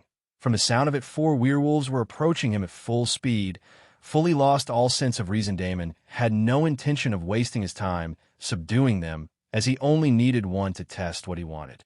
Max, kill one and capture the other. The other 2, I'll kill them myself, says Damon as his aura stops leaking, and he stands up just in time to see 4 fully transformed werewolves speeding towards him. Night had already set in as Jason continued to wait in the bar for his target to arrive so he could carry out his plans. As the hours passed by and his deadline came closer, Jason hoped more and more this plan would work. If it doesn't, I'm dead either way. Picking up the glass of whiskey in front of him, Jason downs the contents in some attempt to gain some courage to carry out his plan. Hours passed by, and it was already later than his target had ever appeared, and Jason had started to think he would come, as normally he would have already entered the bar and be drunk at this time for what he observed from the days he was tracking the werewolves' movements. Ring, ring. The bell hung on the door rang, signaling someone entering the bar. Jason looked up to see his target, but instead of relief, he felt even more nervous. Even though I don't smell like those imperfect vampires, I don't smell like a human either. I can only hope they don't notice my scent and find it weird and investigate. Jason tried to make himself even smaller as he sat in a dark corner of the bar, keeping track of his target. And besides coming a little late and having 2 other werewolves with him, he behaved like normal, drinking, eating, and overall making a ruckus. 2 more werewolves, I just need to get him alone, and then with my gift, I can take control of his body and kill their leader, and while all hell breaks loose, I'll kill them off one by one. Thanks. Jason watches them drink shots after shots of all kinds of alcohol until finally, his target leaves the group heading to the restroom. He follows behind him, keeping a safe distance as he moves through the crowd. As his target enters the restroom, Jason vamps speed behind him, and before he could react, slams his target face into the ground. But that wasn't enough to knock out a werewolf, so he continues with a chokehold, squeezing as his target struggled to breathe, clawing at him and anything in reach before he became unconscious. Breathing a sigh of relief, confidence builds up in Jason as he can see his plan already working out, and he survived this ordeal. No time to waste. Let's just plant 2 suggestions, Jason says as a smile appears on his face. Taking the unconscious werewolf hand into his own, Jason then bends down and connects their forehead. Closing his eyes, aura starts leaving his body, forcefully entering the werewolf mind. Even though the target's aura tried to fight back, it didn't last long. With the werewolf being unconscious, the aura just acted on its own to protect him, but it could do much, as Jason's aura invaded the brain of the target while crushing the opposing aura. I hate that bastard. Who is he to think he could rule over me? It should be me ruling over all werewolves. I'll kill that bastard. Jack Williams. I hate that bastard. Who is he to think he could rule over me? It should be me ruling over all werewolves. I'll kill that bastard. Jack Williams. Says Jason as he repeats it at least 20 times before stopping. Jason raises his forehead from the werewolves as he looked tired and his breathing was heavy. Just one more suggestion I should be able to handle. A voice interrupted Jason as he looked down at the source. I hate kill. Jack Williams. A voice spoke hesitantly, as if not sure what he was saying was right. Horroring this, Jason knew his first suggestion was complete. Now he positioned himself again as he went for the second suggestion as his aura began to move. Kill all W. What are you doing to Kane? A worried and angry voice intruded, interrupting Jason, forcing him to move to let go of Kane and turn around. Cough. Cough. Blood slashes on the ground, showing the damage the interruption had caused. Looking up, Jason spots the 2 werewolves that accompanied Kane and could help but say, "Shit. Key. Kill all," a voice mumbled. Hearing this, knew the second suggestion was complete, but it wasn't what he wanted. But it didn't matter. When the first suggestion was activated and completed, then the second would activate. By that time, only werewolves would be in Kane's immediate surroundings. As all as he wasn't present, he would be fine. But he currently had bigger problems, like escaping 2 angry werewolves while being low on aura and suffering backlash from being interrupted while using his gift. The restroom was silent as all parties looked at each other. Jason couldn't make the first move, so he waited. Then it happened. The 2 werewolves rushed at him from left and right, Seeing no reason to fight them, Jason ran with all the strength he could muster straight ahead, not bothering with them. But as he took his third step, boom! He was clotheslined straight back into the wall. Not being able to run at his top speed now made him slow enough so werewolves could react to him. "Where are you going? You're going to tell us what you did to our friend." Jason couldn't move. As he recovered from the blow, he just suffered. It was too late, as a hand was already on his neck ready to kill him at any strange movements he made. It wasn't long before it started. "Please spare me. I was just checking on him. I found him like this." His attack left when I arrived. Lies after lies were spat from Jason's mouth as he begged for his life, completely afraid of death. Having no pride, nothing was done to him, yet he was already begging for his life. If his master were to see this, he would surely kill him for being a coward, but that has long been a part of Jason's character. It's too late to ask for mercy now. Swoosh! Without any hesitation, one of the werewolves pushed forward, aiming to pierce Jason's chest, when suddenly everyone stopped. What's this pressure? This thought flew through Jason's head as his body began to tremble. His mouth was dry, and even his leg was losing strength fast. This aura is bigger than Master's. How is this possible? Was a new prefect vampire born? No, that's impossible, and this doesn't feel like a vampire's aura. Jason stood there as the pressure pressed down on him, then looked at the werewolves in front of him in surprise. They stood as if stuck in time, not breathing, noting they just stood there as one of their hand was inches away from ripping out Jason's heart. Crack! Crack! Crack! Crack! The sounds of broken bones entered Jason's ears. He finally noticed the hair that was growing out of all parts of the werewolves in front of him. Knowing what was happening, the fear of death finally snapped some sense into Jason. Pushing away from the hand on his neck and the other hovering near his chest, Jason rushes out of the bathroom into the still busy club and out the door without stopping, even though he wasn't anywhere near his full speed. 1 minute later, Jason was nowhere near the bar anymore. With Damon, not waiting for the werewolves to arrive near him, Damon rushes forward and simply rips out the heart of the first werewolf he reached. Pulling out his hand out of the body of the werewolf, Damon turns to receive a slash across his face. Slash! For lines of blood appear on the ground, but instead of getting angry, Damon smiles as no trace of damage was seen on his face as he jumped and bite the werewolf in his neck before using him as a springboard to jump back and watch the effects of the bite. The werewolf stood there completely still as blood leaked down its chest from its neck, and it wasn't long before. Bam! It dropped to the ground, unmoving. With Max didn't waste any time dispatching one of the werewolves he was asked to deal with. Boom! Max was hit and flung to the side as the other opponent gained his attention. The hit didn't do any damage to Max. All it did was make him angry. But knowing Damon wanted the bastard who hit him alive, he calmed down and rushed forward, and before the werewolf could react. Boom! It was on its back with Max's front right paw pressing down on it, keeping it in place as it scratches the ground and growled at Max. It wasn't long before Damon arrived before Max. Growl! What the hell do you mean I took my time? You just finished catching the weakling. Growl! He died. Growl! What do you mean I didn't do it right? Growl! It's just biting and some venom. There is no technique, you idiot. Growl! Max then turns his head and slams his mouth shut, appearing as if to shoo Damon something. The angle and force of the bite don't matter. I'm done talking to you. Growl! Ignoring Max, Damon goes to the clearly unhappy captured werewolf and bam! One hit on the head, and the werewolf stopped struggling as it was knocked out. Damon then goes on to bite it, injecting his venom into the unconscious werewolf before stepping back. Max shrinks back to his smaller size as he walks to Damon's side, who is standing a distance from the downed werewolf. Damon stood there, and with his super hearing, he could hear that the heart of the werewolf stopped beating, and the muscles were twitching and moving as if agitated. Werewolf POV. Huh. The heat infiltrated my whole body. It was as if the blood pumping through my body had turned to magma.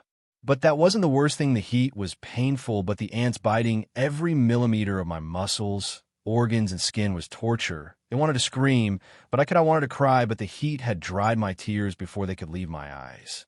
It felt like hours had passed by, and I thought I would have gotten accustomed to the pain, but it just kept getting worse and worse. And when finally it stopped increasing and I was given a chance to breathe, it was a lie. Crack! Crack! My bones, of all things to happen, they broke. And at this point, I had given up, ready to accept death in all its glory, for even death had to be better than this pain that would not end. Then it happened. A warm energy entered my body like a saving grace as it washed over my body and healed everything happening in my body, and I was full of energy. All of that pain was like a dream. Damon, POV. As I watched my test subject, barely alive, while unmentionable pain crashed down on him, I realized why the first one died. After all, not everyone can handle that kind of pain and live. Then he felt a chunk of his aura suddenly leave his body and enter into the werewolf. And he felt a new connection form between the both of them. But it was clearly weaker than the one he had with Max, and more restrictive. He could easily kill this werewolf by taking back his aura or forceful stop his body. But most importantly, it made the werewolf loyal to him. And as his aura merged into its body, more changes occurred. His bones broke, and his body shrunk, and his fangs and hair receded, until finally a man who looked to be in his early 20s was left, looking down at the naked man who laid there unmoving. "I think you killed him," says Max. "I didn't kill him, you idiot. At least I hope so. This wouldn't have happened if you had followed the technique I showed you." Max replies, "There's no technique, you ass. And if you bring it up one more time, I'm going to beat that thought out of you," says Damon. "Huh.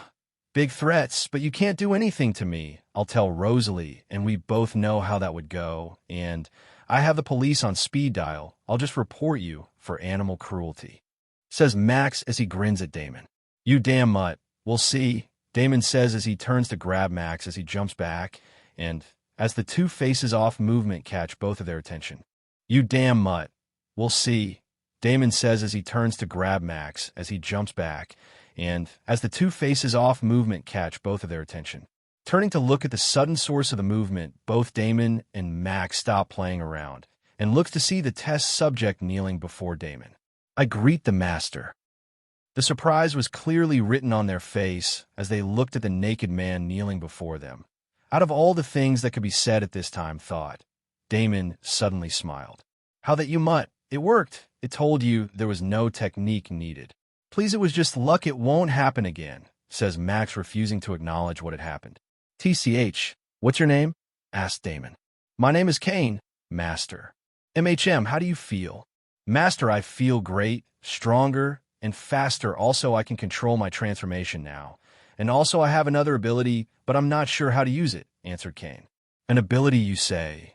"It seems that my bite does give them something extra, like with Max's ability to smell a person's aura and find out about their true nature. I would what Kane's ability is." "What do you feel about me?" asked Damon. "Master, I feel there's a connection between us that gives me a feeling of familiarity with you and loyalty. But there's another connection as well that serves the same purpose, but it weaker than the one I have with you. I can feel the person it's connected to in that direction," says Kane as he points in the direction of Forks. "Damon, that direction. Yeah, I know, it shouldn't be a problem. It's either Rose or our baby. Either way, it's a good thing. But do you feel anything?" asked Damon. "No, I don't. I only have the connection between the two of us. I wonder why. Anyway, I want you to lead me to the camp of werewolves." "Of course, Master. Just follow me," he says as he stands up. "Wait, transform. I can't have you walking around naked." "As you wish, Master." Kane closed his eyes as the transformation started. It wasn't drawn out or painful. It took about 2 seconds for him to transform back to his werewolf form. It looked bigger by at least 2 feet, but everything else looked the same, except the amount of aura he had. It was at least 2 times what he had before. "All right, let's go." With Jason. Jason was currently hiding in a building away from the bar he was attacked in. Clearly still injured, but he was doing better now. But anger was clouding his mind. How dare they make me beg? How dare they, me, someone close to perfection, beg for my life to werewolves? I'll kill them. Yes, they're going to die, and I'm responsible. I will get the last laugh. Huff, huff. Jason tried to catch his breath and calm down, but it didn't work. He was too angry that his true self had been exposed to someone. That was something he had kept hidden for years, and he was sure not even his master knew of his true nature. But two werewolves force him to show it. It angered Jason to no end. No, I need to see their deaths with my own eyes. That the only way this humiliation will disappear. Coming to this conclusion, Jason sped out of the building, heading straight for the camp, as he was sure the group of werewolves he encountered would have returned by now. With a group of werewolves, in the dead of night, two men could be seen going through the forest, as one of them carried an unconscious man on his back. Brad, wasn't that a vampire earlier? It sure didn't smell like one, or had the strength of one, David. But I wonder what he did to this idiot, Brad says as he carries the still unconscious werewolf on his back as they walk through the woods heading back to the camp. Your guess is as good as mine. Ricky is still alive, that's all that matters, I guess, says David. After walking for a couple more minutes, they finally return to camp, but instead of going to their own rooms, they headed to their leader. Knock, knock. After knocking on the door, they waited until it was opened by a man, looking older than them. He was a little buff, but not overly so, and he had bright blue eyes as he smiled when he saw who had visited this late at night. Brad and David come in. What happened to Ricky? Drink too much again? Asked Jack. That's not a Jack. We encountered what we think is a vampire tonight, and it attacked Ricky, answered Brad. It seems they found us already. We will need to leave. Tomorrow, once everyone wakes, we will be leaving this place at full speed. Jack makes the decision quickly.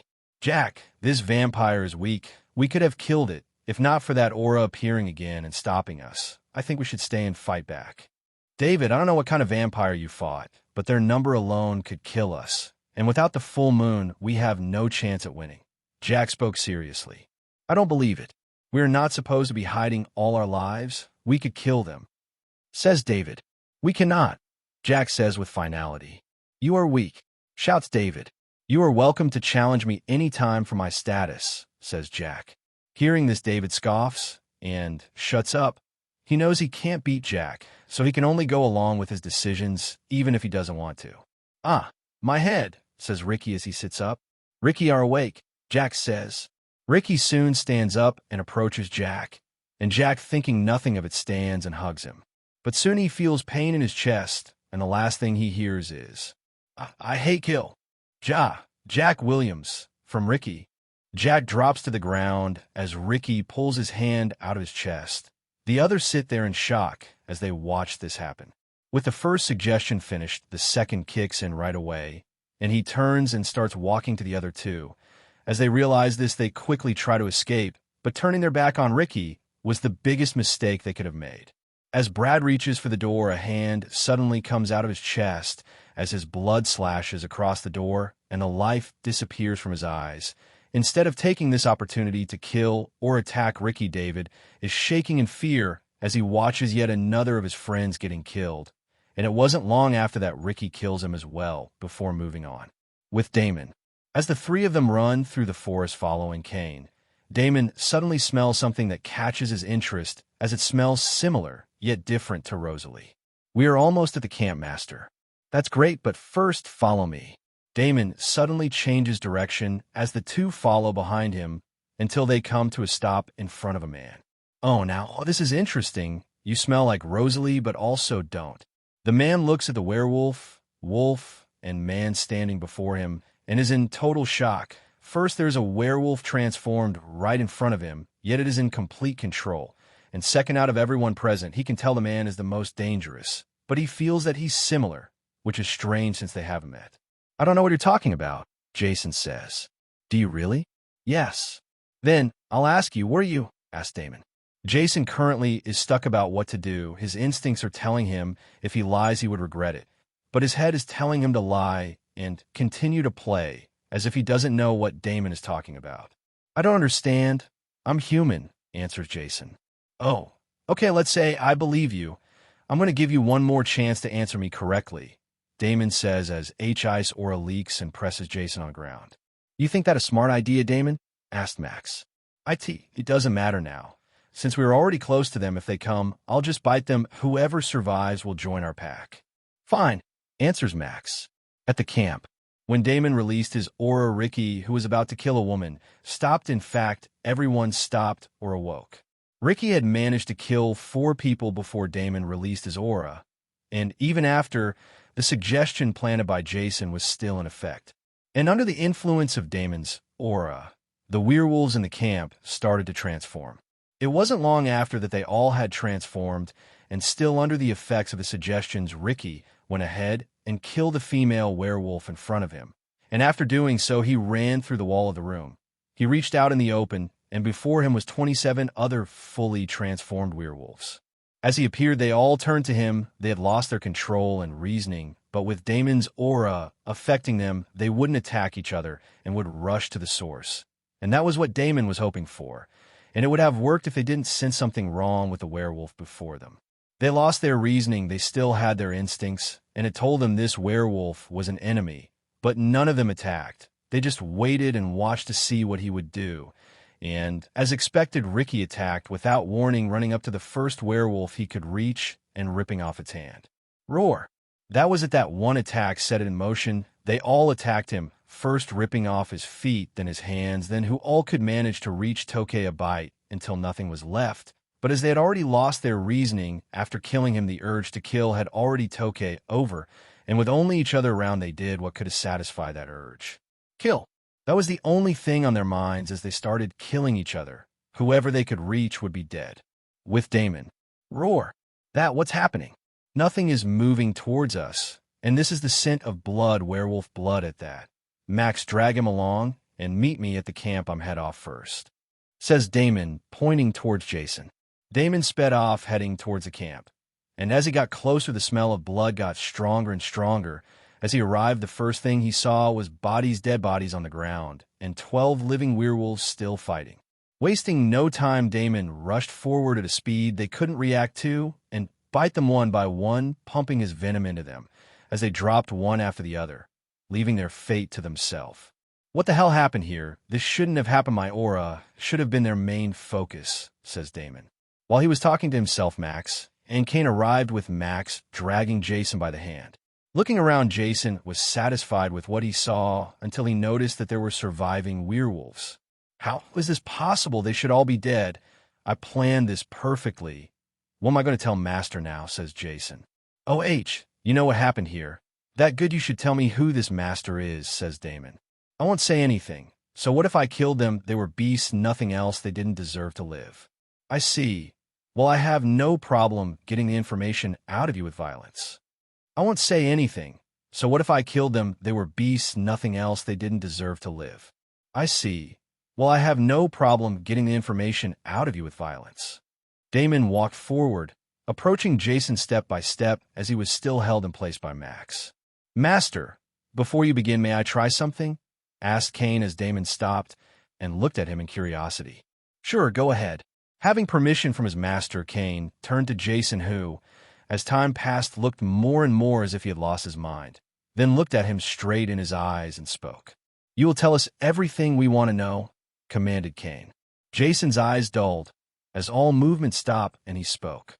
Yes, answered Jason, but his voice sounded lifeless and detached. Seeing this, Damon already guessed the power Kane had gotten from his transformation. Compulsion.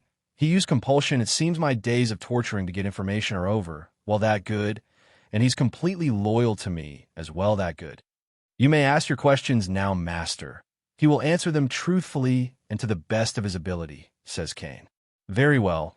Tell me everything you know about what happened here, and who exactly is this Master you speak of, says Damon.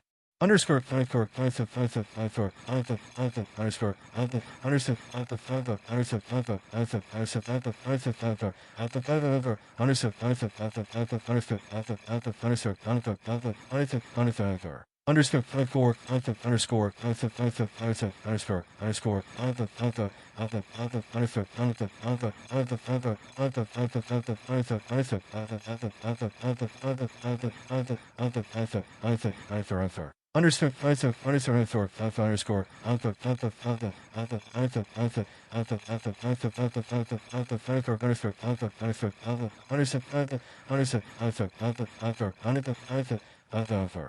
Standing in a house, looking out of a window, the wind blowing through her hair, wearing a white nightgown that made her look even more enchanting, was a beautiful woman, whose beauty managed to eclipse even the night sky.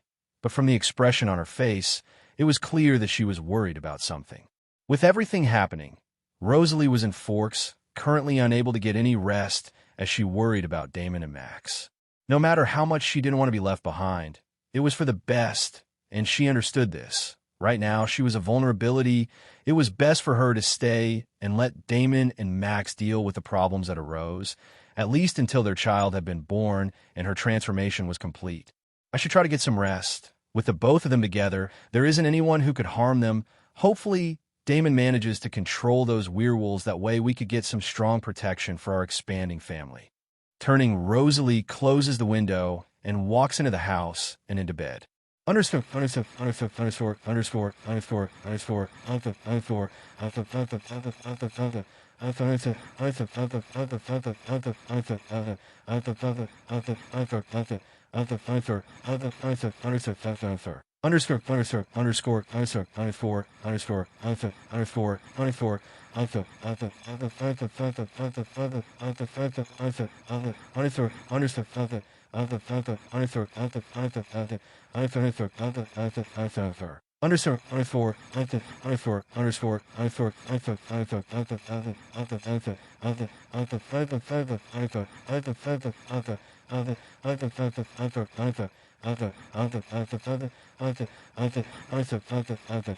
Underscore. So let me get this straight. Your master is the first vampire that was created, the one who all vampires come from, and you are a vampire turned from him directly, hence the reason you don't have the shortcoming of normal vampires. Am I going right so far? Asked Damon as he looked at Jason. Nodding head. Okay, so you were sent on a mission to get rid of this camp of vampires by your master. And to do that, you came up with a plan to use your gift that allows you to plant suggestions into someone's head and use that person to start a massacre in the camp, killing most of the werewolves, as you would kill all those that escaped yourself? Nodding head. Sigh. It seems my thoughts were correct after all, but it brings up more questions like, why is the Volturi ruling over the vampires? And does the Volturi even know about the original vampire? The new information had created more questions for Damon, but it wasn't anything he couldn't handle, so it didn't shake him. But either way, it was important information. There is a powerful, perfect vampire out there somewhere, with an army of vampires at his call. Has your master been behaving or said anything about another perfect vampire? Asked Damon. No. Master has said it was impossible, as the witches that could control aura are already dead, so there was no way another could come about. He made sure of that. Even to this day, Master kills anybody suspected of being related to that family of witches, answers Jason. What your master like? Asked Damon, trying to get a feel for this enemy hidden in the dark. Master is a narcissistic person. Centuries of living with nothing being able to oppose him and no other creature being able to fight against has made him develop an idea that he is the perfect person and looks at everyone as lesser. Older vampires had spoken that Master wasn't always like this, and was once sane and charismatic, but centuries of isolation and loneliness has driven him crazy. Isolation and loneliness? Doesn't he have an army of vampires? Asked Damon. Of course he does, but as stated before, after a couple of years, Master even began to disgust even vampires he created himself, distancing himself from us, as well as stop creating more vampires himself. Is that so? Well, let's use you as a test subject as well. With that being said, Damon bites into Jason's neck, pumping him with venom. Damon looks, says Max, pointing behind Damon with his paw. Turning around, Damon spot 5 naked people kneeling before him, 2 women and 3 men. It would seem these were all that survived out of the 12 werewolves he had bitten. We greet the master. It's fine, you all can stand, says Damon. Seeing 5 more werewolves added to his list of subordinates, Damon was satisfied. He didn't know the extent of their strength with now, but from what he could guess, they should be stronger or equal to vampires turned from the first vampire. Ah!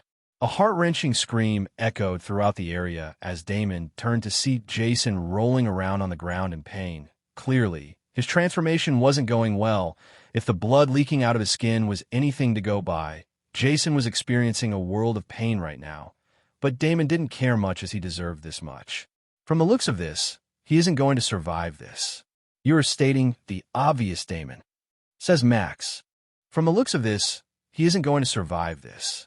You are stating the obvious, Damon, says Max. Ignoring Max, Damon continued to look at the struggling Jason until he finally stopped moving and his heart stopped. All right, we'll burn his body, then it back to Forks, says Damon. He had no intention of seeking out the first vampire. Even though he was certain of his victory if we're to ever meet, he had no intention of seeking him out. Bella's birthday? Currently, at the Cullens' house, the family was already gathered together waiting for the arrival of Edward and Bella. They had decided to celebrate Bella's birthday with her. With Edward and Bella, so they're like royalty? I guess you can say that they are old and powerful and are responsible for enforcing the rules that govern over vampires, says Edward. So what exactly are these rules you mentioned? Asked Bella. They are many, but only one is really enforced, and that is that we keep our existence a secret. No human is to know of our existence under any circumstances, says Edward. Hearing Edward reply, Bella can't help but feel afraid they were currently breaking a rule of the Volturi, and it seemed it had serious consequences. What's the punishment for breaking that rule? Asked Bella. Edwards was quiet. He knew his reply would make her feel responsible for what happened, and he knew she wouldn't like the idea of putting them in danger. Edward, tell me, said Bella. The punishment would be death for the human and the vampire exposed, answered Edward. I'm bringing a lot of trouble to your family, says Bella. It's fine, we will protect you. And if you're worried about me, the only thing that could hurt me is you. So I'll be fine, says Edward. What about Victoria? Asked Bella. She will come for you one day, and when she makes her decision, Alice will know and we will be prepared. I won't let any harm come to you, Bella. Trust me, says Edward. MHM. The rest of the drive was done in silence. As they finally drove into the driveway of the Cullen house, they both exited the car and went inside the house to see it heavily decorated to celebrate Bella's birthday. It was long till the family appeared before the couple, each wishing Bella a happy birthday. Thank you, guys, and the decorations look beautiful, says Bella. Well, I did my best, says Esme as she glanced at Alice. It was originally Alice's job to do the decoration, but she flat out refused, and from the way she left the others and returned, it was clear her attitude along with Jasper's were changing when it came to Bella and the family. And everyone noticed this, but this wasn't the time to deal with such things. Here, this is for you, says Alice as she walks forward and gives Bella a necklace. Thanks. This one's from Emmett, says Esme. Already installed it in your truck, added Emmett. Finally, a decent sound system for that piece of... Emmett was cut off by Bella. Hey, don't hate the truck, she says. These earrings are from me, says Esith, handing Bella a pair of ruby earrings. Open Esme and Carlisle's, says Edward. Just a little something to brighten your day, says Carlisle. Yes, you've been looking kind of pale lately, adds Esme. Ow, paper cut, says Bella. No fear is present in her voice as blood drips down her finger, forming a puddle on the ground. Crack! Glass falls to the floor as the cup in Jasper's hand is broken to pieces as he focuses on the blood flowing from Bella's finger. Growl! In no hesitation, Jasper leaps forward intending to suck Bella dry, only to find two pairs of hands holding him, stopping him from going any further. Jasper, calm down, it's just a little bit of blood, says Alice as she holds her mate with the help of Emmett. Get Jasper out of here, shouts Carlisle as he turns to find Bella's eyes widening in fear of how close she came to being dead. Come, Bella. I'll need to fix that in my office. In Carlisle's office. I never wanted to have a party, says Bella. It's not your fault. Jasper hasn't been away from human blood as long as the rest of us. Add that with the recent exposure to your blood not too long ago, this reaction is to be expected, says Bella. How do you do it? Asked Bella. Years and years of practice. Did you ever think of just doing it the easy way? Asked Bella. No. I knew who I wanted to be. I wanted to help people. It brings me happiness. Even if I am damned regardless, says Carlisle. Damned? Like hell? Asked Bella. Carlisle, you couldn't be damned. You couldn't. It's impossible, says Bella. Thank you, Bella. You've always been very gracious about us. So that's it. That's why he won't change me. Imagine the situation in reverse. If you believe as Edward does, could you take away his soul? You can't protect me from everything. At some point, something's going to separate us. It's going to be an accident or illness or old age. As long as I'm human, the only solution is to change me, says Bella.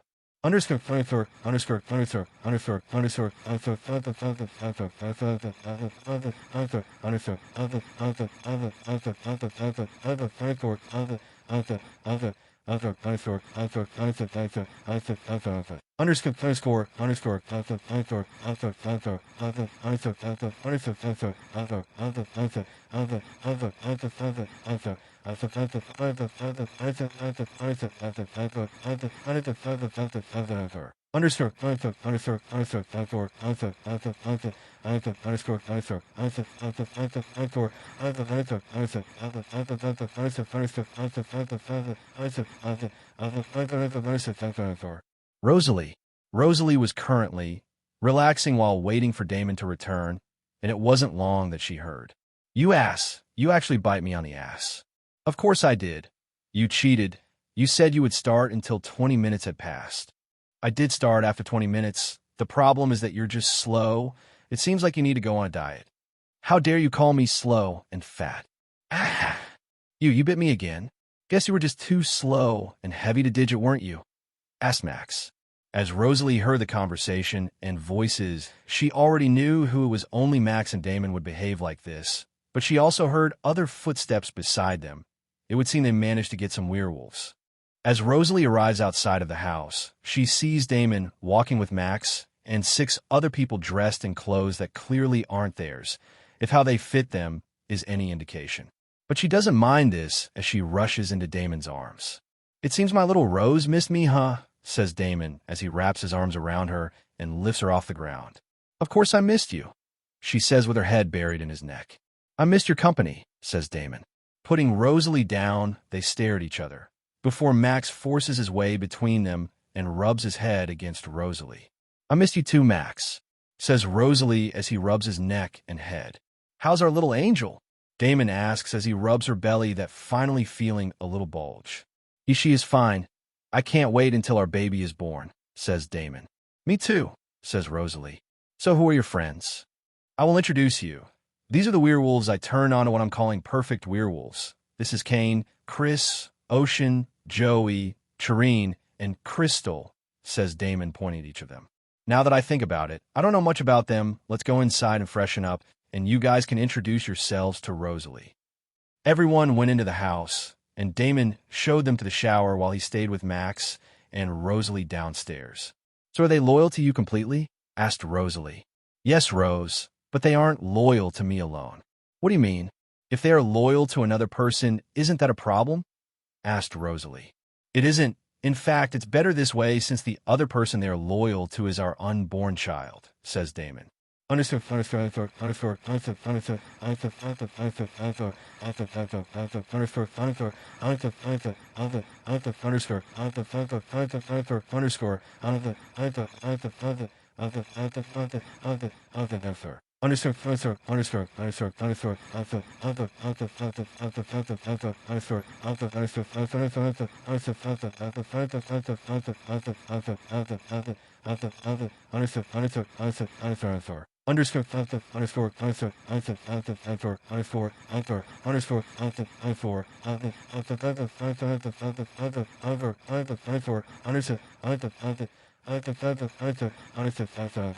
Finally finished cleaning themselves, the others come downstairs to join them, as they all sit in the living room. Okay, you are all here, so tell us about yourselves, says Damon. I'll go first. My name is Chris Smith. I used to be a tradesperson who enjoys walking, spreading fake news on Facebook, and listening to music. I'm gentle, but can also be very greedy and a bit lazy. I was born in America, and I hate dogs, says Chris. Chris is in pretty good shape. He is of average height with walnut skin, gray hair, and brown eyes. He has buck teeth, and Damon remembers seeing a tattoo of cat on his upper back. I'm Kane, just Kane. I used to be a politician. Born in America, I was on the fast track to being in a high position in government until my instincts pulled me to that camp. Kane is of average height with cocoa skin, brown hair, and green eyes. I'm Crystal White. I used to be a personal trainer, and I'm also American, got 2 kids, and am currently in my 40s, even though I don't feel like it again. She is of average height with bronze skin, blonde hair, and gray eyes. She has a mole on her right cheek. I'm Ocean. Knock, knock, knock. It seems we have company, says Damon as he raises from his seat and goes to open the door. Well, Alice and Jasper, why are you here? He asked, looking at the two holding what seemed to be travel bags. Hi, Damon. We came to spend some time with you and Rosalie, says Alice, walking past Damon into the house, leaving him looking at Jasper for answers. I almost attacked Bella, was all Jasper said. Come in. Thank you. As Jasper entered the house and Damon closed the door behind them, they entered the living room again. Seem you have company, says Jasper. You meet the new members of my pack. They're werewolves. I turn myself, says Damon, walking back to the seat he was in before, as Jasper stands shocked. While Alice is honestly behaving like it didn't bother her, she was rubbing Rosalie's belly, mumbling something about fun. Alice Dakin just shook his head at her antics since he had no problem with her in the first place. So are you two going to tell? Is what happened to make you come here carrying what I assume are traveling bags? I mean, from the bit you told me, I can already figure out the rest, but I'd like to hear it from you, says Damon. Sigh. Breaking out of his shock, sadness appears on Jasper's face, and even Alice as he clenches fist, clearly upset with the situation. The simple explanation is Bella somehow managed to cut herself on a letter at the birthday party we were having for her, and I couldn't control myself, and I tried to attack her, says Jasper. Okay, Damon says in a tone that clearly says he doesn't see this as a big deal. The problem was after that, Jasper apologized, but Edward blamed him still, and after everything we did for that girl, he had the nerve to blame Jasper after he nearly dies for her. I was angry, and I ended up attacking him, and in my anger, I forgot how weak he was currently.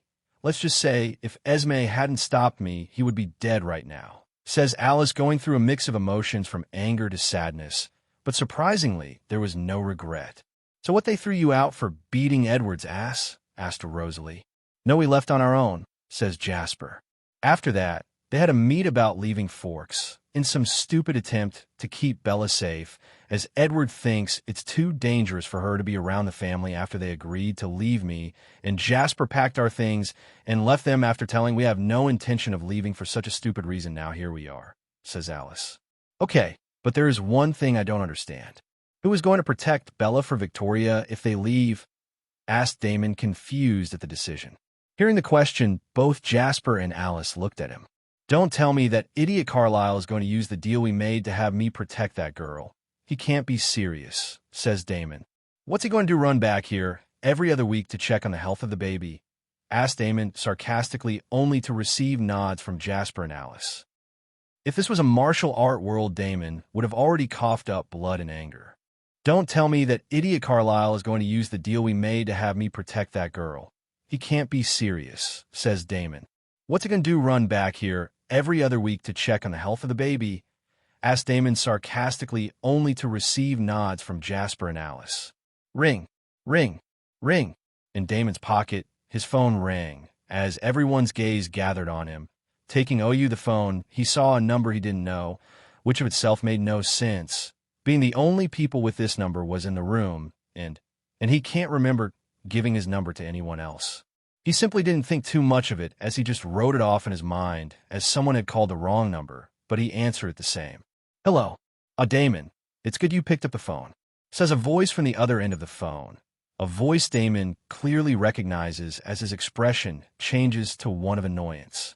What is it, Carlisle? You recognize my voice, that's good, but down to business. I'm sure Alice and Jasper have told you would be leaving town, and they decided not to come with us. They have, and if this is going where I think it is, you are even more foolish than I thought, says Damon. Ignoring Damon's disrespectful comment, Carlisle continues. I want to change the conditions of our deal. I need you to protect Bella until we return. Scoff. Do I look like your personal guard dog? Look, to put it simply, I know I have the most to lose in this deal, seeing as I can't go to a hospital to get Rosalie's checkups and for her to give birth, but don't think for 1 second I won't turn a doctor myself and have them do it instead if you try taking advantage of me, Carlisle, says Damon, his voice as serious as possible. Fine, I apologize. Just take care of Victoria, and I will do my side of the deal.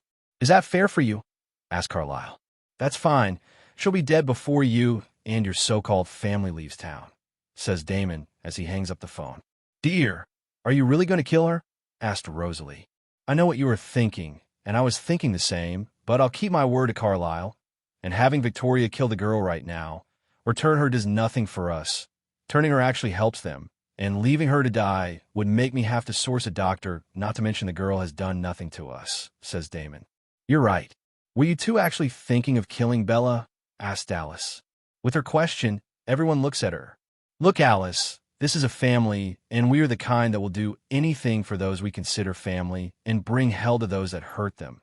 Even if someone has to die, I have no problem with you and Jasper staying here, but you will have to accept that fact, especially if you want to be part of this family, says Damon. All right, Victoria has enhanced self-preservation, meaning she should already be trying to escape. Ocean and Kane, you two head out and follow the lone vampire scent in the air. It should lead you to a red-haired woman, kill her, then burn her for good measure. And if you run into the puppies I was telling you about, feel free to rough them up a bit, says Damon. Receiving their orders, they both head out of the house at speeds Jasper or Alice couldn't follow. How are they supposed to kill her if her ability gives her the way to survive? Asked Alice. It's simple. First of all, the ability should be weaker when it concerns werewolves.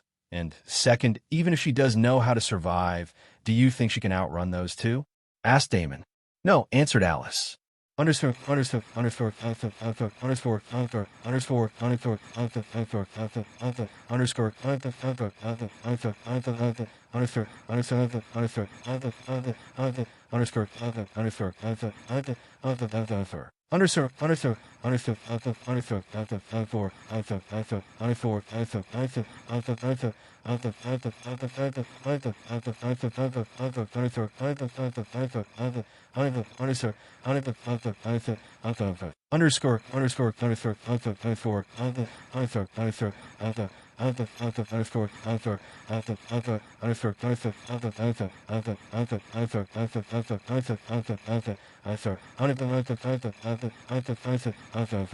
Two figures could be seen speeding through the forest, and it was clear this wasn't their fastest speed as it kept increasing without any end in sight.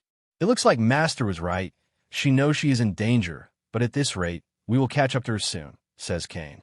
It wasn't long after a redhead appeared in their size, as she was running with all her might in front of them. With one more acceleration, they had caught up to her and were now running side by side.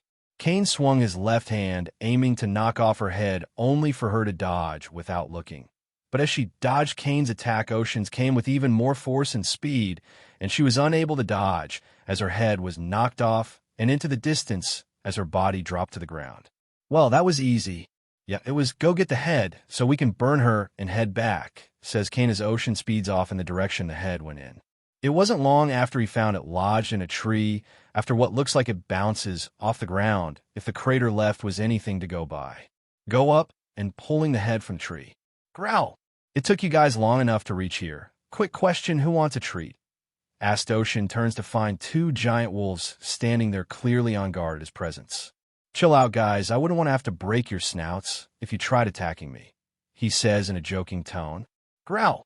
I warned you, says Ocean as he turns speeding off back to Kane with two wolves following him or his trail as he was long gone. I'm back and two pups are following me, says Ocean. I know. Why didn't you deal with them? Asked Kane. They don't seem dangerous to us at least, but if they get violent, break their snout, says Ocean. I know. Why didn't you deal with them? Asked Kane. They don't seem dangerous to us at least, but if they get violent, break their snouts, says Ocean. Dropping Victoria's head near the rest of her body, Ocean proceeds to light her on fire as he and Kane watch as she burns. They are here, says Kane. Man, they just don't quit. I think they want their snouts broken, says Ocean. Can you shut up with the broken snout talk, please? Asked Kane. Fine, I'll just do it, says Ocean as he spins around, punching the shadow that approached him. Crack! Boom! It was clear from a sound made that a bone from one of the two had broken. But as the wolf was thrown back with blood splashing and flowing freely from its snout, it was clear as day what had happened. As Ocean had said, he had done and broken the snout of the shapeshifter that attacked him. And he had taken no damage from the attack, showing the gap between the two. He hadn't even stepped back 1 foot from the collision. As Ocean looked on at the pitiful shapeshifter on the ground, another had gone running after Kane, which was a big mistake. Kane casually threw a punch forward, aiming for nowhere in particular, as connected right on the nose of the transformed shapeshifter, blasting him back, as well leaving him in a state similar to the first one. Now there were two wolves rolling around on the floor in pain, with broken snouts just as Ocean wanted. Yeah, Ken, I thought you weren't interested in breaking their snout. I did it by mistake. Anyway, let's return to the master, says Kane as he speeds off heading back to Damon, leaving two injured shapeshifters on the ground. Understood.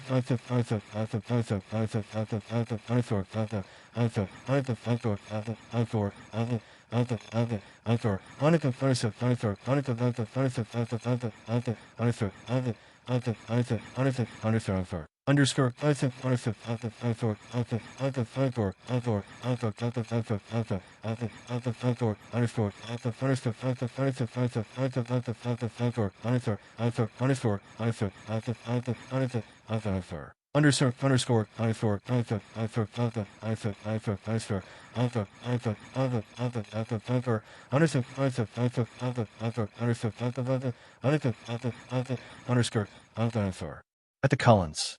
Are we seriously leaving? Asked Demet. What else are we supposed to do? It's already decided, said Esith. So, do you really have nothing to say about our family falling apart? Asked Demet.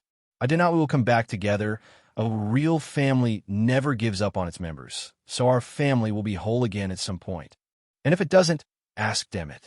It's simple. Then we were never really a real family, said Esith.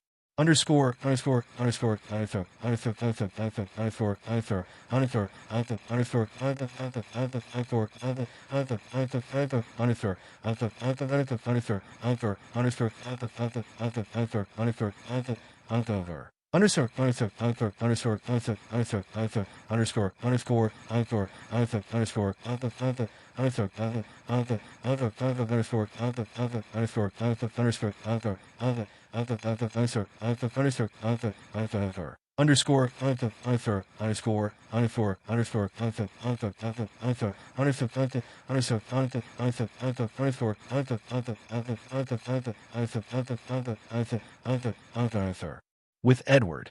We have to leave Forks, says Edward. Why? Asked Bella. Carlisle's supposed to be 10 years older than he looks, and people are starting to notice. Okay, I've got to think of something to say to Charlie. When you say we, I mean my family and myself, says Edward. Edward, what happened with Jasper, it's nothing. You're right. It was nothing but what I always expected and nothing compared to what could have happened, says Edward. You just don't belong in my world, Bella. I belong with you. No, you don't. I'm coming. Bella, I don't want you to come. Sighs. You don't want me? No. That changes things a lot. But if it's not too much to ask, can you just promise me something? Says Edward. Don't do anything reckless for Charlie's sake. And I'll promise something to you in return. This is the last time you'll ever see me. I won't come back, and you can go on with your life without any interference from me. It will be like I never existed, I promise. If this is about my soul, take it. I don't want it without you.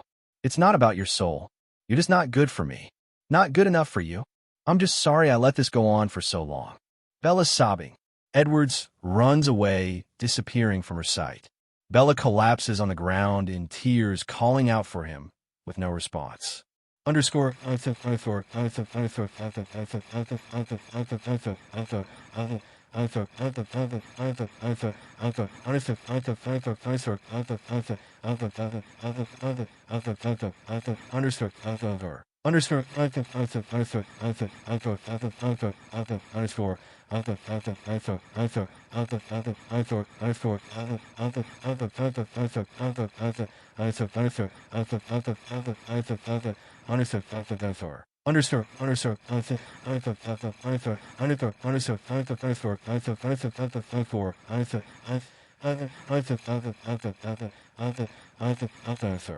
Currently, in a castle, the original vampire was not in a good mood.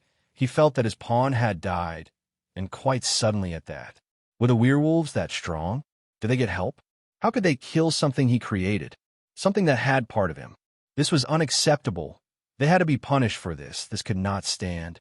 All of these were thoughts that were going through his head, and the more he thought about it, the angrier he became.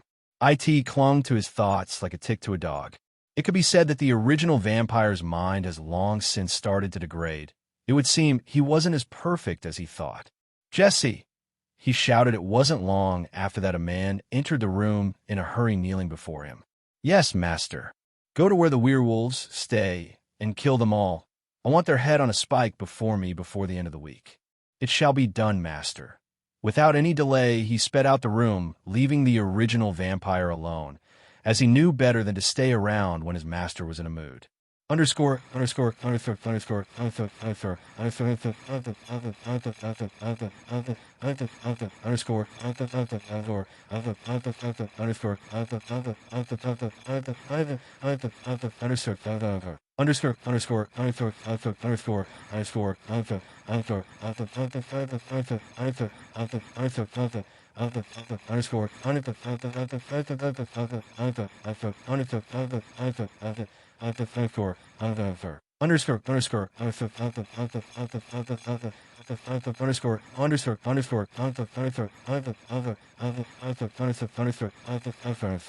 Master, we have returned, says Cain. Oh, I trust Victoria is dead. Yes, master. We ran into 2 of the pups, but they were taken care of, injured, not killed. Very well. You two go about your business. I'll call you if I need you, says Damon. Ocean and Cain left. Damon pulled out his phone and went to recent calls and called the first number. Hello. It is done. Victoria is not a problem for the girl anymore. You better keep your end of the deal, otherwise I'll see no reason to keep you or your so-called family alive. And I promise it isn't hard for you to end up like Victoria, burned to ashes with no one to recognize you. I know. Rest assured I'm not foolish enough to earn your wrath any more than I already have, says Carlyle. Good. Damon ended the call and sighed.